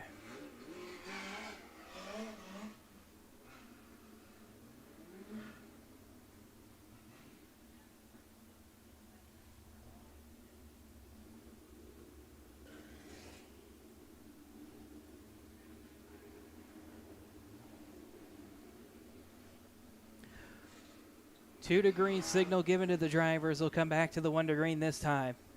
6 laps to go for the Mara Midget season. And it's all come down to this. Jay Sparks in the infield. Mark McMahill on the track has to finish inside the top 5 to win the championship. Caution lights are out around the racetrack. Dalton England will lead us back to green. Once again, Mark McMahill lines up right behind him. Then Cody Beard, Miles Dotery, Bryce Massengill, the top 5. Dalton England back on the gas, and we are back green in the Mara Midget feature. McMahill has an issue off this jump. His car off the pace significantly, and that's going to stack the field up behind him. He'll get picked off by 1 car, 2 car, 3 cars. He's back down into 5th. This is great for Jay Sparks, as the field's going to stack up in front of him. McMahill back into 5th exactly. He's going to keep it right down there on the bottom of the racetrack, but something definitely wrong for Mark McMahill.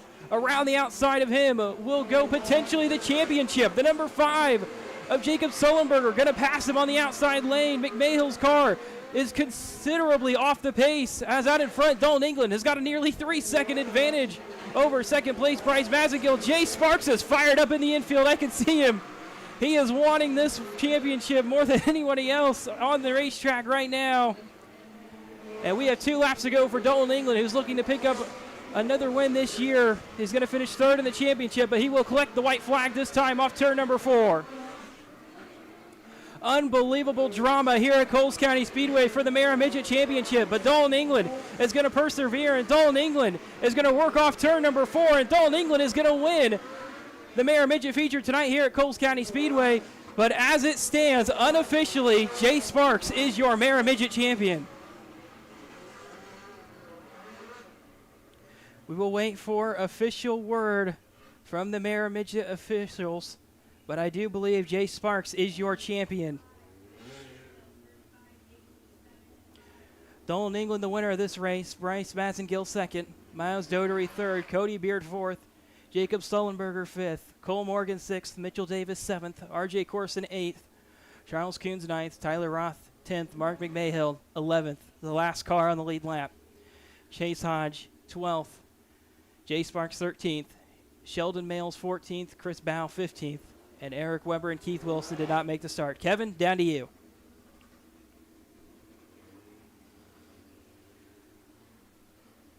Excuse me, Kevin, one more jump here. Cole Morgan was your Hard Charger Award. Now back to you, Kevin.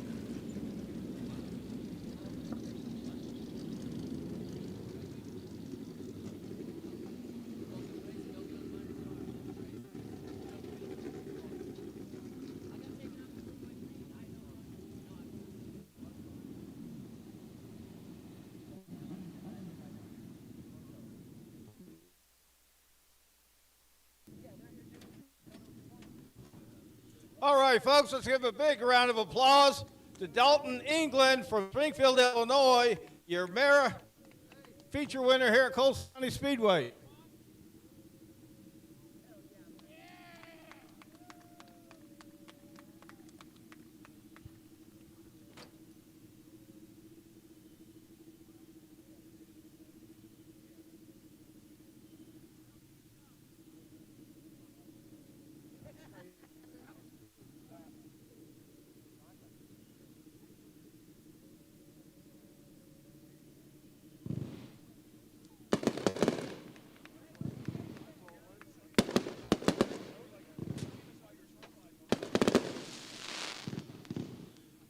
Dalton, those fireworks are all for you.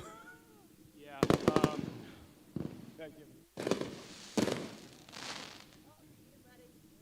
All right, you ran a great race. You guys were tightly packed and a little bit beating and banging a little bit through there, but you guys were all going for the one thing, the big prize. Yeah. First and foremost, I want to apologize to Mike Raymond and Mitchell Davis. Raced with them for a long time. I just misjudged turn 3, and he got on the binders and just ran him over. Me and him were the class of the field, and I mean, you don't know when your last win is, and I'm very thankful for everyone right here that put support in me, but I hate to just take the leader out like that. Going through a lot right now, and I've seen all the articles with Mara and Dalton England has no chance, and I had one goal, just come here and win, and we had a really good car. Mitchell would have raced us, hard and clean, and man, I'm just kicking myself for that one right now because everyone in these pits knows I don't race like that. I'm gonna first and foremost, Mike Wallace. Everyone hates on the guy. The guy's took his T-shirt off his back for me and put all his faith into me. This Nissan is just flat ripping, and my mom and dad and Ellett and AJ's from up north here tonight, and man, you just don't know when your last one is, and going through a lot right now, and this just means a lot. Yep. You can hear it in his voice, folks, the emotions, what it means to him. He did a great job tonight. Let's give him one more time a big round of applause to Dalton England, your Mara Midgets feature winner here at Coles County Speedway.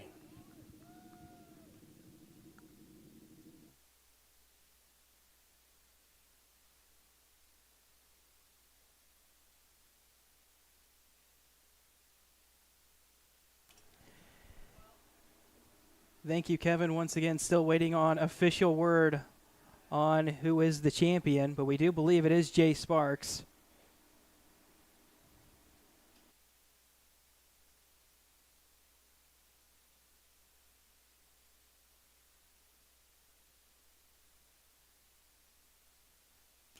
Official word from Race Control. Jay Sparks is officially your Mara Midget 2025 champion.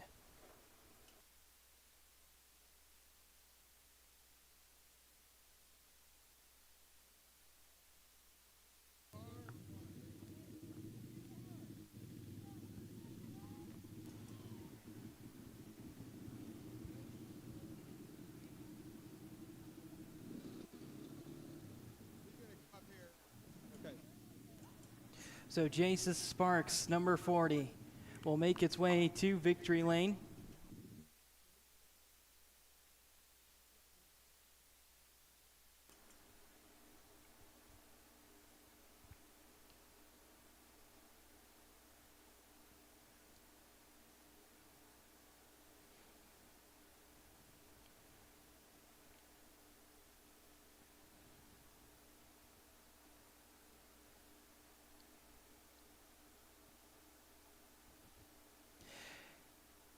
Jay Sparks into victory lane here at Coles County Speedway as the Mara Midget champion.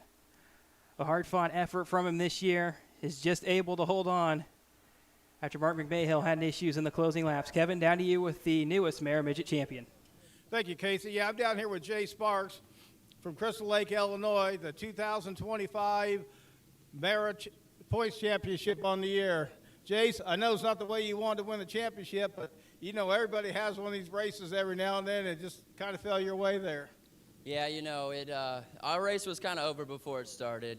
We knocked the front end out there before we even lined up. And, I kind of let God take it into his own hands. And, see how it went, and I guess it's our years. You know, we've been on the wrong side of a lot of things. Tonight was our night to be on the right side, and I'm head over heels for these people next to me.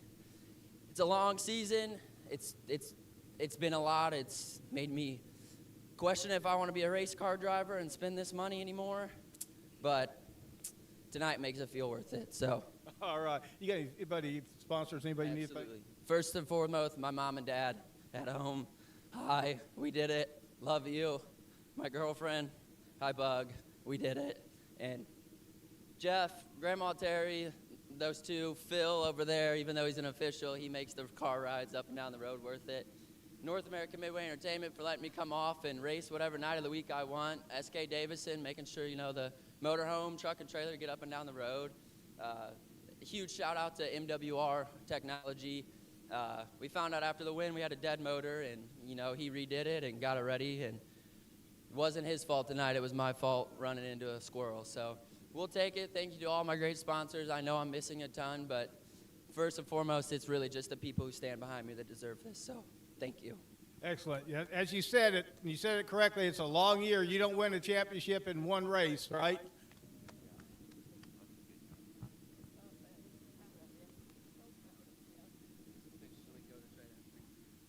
There you go. He wants to go have a cocktail or two. I don't blame him at all. All right, everybody. Once again, let's give a big round of applause to Jay Sparks, your Mara 2025 points champion.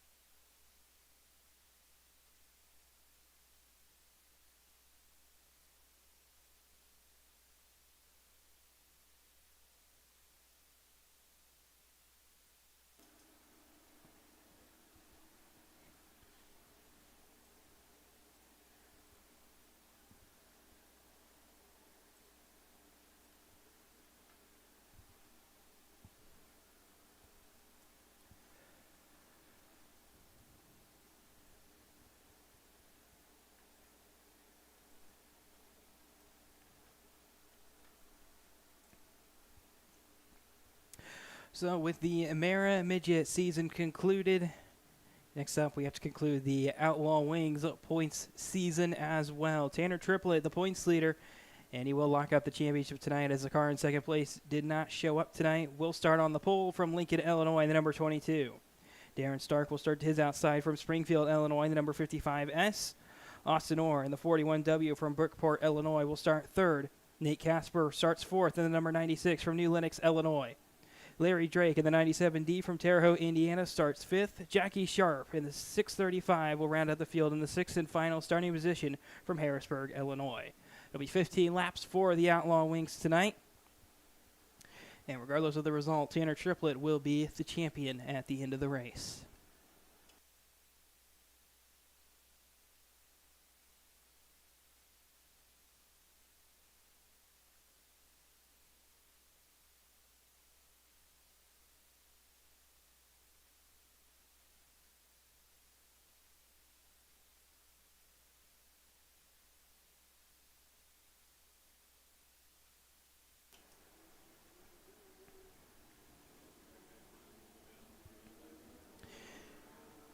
And the Outlaw Wing cars out on the racetrack for their final points feature of 2025.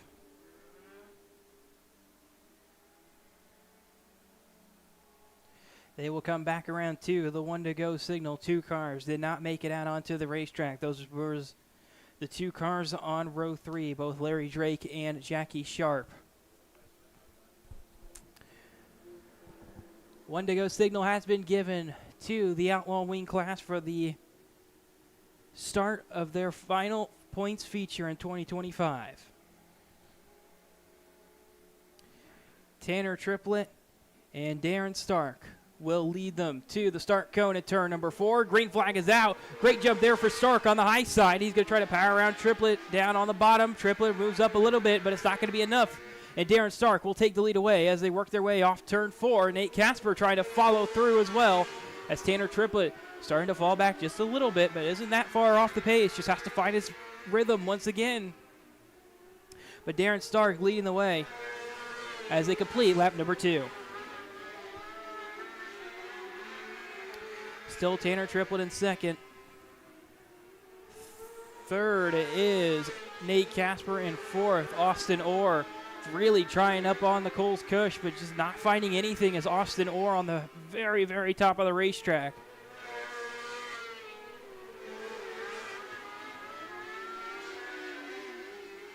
Austin Orr's car slides too far in turn 2, it looked like. May have lost power briefly as that car is going to go a little bit too high again in turns 3 and 4. 5 laps complete for race leader Darren Stark as he works his way off turn 4.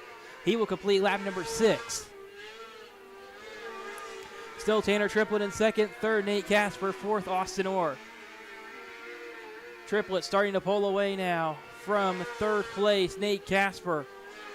He's keeping it down on the bottom of the racetrack. Now he'll move up, going for a late apex approach to the racing line around Coles County Speedway, halfway for Darren Stark.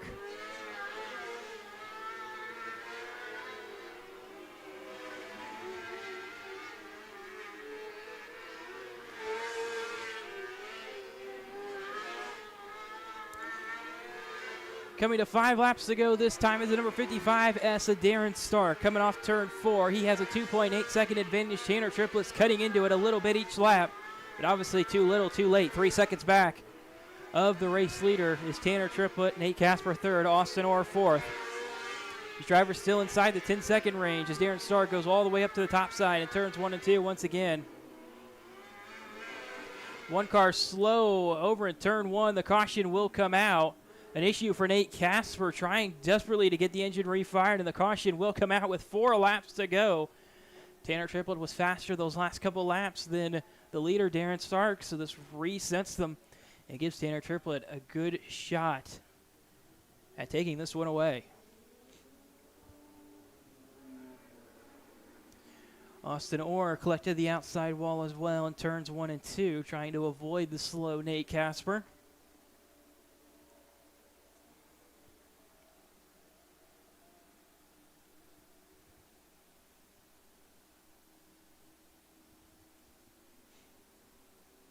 And the track crew will attempt to help Nate Casper either get refired or he's going to pull it into the infield, and he will pull it down to the infield.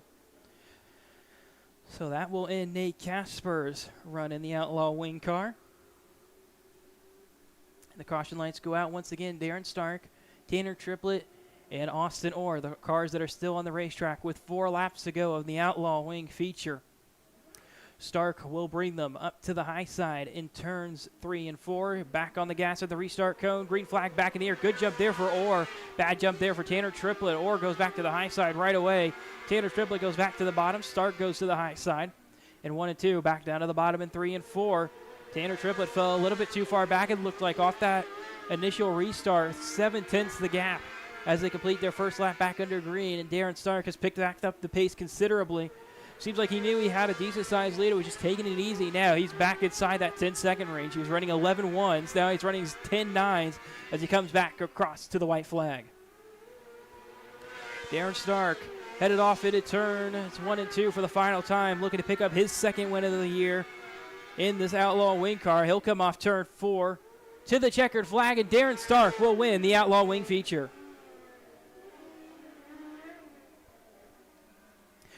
Darren Stark, the feature winner. Tanner Triplett in second, takes home the Outlaw Wing Championship. Austin Orr third, Nate Casper fourth, and both Larry Drake and Jackie Sharp did not make the start.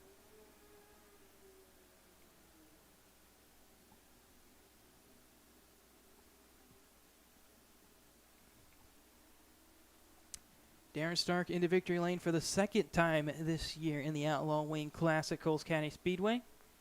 Going to throw it down to Kevin down in victory lane.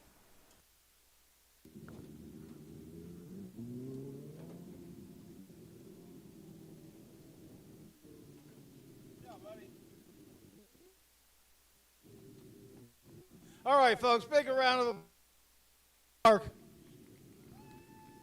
your Outlaw Wing feature winner here at Coles County Speedway.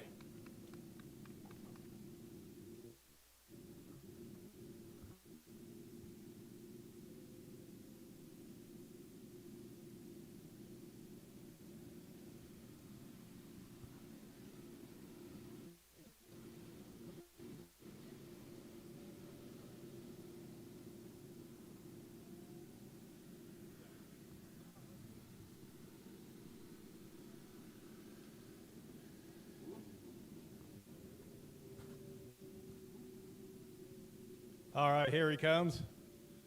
All right, first off, Darren, congratulations. Your car was fast. It really launched every time you guys took off. Thank you, sir. No, we weren't too bad. We came here to get ready for next weekend, you know. We got a big point deficit again, just like last year, and we're going to try and see if we can make the comeback we did last year, but avoid the crashes, you know what I mean? So we came here and tried some different stuff, and I think we're a little bit closer than we were at the beginning of the year, and I'm excited for next weekend. But first and foremost, I got to thank my dad, OSR, Engler, Chad Bartosik, Brad McDaniel with Bandit Shocks. He's had us hooked up. It's been a tough year. It's been a learning curve, but we're excited to flip the page and gain some more speed. Also can't thank Reed, Aaron, and Little Man for coming out and busting their tails tonight when they didn't have to, but let's go see what we can do with this non-wing stuff. I'm not a non-wing guy, but I got talked into it, so we're going to see if we can go either pound the cushion or roll some hot bottom. We'll see. All right, well, if you got the speed, you had speed here tonight, you'll do well. We'll see. All right, everybody, one more time, big round of applause to Darren Stark from Springfield, Illinois, your Outlaw Wing feature winner here at Coles County Speedway.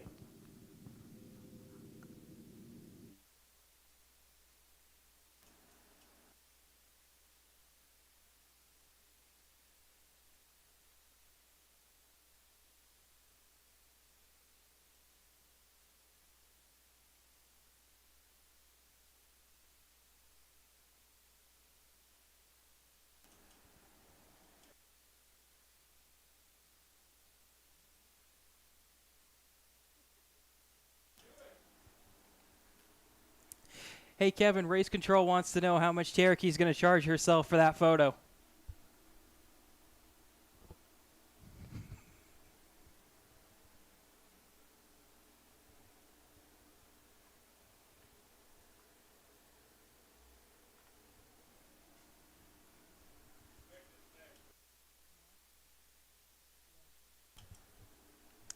Up next, we will have the Dirty Right Rear Restricted Micros, 20 laps. Riker Tubes will start us on the pole from Alexis, Illinois, the number 21. Landon Miner alongside him in the number 36 from House Springs, Missouri. Grayson Graham from Bunker Hill, Illinois, the number 49 will start third. Kaiser Kramer from Evansville, Indiana, in the 110 starts fourth. J.C. Stanridge will round out the top five from Springfield, Illinois, the number 10. Cole Jones in the number 17 from Streeter, Illinois, will start in sixth. From Benton, Illinois, Natalie Hubbard will start 7th in car 53. Mackenzie Dowler in the 1K from Springfield, Illinois, will start in 8th. From Harrisburg, Illinois, Niles Tudor in the number 14 will start 9th. Carson Eskew rounds out the top 10 from Riverton, Illinois, in the 21C. R.J. Smith from Springfield, Illinois, the number 11S, will start 11th. Lydia May to his outside from Terre Haute, Indiana, in the 71M in the 12th starting spot. Emerson Kisner in the 14E from Lincoln, Illinois, starts 13th. Henry Schneider, also from Lincoln, Illinois, starts 14th in the 21S. Mackenzie Meany from Terre Haute, Indiana, the number 20, will start 15th. Riley Bonowitz from Oakland, Illinois, in the 11R starts 16th. Colton Vogel from Buffalo, Illinois, the 14V, will start in 17th. And the 79H from Paris, Illinois, Kinzer Halloway, will start in 18th. Rounding up the field on the final row, we can find Dalton Clary from Marine, Illinois, in the 22D, and Jackson Cates from Springfield, Illinois, and then 7K. That's the lineup for the final Dirty Right Rear Restricted Micro Points feature of 2025 here at Coles County Speedway. Grayson Graham entered tonight, 210 points up on J.C. Stanridge. He's had a pretty good night so far, so I would say he's pretty much all but locked up this championship. So should be unofficially the champion at the end of the night. It's Grayson Graham.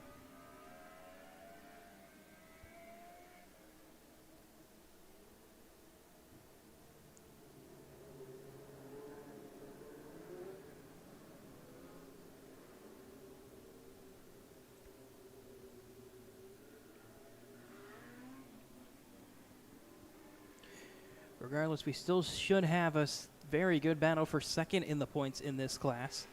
J.C. Sandridge, 210 points back of the leader, Grayson Graham, and then Mackenzie Dowler, who's 232.5 points back of Grayson Graham. We'll be dueling it out for that second in points during this feature.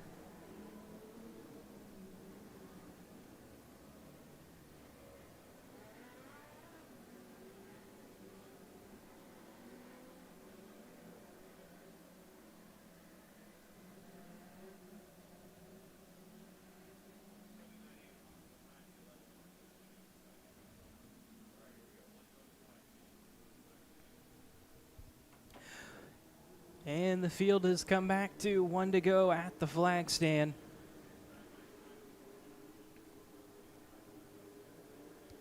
Caution lights are out around the racetrack as Riker Toops and Landon Miner have control of the dirty right rear restricted micro feature field for the final points race of 2025. Green flag is out. Great jump there for Landon Miner, off to the lead. By the time they get to turn 1, the field going to keep it double file as they work their way off turn 2.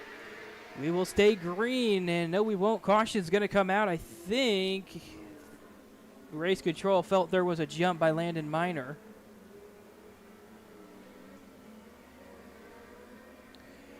Everybody was scrambling for room when the caution came out. J.C. Stanridge took some air, it looked like. We will come back to the 1 to go signal. Yeah, warning was issued to Landon Miner.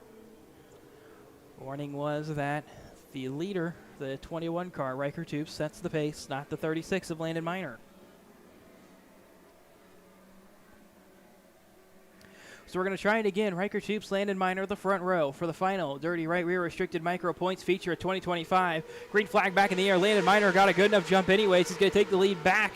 By the time they get off of turn number 2, field's going to be 3 wide for the back of the pack. Colton Vogel into the outside wall off turn 2, but no caution as they will come back around to complete lap number 1 under green. Good run there for Kaiser Kramer off turn 2. He's going to find himself in second right behind Landon Miners. Another car went up towards the outside wall in the mid-pack off turn 2. Kramer on the outside of Miner as they work their way back into turns 3 and 4. Miner's going to work up the racetrack just a little bit. Takes that clean air away from Kramer. Typically not a line we will see in the restricted class here at Coles County Speedway. The bottom just so dominant, but that high groove has definitely come in tonight. Maybe a little bit too slick down on the bottom for these drivers to find the grip they want.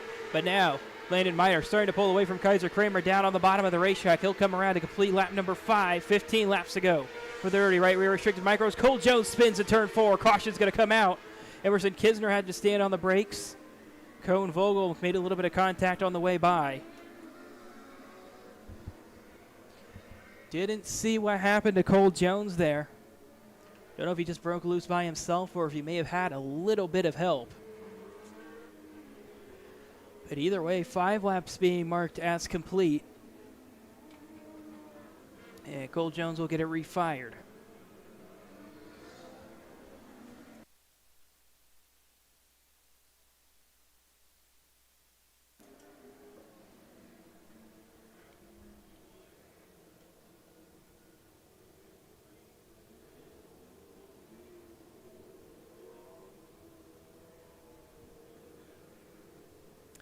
Landon Miner will lead us back to green with 15 laps to go, 5 complete for the dirty right rear restricted micro feature. Kaiser Kramer in second, Grayson Graham third, Riker Toops fourth, Natalie Hubbard fifth, J.C. Sandridge sixth, Mackenzie Dowler seventh, Carson Eskew eighth, Henry Schneider ninth, Niles Tudor will round out the top 10.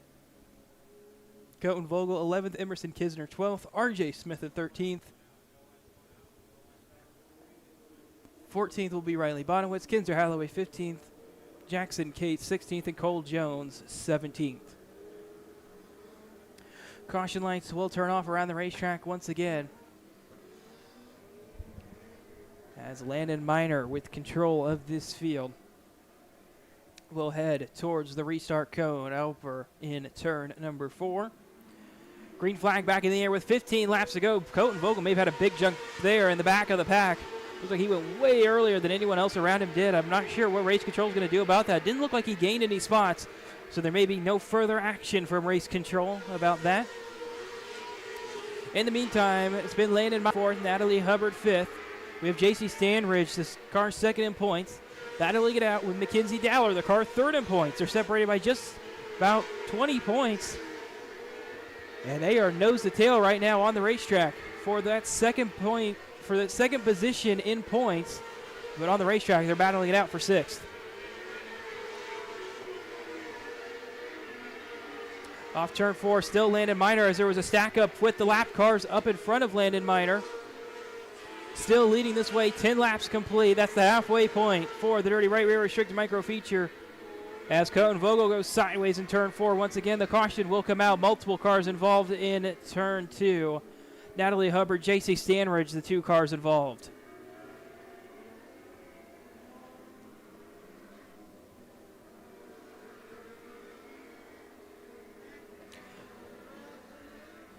So not race control.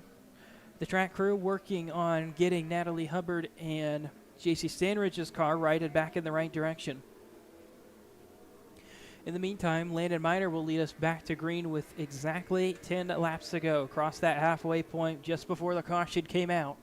Kaiser Kramer in second, Grayson Graham third, Riker Tubes fourth. It'll be Mackenzie Dowler will be rounding out the top 5. Henry Schneider sixth, Carson Eskew seventh. Eighth will be Niles Tudor. And it looks like rounding out the top 10 will be RJ Smith.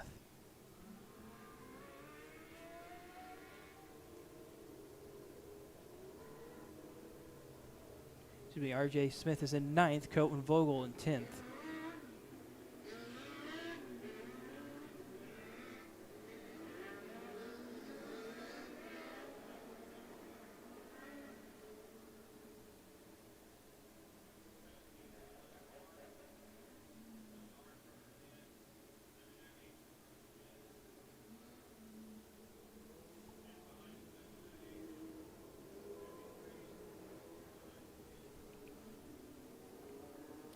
Couple cars, 1 lap down, Emerson Kisner and Jackson Cates.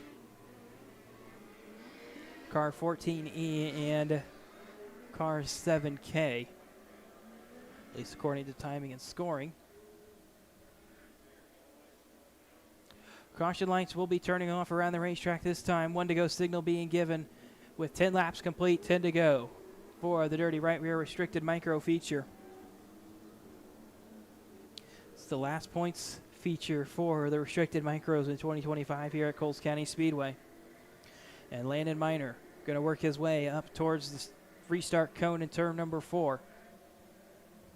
Goes to the high side once again for this restart, diving back at the restart cone. Green flag back in the air. Good jump there for Kramer in second.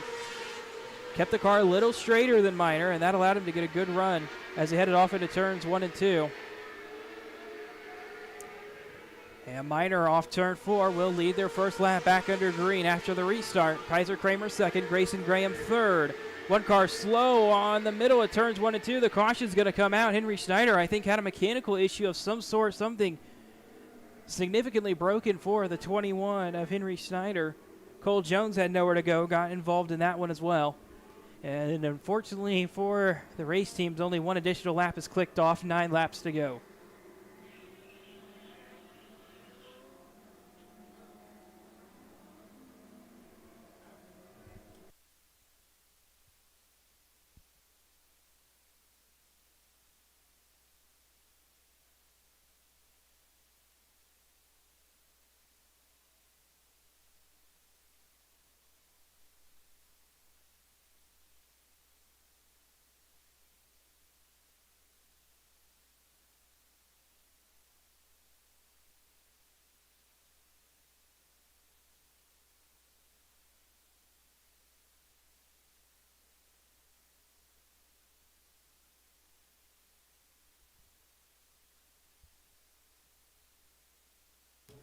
Race control working on getting these drivers into restarting position here with 9 laps to go of the Dirty Right Rear Restricted Micro Feature.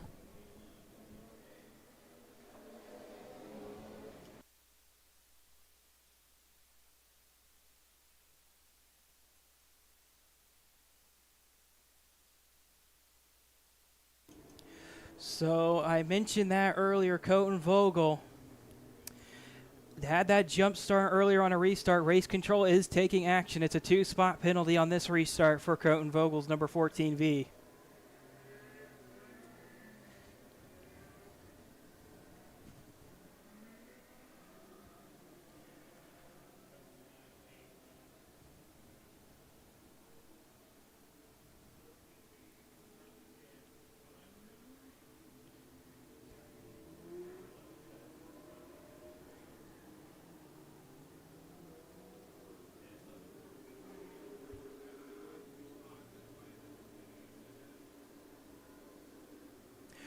Race control still getting these drivers into their restarting order. Landon Miner again leading us back to green. Kaiser Kramer second. Grayson Graham third. Riker Tubes fourth. Mackenzie Dowler riding out the top fives at Niles Tudor in sixth. Carson Eskew in seventh. Cole Jones in eighth. RJ Smith ninth. Natalie Hubbard the top 10.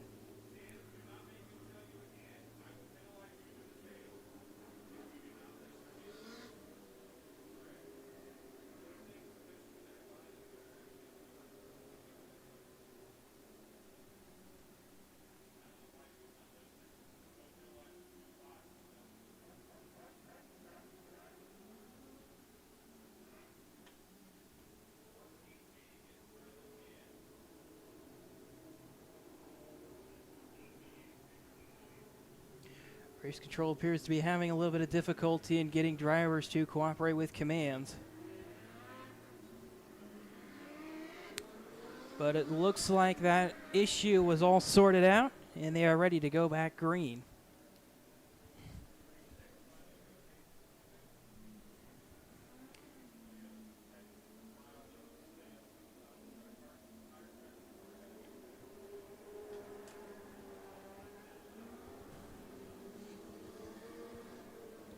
Caution lights are out around the racetrack once again. Landon Miner, I mentioned it before, back with control of this field with 9 laps to go, 11 complete for the final dirty right rear restricted micro points feature of 2025. The green flag back in the air for Landon Miner. Kaiser Kramer, not a great restart that time for him, back in there in second. That gap for Landon Miner about 3 car lengths as they come off turn 2 and go into turns 3 and 4. They'll click off another lap under green.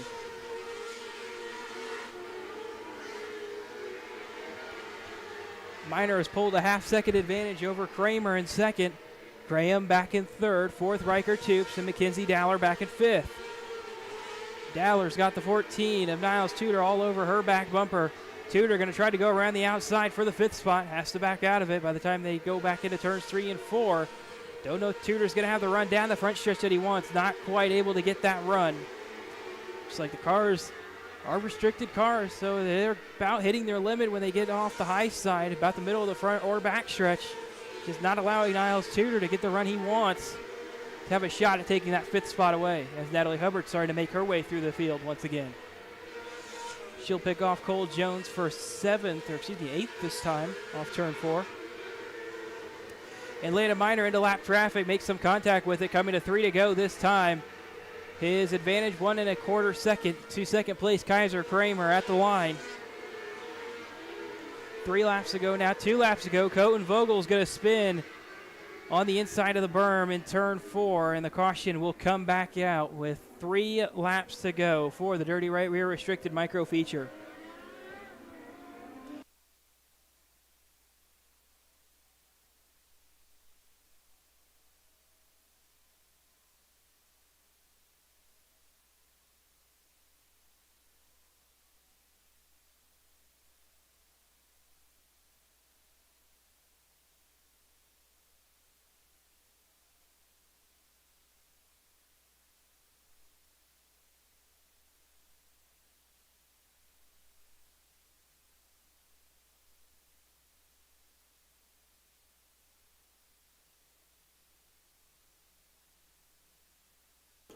Race control working over this restarting order once again. Landon Miner will lead us back to green with 3 laps to go.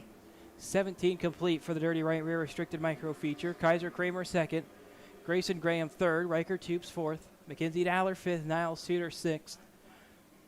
Carson Eskew seventh. Natalie Hubbard eighth. Cole Jones ninth. R.J. Smith, the top 10 as they come back to the 1 to green signal. J.C. Sandridge, 11th. Kinzer Holloway, 12th. Riley Bonowitz, 13th. Coton Vogel, 14th. Jackson Cates in 15th, 2 laps down.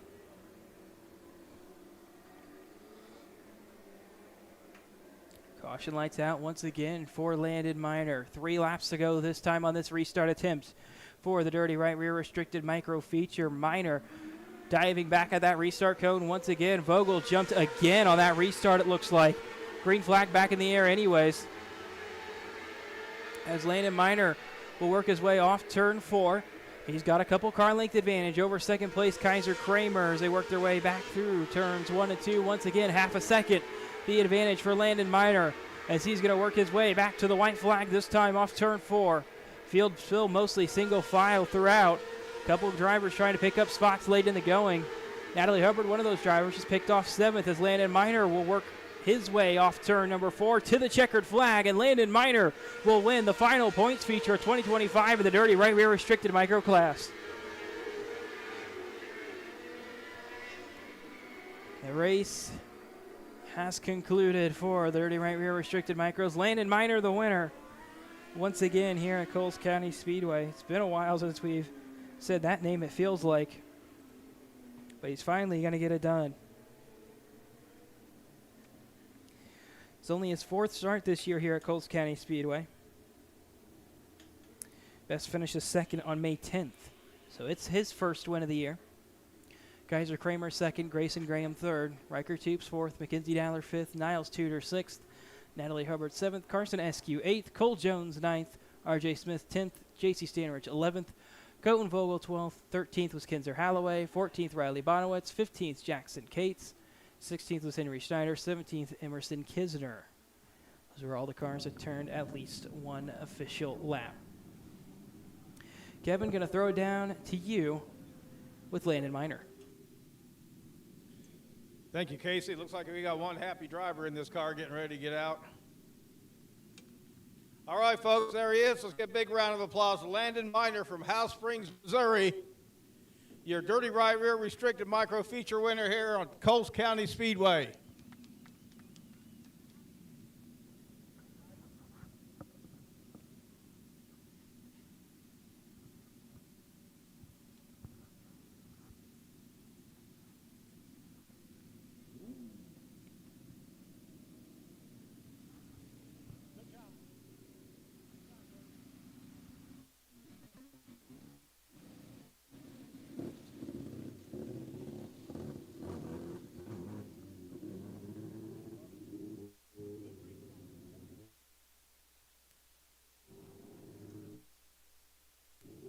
All right, Landon, step over here. First of all, congratulations. And you were spot on all your starts tonight. Starts, restarts. You had Kaiser Kramer right behind you for much of the time, but you there at the end you were able to put a little bit of a gap on him. Thank you. How was the car, track? It was great. The track was pretty good too. But Mom, Dad, and Grandma and Grandpa and everybody that helps me got it up spot on. All right. Step this way just a little bit. I think we're this way. I think we're too close to the transponder. All right. You got anybody else you need to thank? Any sponsors or anything? Yeah, I can't thank Pazdera, Hawkeye, Factory 14, Miners Towing, BP Fab, Loya Landscaping, Purpose Wrecker, Ted Brown Quality Paint Shop. That's just everybody who helps me. All right. What's next for you? I want to go sprint car racing. Next sprint car racing. You're a few years away from that, right? Maybe? Yes, sir. All right. You coming back next week? We don't know. You don't know yet. All right. All right. Well, congratulations once again. All right, everybody. One last time. Big round of applause to Landon Miner, your dirty right rear restricted micro feature winner here at Coles County Speedway.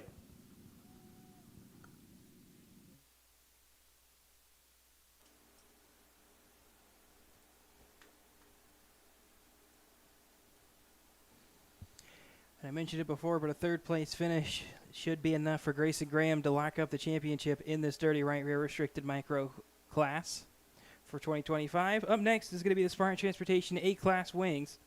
Another 20-lap feature for 16 entries. Braxton Flatt from Monmouth, Illinois It's number 81. Will start us off on the pole. Aiden Linegain alongside him from Coal Valley, Illinois, the number 18. Noah Mell in the 95M from Fairland, Indiana, will start third. Nolan Bartley in the number 14 from Hammond, Illinois, will start fourth. Billy Lee from Hammond, Illinois, will round out the top 5 from the number 88 car.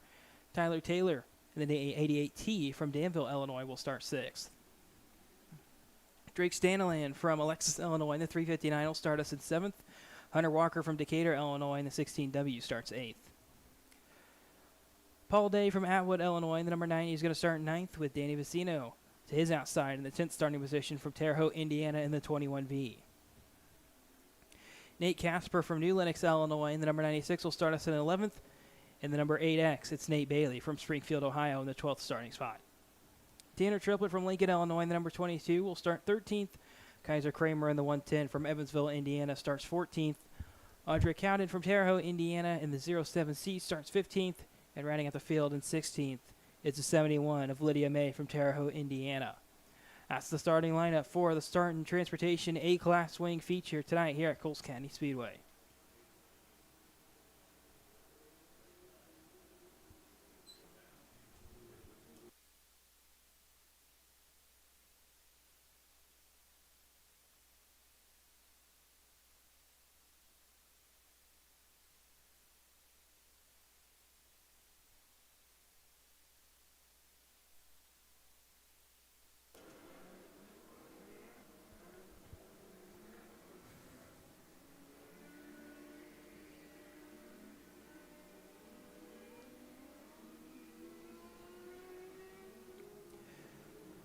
So the Spartan Transportation A-Class Wings were once again another class that had this championship locked up before we dropped the green flag tonight. Noah Mell comes into tonight 295 points above second place Tyler Taylor. Then another 790 back to third place Nate Casper. So Noah Mell has locked up the championship as it stands right now. Of course, we'd like to go out with a win in 2025 in this class. But Braxton Flatt's going to be a hard driver to beat.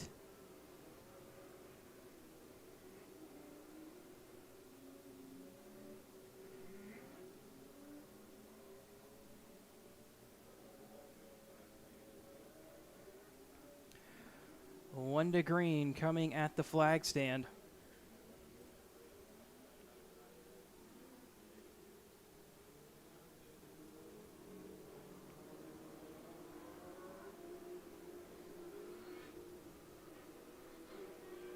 Caution lights out around the racetrack for the Spartan Transportation A-Class Wing feature. It's their last points one of 2025. Braxton Flatt, Aiden Linegain, the front row as they approach the start cone over in turn 4. Green flag is out, and they're racing off into turn 1. Great jump there for Braxton Flatt. Is able to slide up in front of Linegain. Mel tries to follow him through. Down on the bottom is going to clip the berm a little bit too much. Loses one spot to the 14 and Nolan Bartley around his outside, and Bartley will find himself inside the top 3 at the end of lap 1. Oh, trouble for Braxton Flatt up high. One car up into the fence and upside down. The red flag is displayed. That's Tyler Taylor.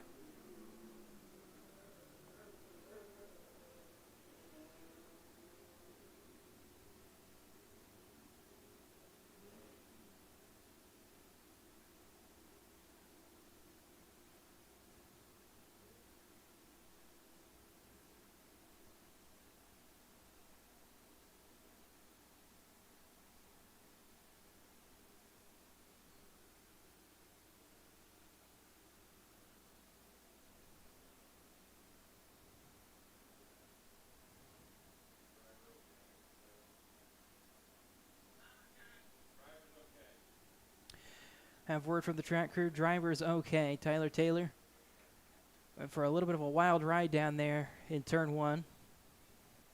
Ends up upside down, and track crew helping him get the car back on all 4 tires. Imagine his night's going to be done.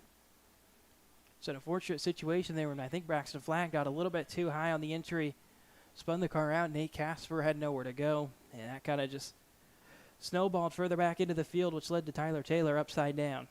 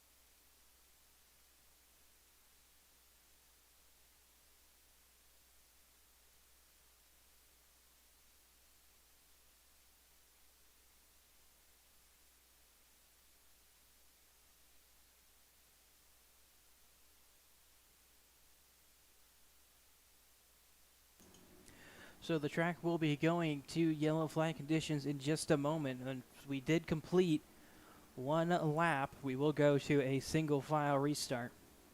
So we'll have 19 laps to go on the Spartan Transportation A-Class Wing feature.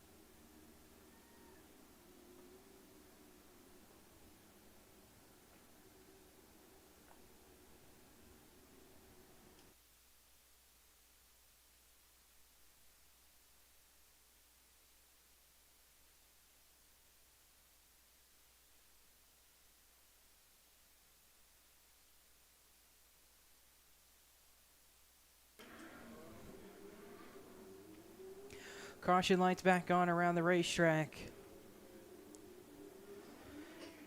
as drivers have already worked their way into their restarting positions after Braxton flat spin. That puts Aiden Line-Gain out in the lead. Nolan Barley behind him, then it's Noah Mell, the top three. Billy Lieb in fourth, Hunter Walker fifth. Drake Standalin in sixth. Tanner Triplett seventh, Paul Day eighth. Kaiser Kramer ninth. And it looks like Nate Bailey will be rounding out the top 10. Looks like Braxton Flat also elected to end his night after that incident. Green flags coming back in the air for the Spartan Transportation A-Class Wing feature. Aiden Line-Gain going to go right back to setting the pace down on the bottom of the racetrack. It turns 3 and 4. Nolan Bartley goes to the high side, as it'll be Noah Mell settling in line right behind him in third. Billy Lieb up the racetrack, almost too high up the racetrack. It turns 1 and 2. Race control is going to have to throw the black flag on the number 8X. That car significantly off pace.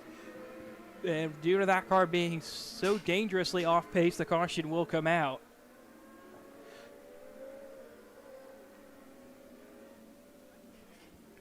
So Nate Bailey going to pull it down to the infield. I don't know what was wrong with Bailey's car, but that car was significantly off pace. Last lap time was a 17-second lap time compared to the leader, ran an 11.4. 1 to go signal coming back to Aiden Line-Gain now with 2 laps complete, 18 to go. Noah Bartley second, Noah Mell third, Billy Lieb fourth, Hunter Walker fifth, Drake Standalin sixth, Tanner Triplett seventh, Paul Day eighth, Kaiser Kramer ninth, and Nate Casper rounding out the top 10. Audrey Cowden in 11th, the last car on the racetrack.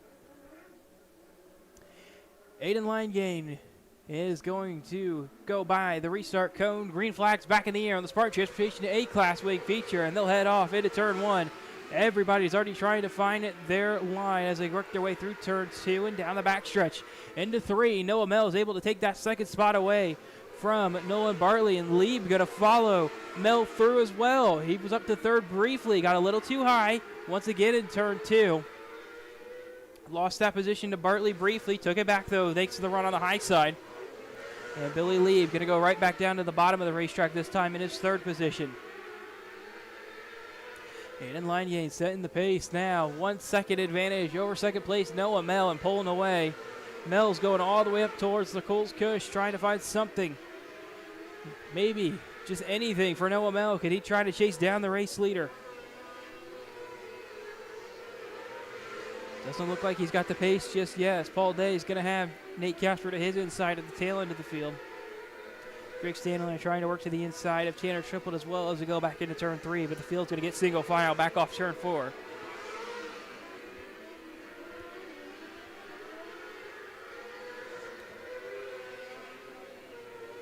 Still the 18 of Aiden Linegain setting the pace, but Noah Mel's now starting to close in just a little bit. Mel just set his fastest lap of the race.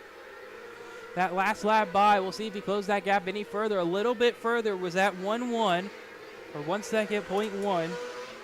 2 laps ago, it's now exactly 1 second. We'll come to the halfway point this time, see what the gap is at the line. Down to less than a second, 9/10 the gap between the front two. Mel up the racetrack too high. He's going to catch the Coles cushion, a bad spot.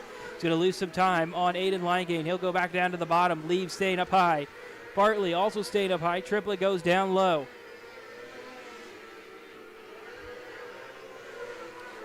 Still Linegain setting the pace and pulling away. 1.6 seconds away is Noah Mel in second. Tanner Triplett tries desperately to get to the inside of Nolan Bartley back into turn one. Still no good passing opportunity there for Tanner Triplett. He'll settle back in line for now. Lap traffic might become a factor late in the going of this one. Aiden Linegain now 1.8 seconds in front of second place Noah Mel. Mel back up to the high side in turns 3 and 4. Fortunately for him, just lost another 2/10 of a second to the race leader, Linegain.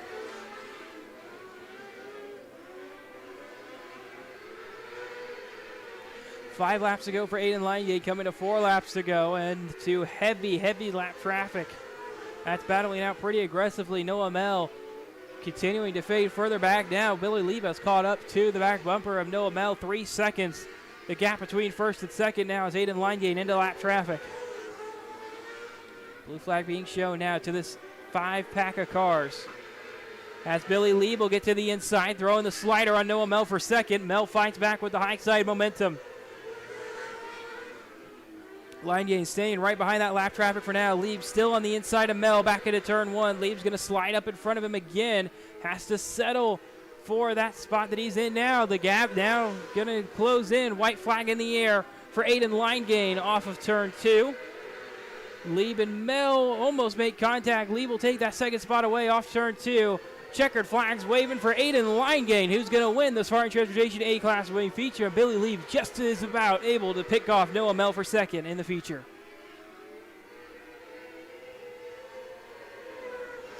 Everybody else crossing by the timing line for the final time in a points race for the Spartan Transportation A-Class Wings in 2025.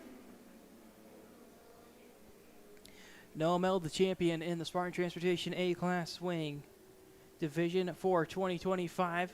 But Aiden Linegain, the winner at Coles County Speedway tonight, started second. It takes home the win. His first win of 2025. Also, apparently, his first start at Coles County Speedway in 2025. He'll pull it down into victory lane. Billy Lieb was second. Noah Mel third. Nolan Bartley fourth. Tanner Triplett fifth. Hunter Walker sixth. Kaiser Kramer 7th, Nate Casper 8th, Drake Standaland 9th, Paul Day 10th, Audrey Cowden 11th, Nate Bailey 12th, Braxton Flatt 13th, Tyler Taylor 14th. Both Danny Vicino and Lydia May did not make the start of this Spartan Transportation A-Class Wing feature. I'm going to throw it down to Kevin with a new first-time winner in 2025.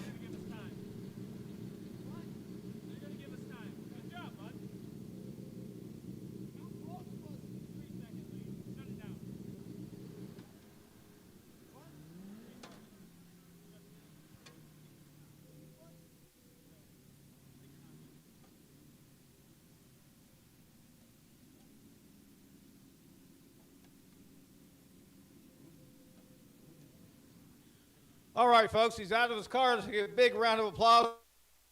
Gang, Aiden Linegain, your Spartan Transportation A-Class Wing feature winner here at Coles County Speedway. Nice. All right, Aiden, good job. Saw a lot of cars driving all over the track, saw a lot of them going high, trying to find some grip, and you stayed right on the bottom. Felt really good. I felt on the and yeah, transponder gets us. I felt it in the first couple laps, starting to take rubber, and I know I just had to stay down there and keep calm and just run my race. Yeah, it didn't look like they had anything for you tonight. I mean, just every time you took off, you just kind of walked away from them. Yeah, this lineman, engine, hyper racing, Johnny Bolin, FK Shocks, just everybody that helps me get here. I'd like to thank all of them, and yeah. Anybody else need to thank? Parents or anything? Oh, yeah, my dad, he helps me out a lot, too. I would think so. All right, folks. Once again, congratulations, Aiden. All right, folks. One more time, big round of applause for Aiden, Lane Gang, your Spartan Transportation A-Class feature winner here at Coles County Speedway, A-Class Wing feature winner at Coles County Speedway.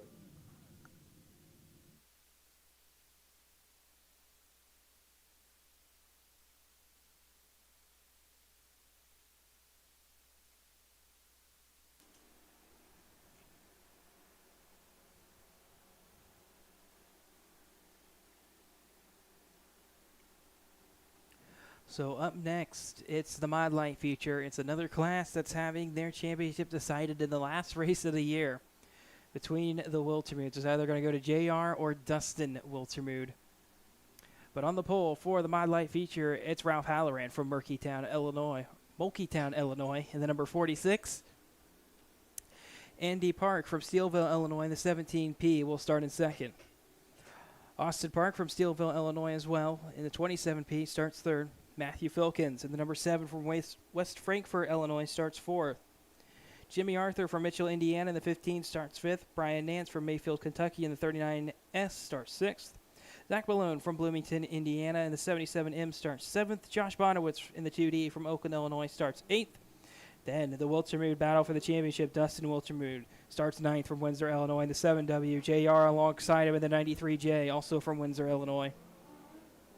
And rounding out the field in the 11th and final starting position, it's Reed Bowman from Terre Haute, Indiana, in the number 31. That's the starting lineup for the Modlite feature. 20 laps the distance for them tonight. Does look like we may be missing a car. Maybe not. They will get a little bit more organized.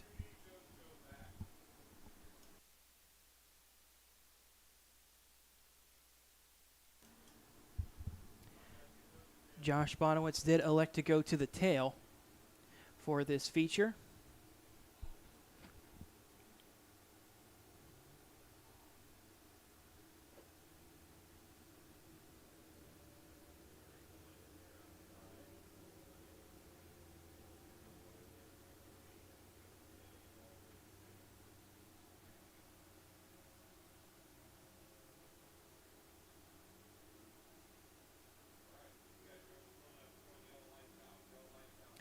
Caution lights are out. One to go signal has been given to the drivers from race control. It's Ralph Halloran and Andy Park for the final Modlite points feature of 2025 as they will work their way towards the start cone over in turn number 4. Halloran is on the gas and the green flag is out for the Modlite feature. They head off into turn 1. The Parks trying to hold off the 07 to Matthew Filkins behind him. Austin's going to throw the bumper to the back of the 46. Ralph Halloran going to slide him up out of the way, but Halloran will lead lap number 1. Andy Park still in line, trying to stay up high as the caution will come out. Dustin Wiltermood pointed in the wrong direction on the exit of turn 2. He'll get it righted in the right direction. And unfortunately for him, the car that Wiltermood that's second in points was the one that didn't need to have that incident.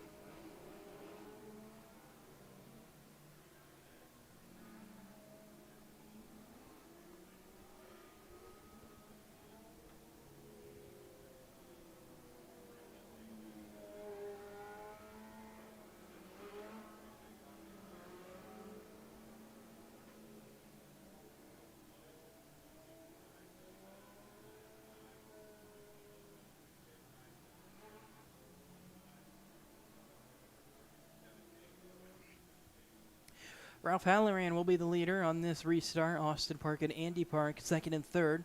Matthew Filkins fourth. Brian Nance fifth. Jimmy Arthur sixth. The JR Wiltermood seventh. Zach Malone eighth as they receive the one to go signal. Josh Bonowitz ninth. Dustin Wiltermood 10th. And Reed Bowman 11th. One lap complete. 19 more to go for the Modlites.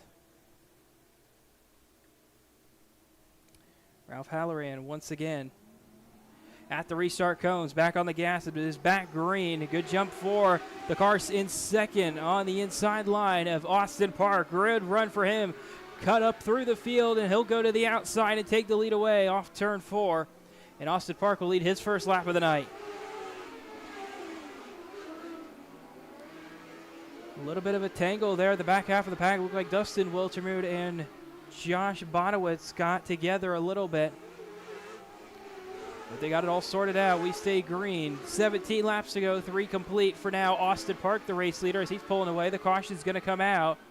This time it's the 46 of Ralph Halloran that spun from second in turn 2. That's going to set up Matthew Filkins up into second. Austin Park will lead us back to green. Matthew Filkins second. Third will be Andy Park. Fourth, Brian Nance. Fifth, J.R. Wiltermude. Sixth, Zach Malone. Seventh will be Jimmy Arthur. Eighth, Dustin Wiltermude. Ninth, Josh Bonowitz. And 10th will be Ralph Halloran.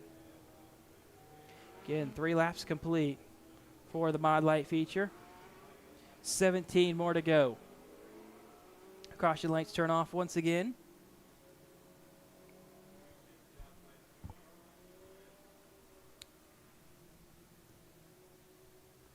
Austin Park at the restart cone, diving back at it. Green flags back in the air. Caught Matthew Filkins off guard with how far down the racetrack he came.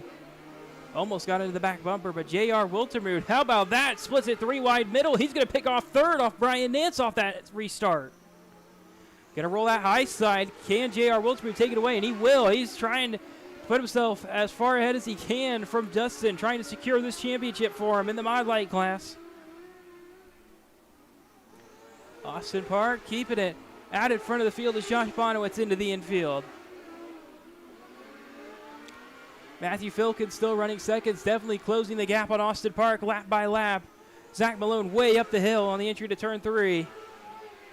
Matthew Filkins still right there with Austin Park, running lap times about a 10th faster a lap.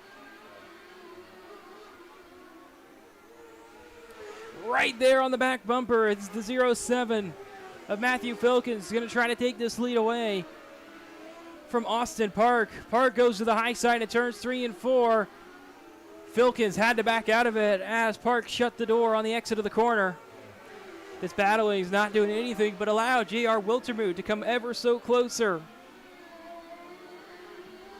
J.R. Wiltermude with 1 less win than Dustin Wiltermude this year would obviously like to equal that before he wins the championship if he continues in this position he's in right now. Matthew Filkins in second, still trying to find a way around Austin Park for the feature lead, just past the halfway point. 10 laps complete, 10 to go.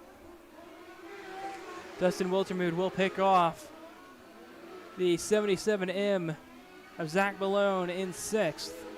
Side by side for the lead as they head off into turn 1. They were side by side through turns 3 and 4. Filkins with a good run off turn 2.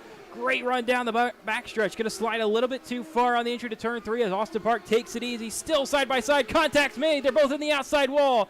Austin Park's up the hill and upside down, and the red flag will be displayed.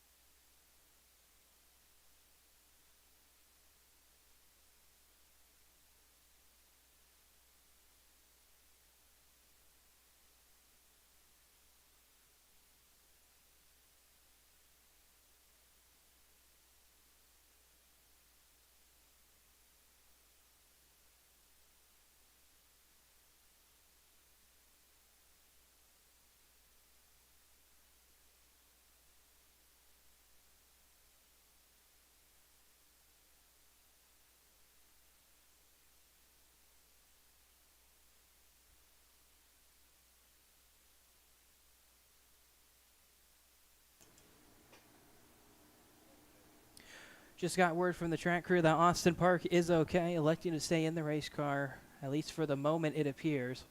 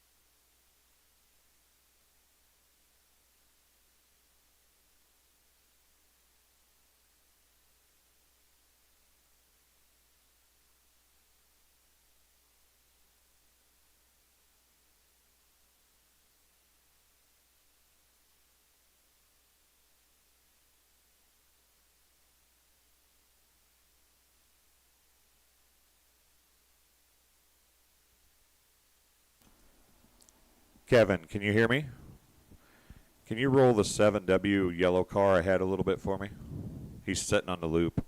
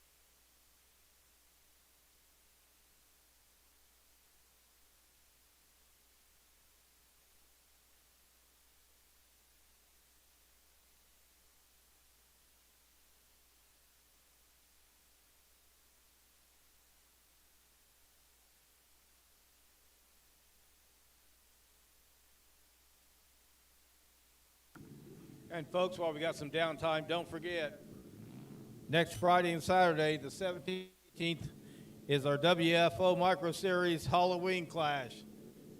There'll be a bunch of cars out here, so be sure to come out and watch. And then the following week after that, we'll have another 2-day show. And that will be the Jeff Horn Memorial. That one is $10,000 to win, so you don't want to miss that one either.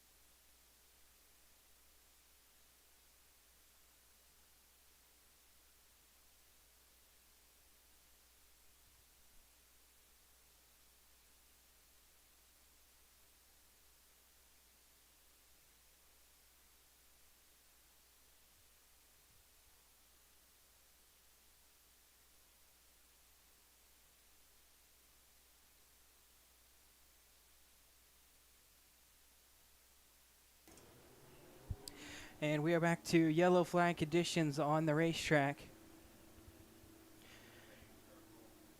Matthew Filkins will lead us back to green. J.R. Wiltermude in second, Brian Nance third, Andy Park fourth, Dustin Wiltermude fifth, Jimmy Arthur sixth, Ralph Halloran looks like he'll be eighth. And Zach Malone actually is going to tag in behind Dustin Wiltermude. So Zach Malone will be sixth. Jimmy Arthur seventh, Ralph Halloran ninth, it looks like.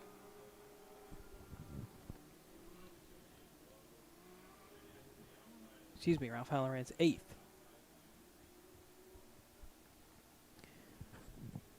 $11 laps complete.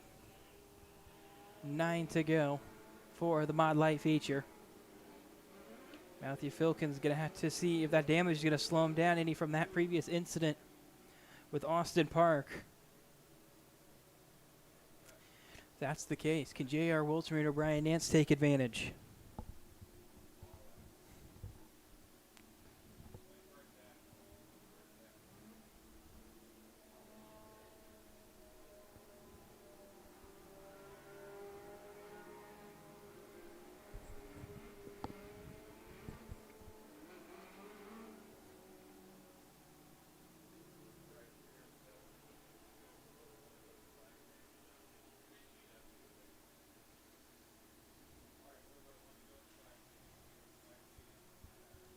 Mod Light Field coming back to 1 to green at the flag stand.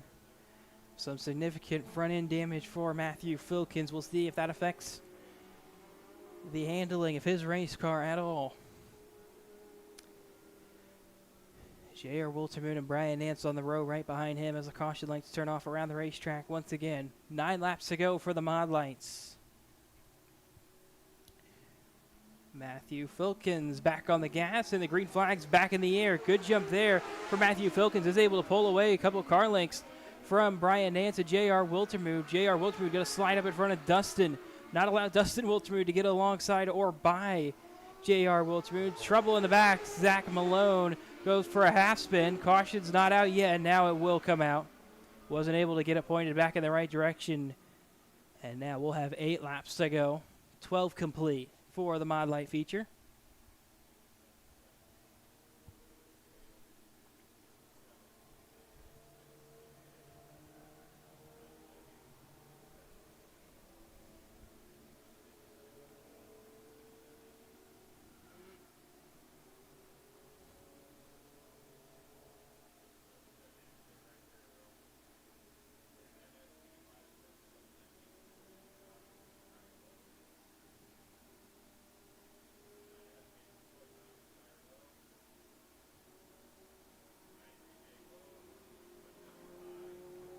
Looks like they're going to settle it back 1 lap, so it will be Matthew Filkins. And once again, same row 2. It's J.R. Wiltermude and Brian Nance.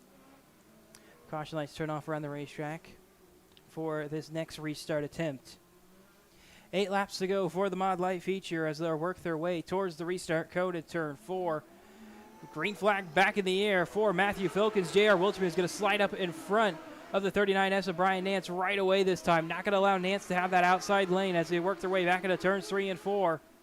Matthew Filkins' car still looks pretty quick out there out in front of the field.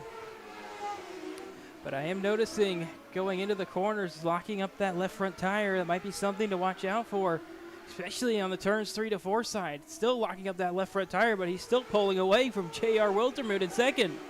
In fact, the pace has picked up for Matthew Filkins. He's into the 12.3 range, his fastest lap of the race. He'll come back to 5 to go this time. Brian Nance back in third, Dustin Wiltermude in fourth. Dustin, the car's second of the points as Brian Nance snaps loose right in front of him. Dustin Wiltermude going to try to take advantage of that weird incident for Brian Nance. He's going to snap loose again on the high side, able to keep it a little straighter this time, but is going to drop that position to Dustin Wiltermude. Won't have the momentum on the high side that he was wanting, and he has to settle back in line in fourth. Matthew Filkins, though, 3 laps to go for him off turn 2. J.R. Wiltermude, the points leader as it runs at the moment, will be the champion if he can continue to hold off in second for these final 2 laps.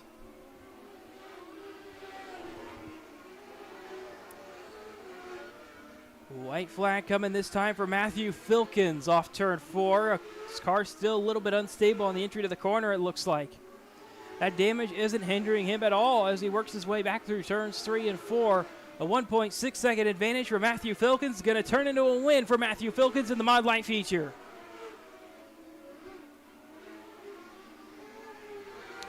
Filkins put an additional 2/10 on J.R. Wiltermuth just for good measure there on the final lap. Good side-by-side battle there for the line between Jimmy Arthur and Zach Malone for the 7th spot. Matthew Filkins is going to win the Modlite feature. J.R. Wiltermuth will finish in 2nd, and that should be enough to lock up the championship in the Modlite class. Dustin Wiltermuth 3rd, Brian Nance 4th, Andy Park 5th, Ralph Halloran 6th, Jimmy Arthur 7th, Zach Malone 8th. Those were the cars on the racetrack. Jimmy Arthur beat Zach Malone by 0.04 of a second at the line. Austin Park in 9th. After his flip on lap 11, Josh Bonowitz exited the race at the end of lap 4 in the 10th spot, and Reed Bowman exited the race at the end of lap 2 in the 11th position. So Matthew Filkins into victory lane once again here at Coles County Speedway. Excuse me, his first time in victory lane at Coles County Speedway. I could have swore he won before with the pace that 07 car has, but a first-time winner at Coles County Speedway is Matthew Filkins. Kevin? All right, folks, let him hear it. Matthew Filkins, your Modlite feature winner here at Coles County Speedway. Matthew's from West Frankfort, Illinois. Congratulations, Matthew. Good race. You guys, I love having you guys out here. You guys, when your car counts are up, always put on a good show. Yeah, we do. I'm sorry, I'm out of breath. But we've been trying to get one here for a long time now, and finally did it. So. You look like you got a little damage in the front here. Is that from tonight? Yeah, we had a little altercation there on the front stretch, but that happens when you're racing tight. So. First, let's step over here. This your first win at Coles County? Yes, sir. That's the first win at Coles County. We've won a couple other places, but this is the first time here. What do you think of the place? Oh, it's great. Great track, nice people, good facility. All right, excellent. You got anybody you need to thank? Chemstream Race Fuel is number one. Those guys have been with me for a long time. ADR, they're always supporting. There's so many people. There's so many people that put their time and effort in this, their help with just, daily stuff. So I appreciate it. All right, excellent. All right, once again, congratulations, Matthew. All right, folks, one more time. Matthew Filkins from West Frankfort, Illinois, your Modlite feature winner here at Coles County Speedway. He's got some fans.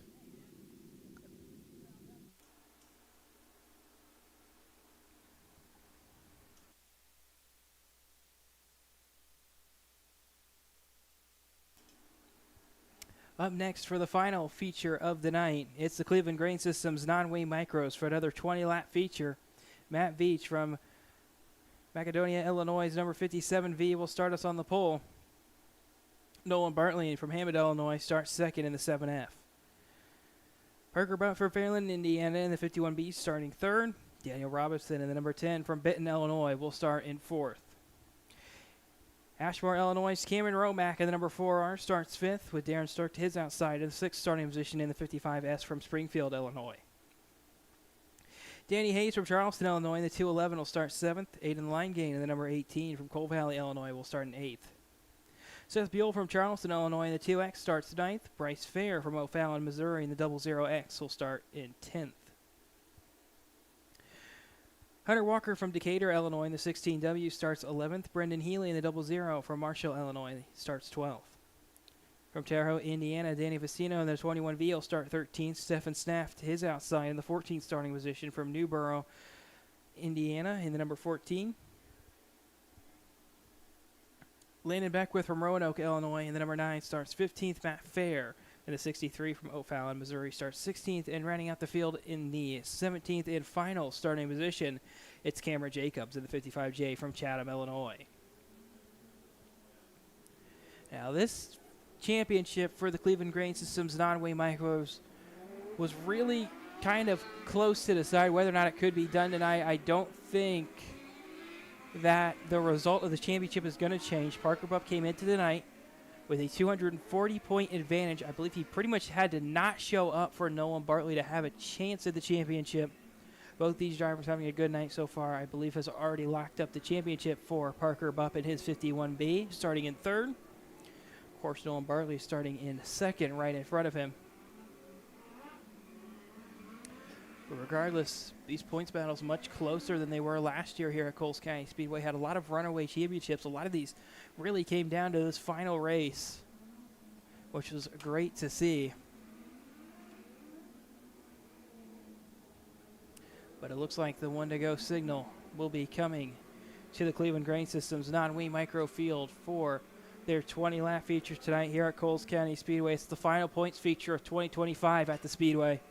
Matt Veach, Nolan Bartley, the front row as they'll approach the start cone over at turn number 4. Veach is going to get it sideways, and the green flag is out. Great jump there for Nolan Bartley. Veach just got a little bit too sideways off the jump, and that will allow the first 2 rows on the outside lane to go by Matt Veach. Daniel Robinson is going to follow Nolan Bartley through to second for now. Side by side of the line, I believe Veach was ahead. Timing and scoring coming through. Yes, Matt Veach was just barely ahead of Daniel Robinson at the line. And Veach will be able to continue that line gain. Looks like he hit something down in turn 4. The front tires came off the ground as they're 3 wide in the further back of the pack behind them. Robinson gets a little bit too high in turns 3 and 4. Once again, he's going to stack his car up as Nolan Bartley gets too high and he's going to go for a half spin in turn 2. The caution will come out. I think that was more of a safety factor. That caution was coming out. No, Cameron Romack did come to a stop in turn 2. I was wondering if he was going to get that car refired, or if at least that car was going to keep rolling, but it doesn't look like that was the case. Couldn't quite tell if Romack got the outside wall or not. He was right up against it all the way through turns 1 and 2.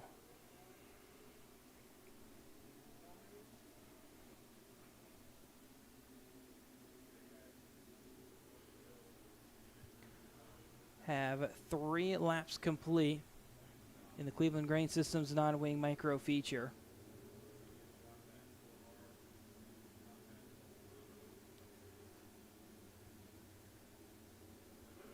And it looks like, unfortunately, Cameron Romack is done.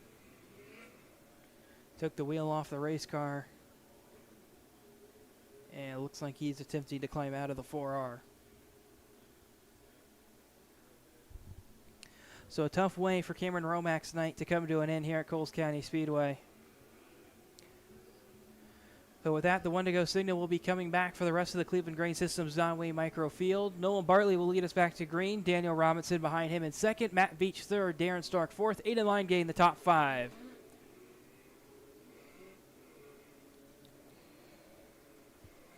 Nolan Bartley passing underneath the Lakeland College scoreboard, looking for the restart cone over in turn 4. Nolan Bartley's back on the gas, and the green flag is back in the air. Robinson got a good jump there, but he didn't close in it at all on the back bumper of Nolan Bartley, but he will do so through turns 1 and 2. Veach gets too high up on the cold cush. Took that front right tire into the air a little bit. Daniel Robinson down on the inside of Nolan Bartley, trying to take that lead away as they go back off into turn 1. He had a good opportunity to slide up in front of Bartley there, but decided not to take it. The front 2 both down to the bottom of the racetrack. Line gain going to pick off the 55S of Darren Stark for a third as Bartley spins again over in turn 1. The caution will come out. I think he just got a little bit too high once again going into the middle of turns 1 and 2. Looks super rough up there right up on the outside wall. And unfortunately for Nolan Bartley, ends up with that race car going around. So that puts Daniel Robinson out on the point with 5 laps complete, 15 laps to go for the Cleveland Grain Systems non-wing micro feature.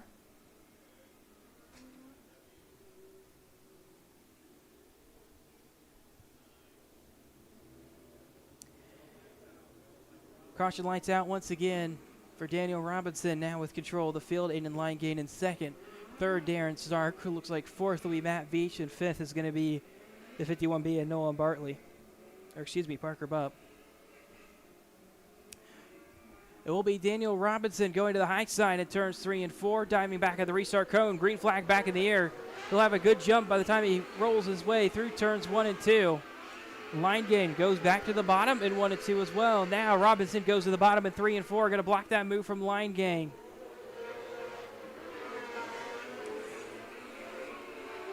Darren Stark going to roll up in front of Matt Veach. Veach going to try to fight back to his inside for the 3rd position. The 2 black cars. Veach the one with the white roll cage.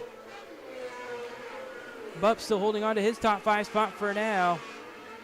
Lean gain going to start getting closer. Multiple cars involved over in turn 1. Didn't see what started that, but Parker Bupp definitely pointed in the wrong direction. Looks like Nolan Bartley also involved. Danny Hayes may have gotten a piece of it.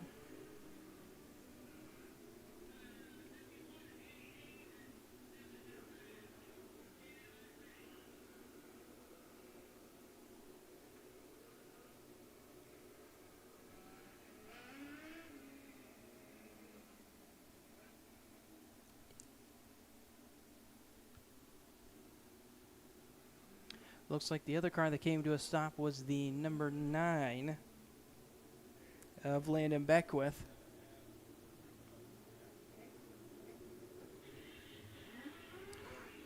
Track crew is going to send the field through the infield for 1 lap to allow for the cleanup in turn 1.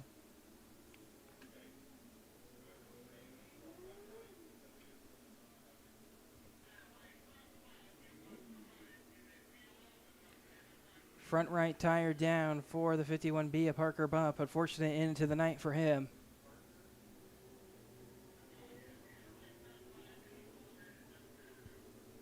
But Daniel Robinson going to lead us back to green once again for the Cleveland Grain Systems 9-wing micro feature. 7 laps complete, 13 to go. Aiden Line gain in 2nd. 3rd will be Darren Stark. 4th, Matt Veach. Race control working on the order further back. Looks like Seth Buell might be lining up 5th.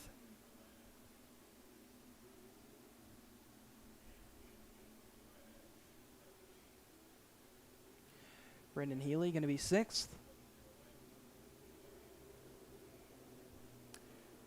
Bryce Farr 7th.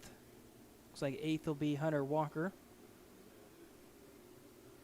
9th will go to Stefan Snaff, and it looks like rounding out the top 10, still working on that order. But it does look like it will go to the 63 of Matt Fair.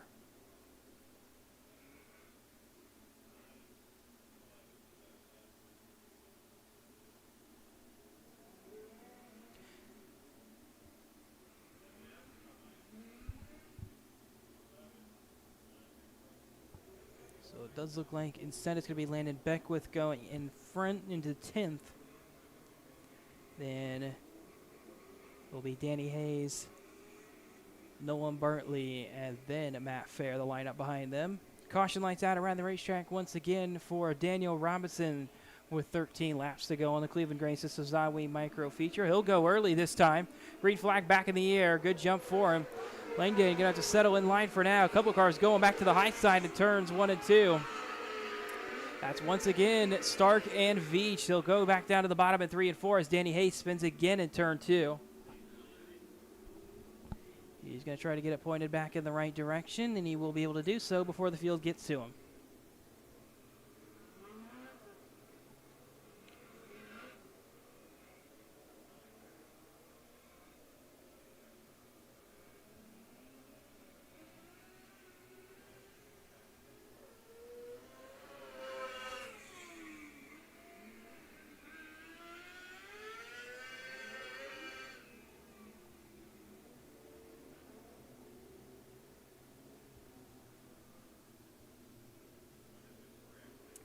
Same restart order we just had with Danny Hayes at the tail.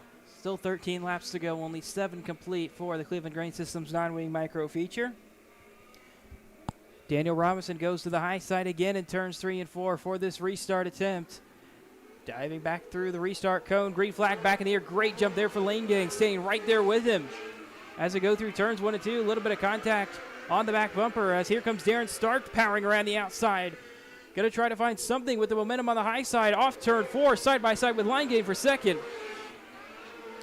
The outside still just isn't there. 3 wide for the lead, and Stark will take it away going into turns 3 and 4. Incredible run there. As they come off turn 4, they're still 3 wide for the lead. Line Gain on the bottom, Robinson in the middle, and it will be the 55S of Darren Stark up high. Now Line Gain back to the point. as they come back through, looking for 10 to go this time. Robinson spins in turn 4. The caution will have to come out. And we will re-rack it back to 11 laps to go. Robinson up the hill just that little bit too high again. It looked like through turn 3 this time. Car may have just gotten a little bit out of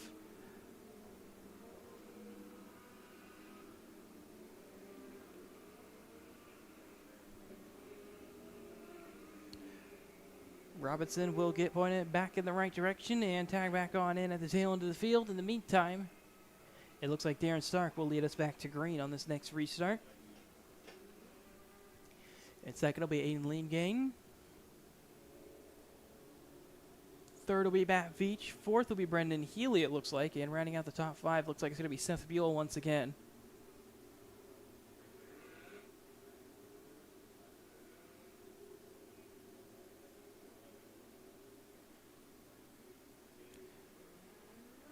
Will be coming back to 1 to green this time.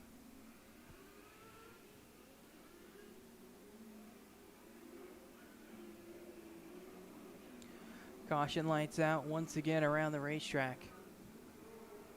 Still 11 laps to go on the Cleveland Grain Systems non-wing micro feature.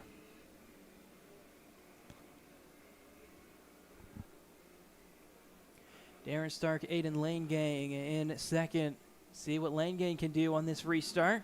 Green flag's back in the air, and Darren Stark going to roll them off into turn 1. He goes to the high side once again. Leangain stays there right down on the bottom of the racetrack. Veach goes to the high side again in turns 3 and 4, back in third. That's going to allow Brendan Healy to try to take that third spot away off turn 4. Wasn't able to stay alongside. Passed by the flag stand. Up in front still, Darren Stark trying everything he can to keep that number 18 of Aiden Leangain behind him. Leangain all over the back bumper as they roll back off into turns 1 and 2. Caution's going to come out once again. Noah Bartley has spun off turn 4. May have had a little bit of help from Landon Beckwith, who looks like he has some damage. And he pulled into the infield as well.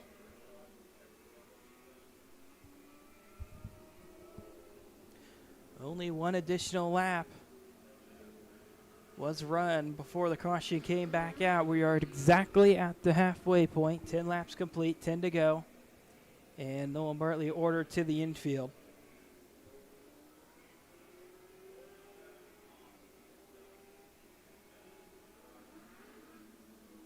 Do believe that Nolan Bartley has been involved in 2 cautions, so that means his race is over. Black flag will be issued this time to 7F and Nolan Bartley as he pulls his car into the infield. Should be coming back to the 1 to go signal in just a moment.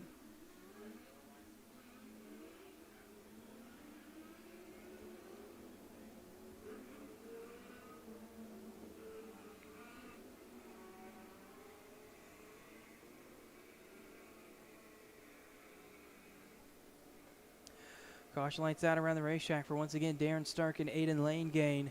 Matt Veach the top 3. Going past by the restart cone once again. 10 laps to go for the Cleveland Grain Systems non-wing micro feature. Great jump there for Leangain. He's going to be clear to the lead in the middle of the corner, but doesn't quite have the run off the high side that Darren Stark had.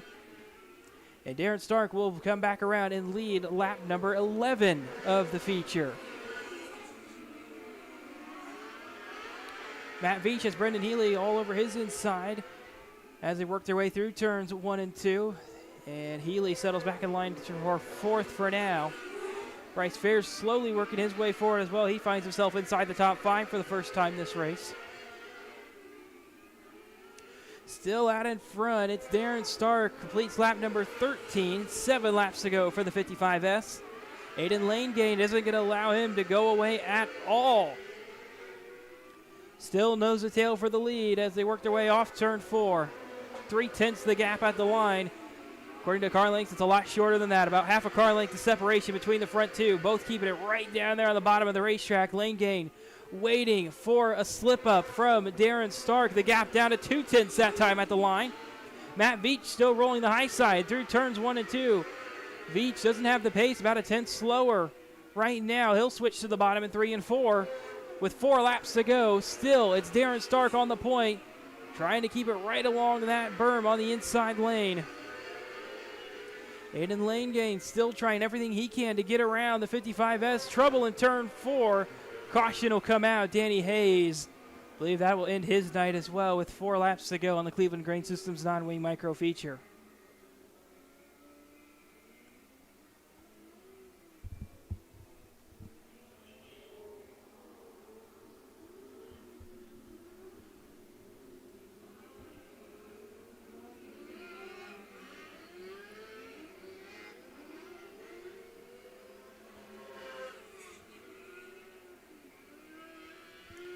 Darren Starr going to lead us back to green on yet another restart in the Cleveland Grain Systems non-wing micro feature.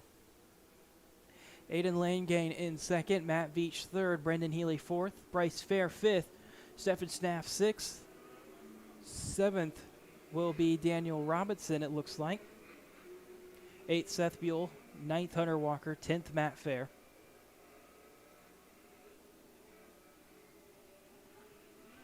Caution lights out once again around the racetrack as Darren Starr comes back by the restart cone. Green flag's back in the air. It's going to be a good jump for him this time. Best restart we've seen from Darren Stark. Pulls a little bit of a further advantage than he had before on Aiden Langane. But Matt Veach is there as well, rolling that high side. Going to try to find something with the momentum on the high side, but nothing for Matt Veach up on the high side just yet. Bryce Fair going to work around Brendan Healy on the outside lane. Still nose to tail for the front two.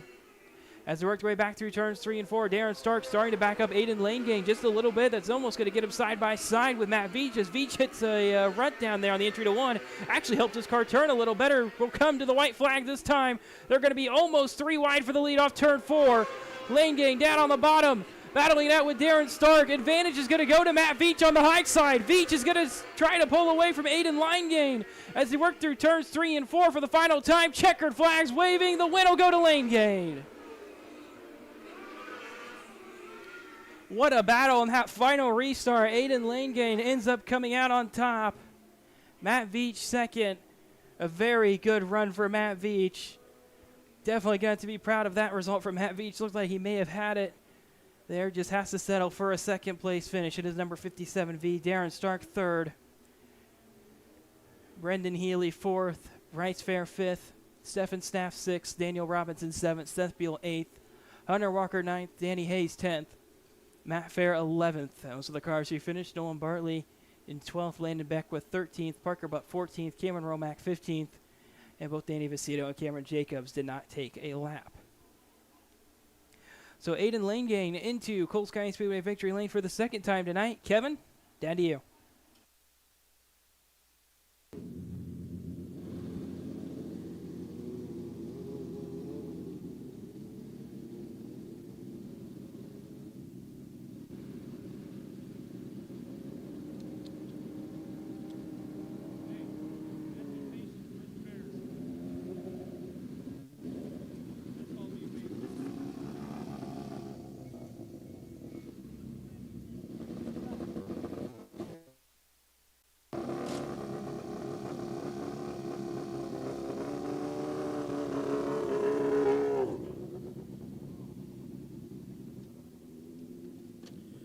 All right, folks, he's out of his car. Let's give a big round of applause to Aiden Langane, your Cleveland Grain non-wing micro feature winner here at Coles County Speedway, his second feature win of the night.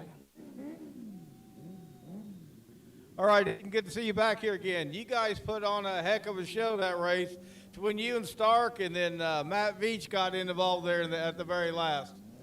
Yeah, it was a really good race. Stark ran really good, and it was really tough to pass him, but I stayed patient and was able to get by him there at the end. Were you surprised when Veach came up alongside you there coming out of 4? He kind of surprised me, but I just tried to keep my cool and hit my last corner right and just come out on top. Yeah, you did, because you looked like a rocket when you came out of that corner, so I assume you put your foot through the floorboard. Yep. I wasn't getting second. I'd like to thank all my sponsors, Country Financial, Custom Turf, Valley Construction, Bullen Speed and Performance, Smith Tie, Lineman Engines, just everybody that helps this thing go in a circle. Oh, And thanks to my dad, too. All right. Once again, everybody, congratulations to Aiden Lane Gang, your Cleveland Grain non-wing micro feature winner here at Coles County Speedway, his second feature win. And what a race. Yeah, absolutely, Kevin. Definitely one for the record books right there. A fantastic season here at Coles County Speedway for the points racing-wise has concluded, and it does look like Parker Bump will be the champion in this Cleveland Grain Systems non-wing micro class. Of course, that will end our racing action tonight here at Coles County Speedway. Thank you for everybody here at the racetrack who stuck it in into the early hours of Sunday morning, especially all those fans who's tuning in at home as well. We hope everybody had a great time enjoying the racing action tonight. Don't forget about the WFO Micro Series Championships and the Halloween Clash next week on October 17th and 18th. And we hope to see you back at the racetrack next week. For now, so long and good night.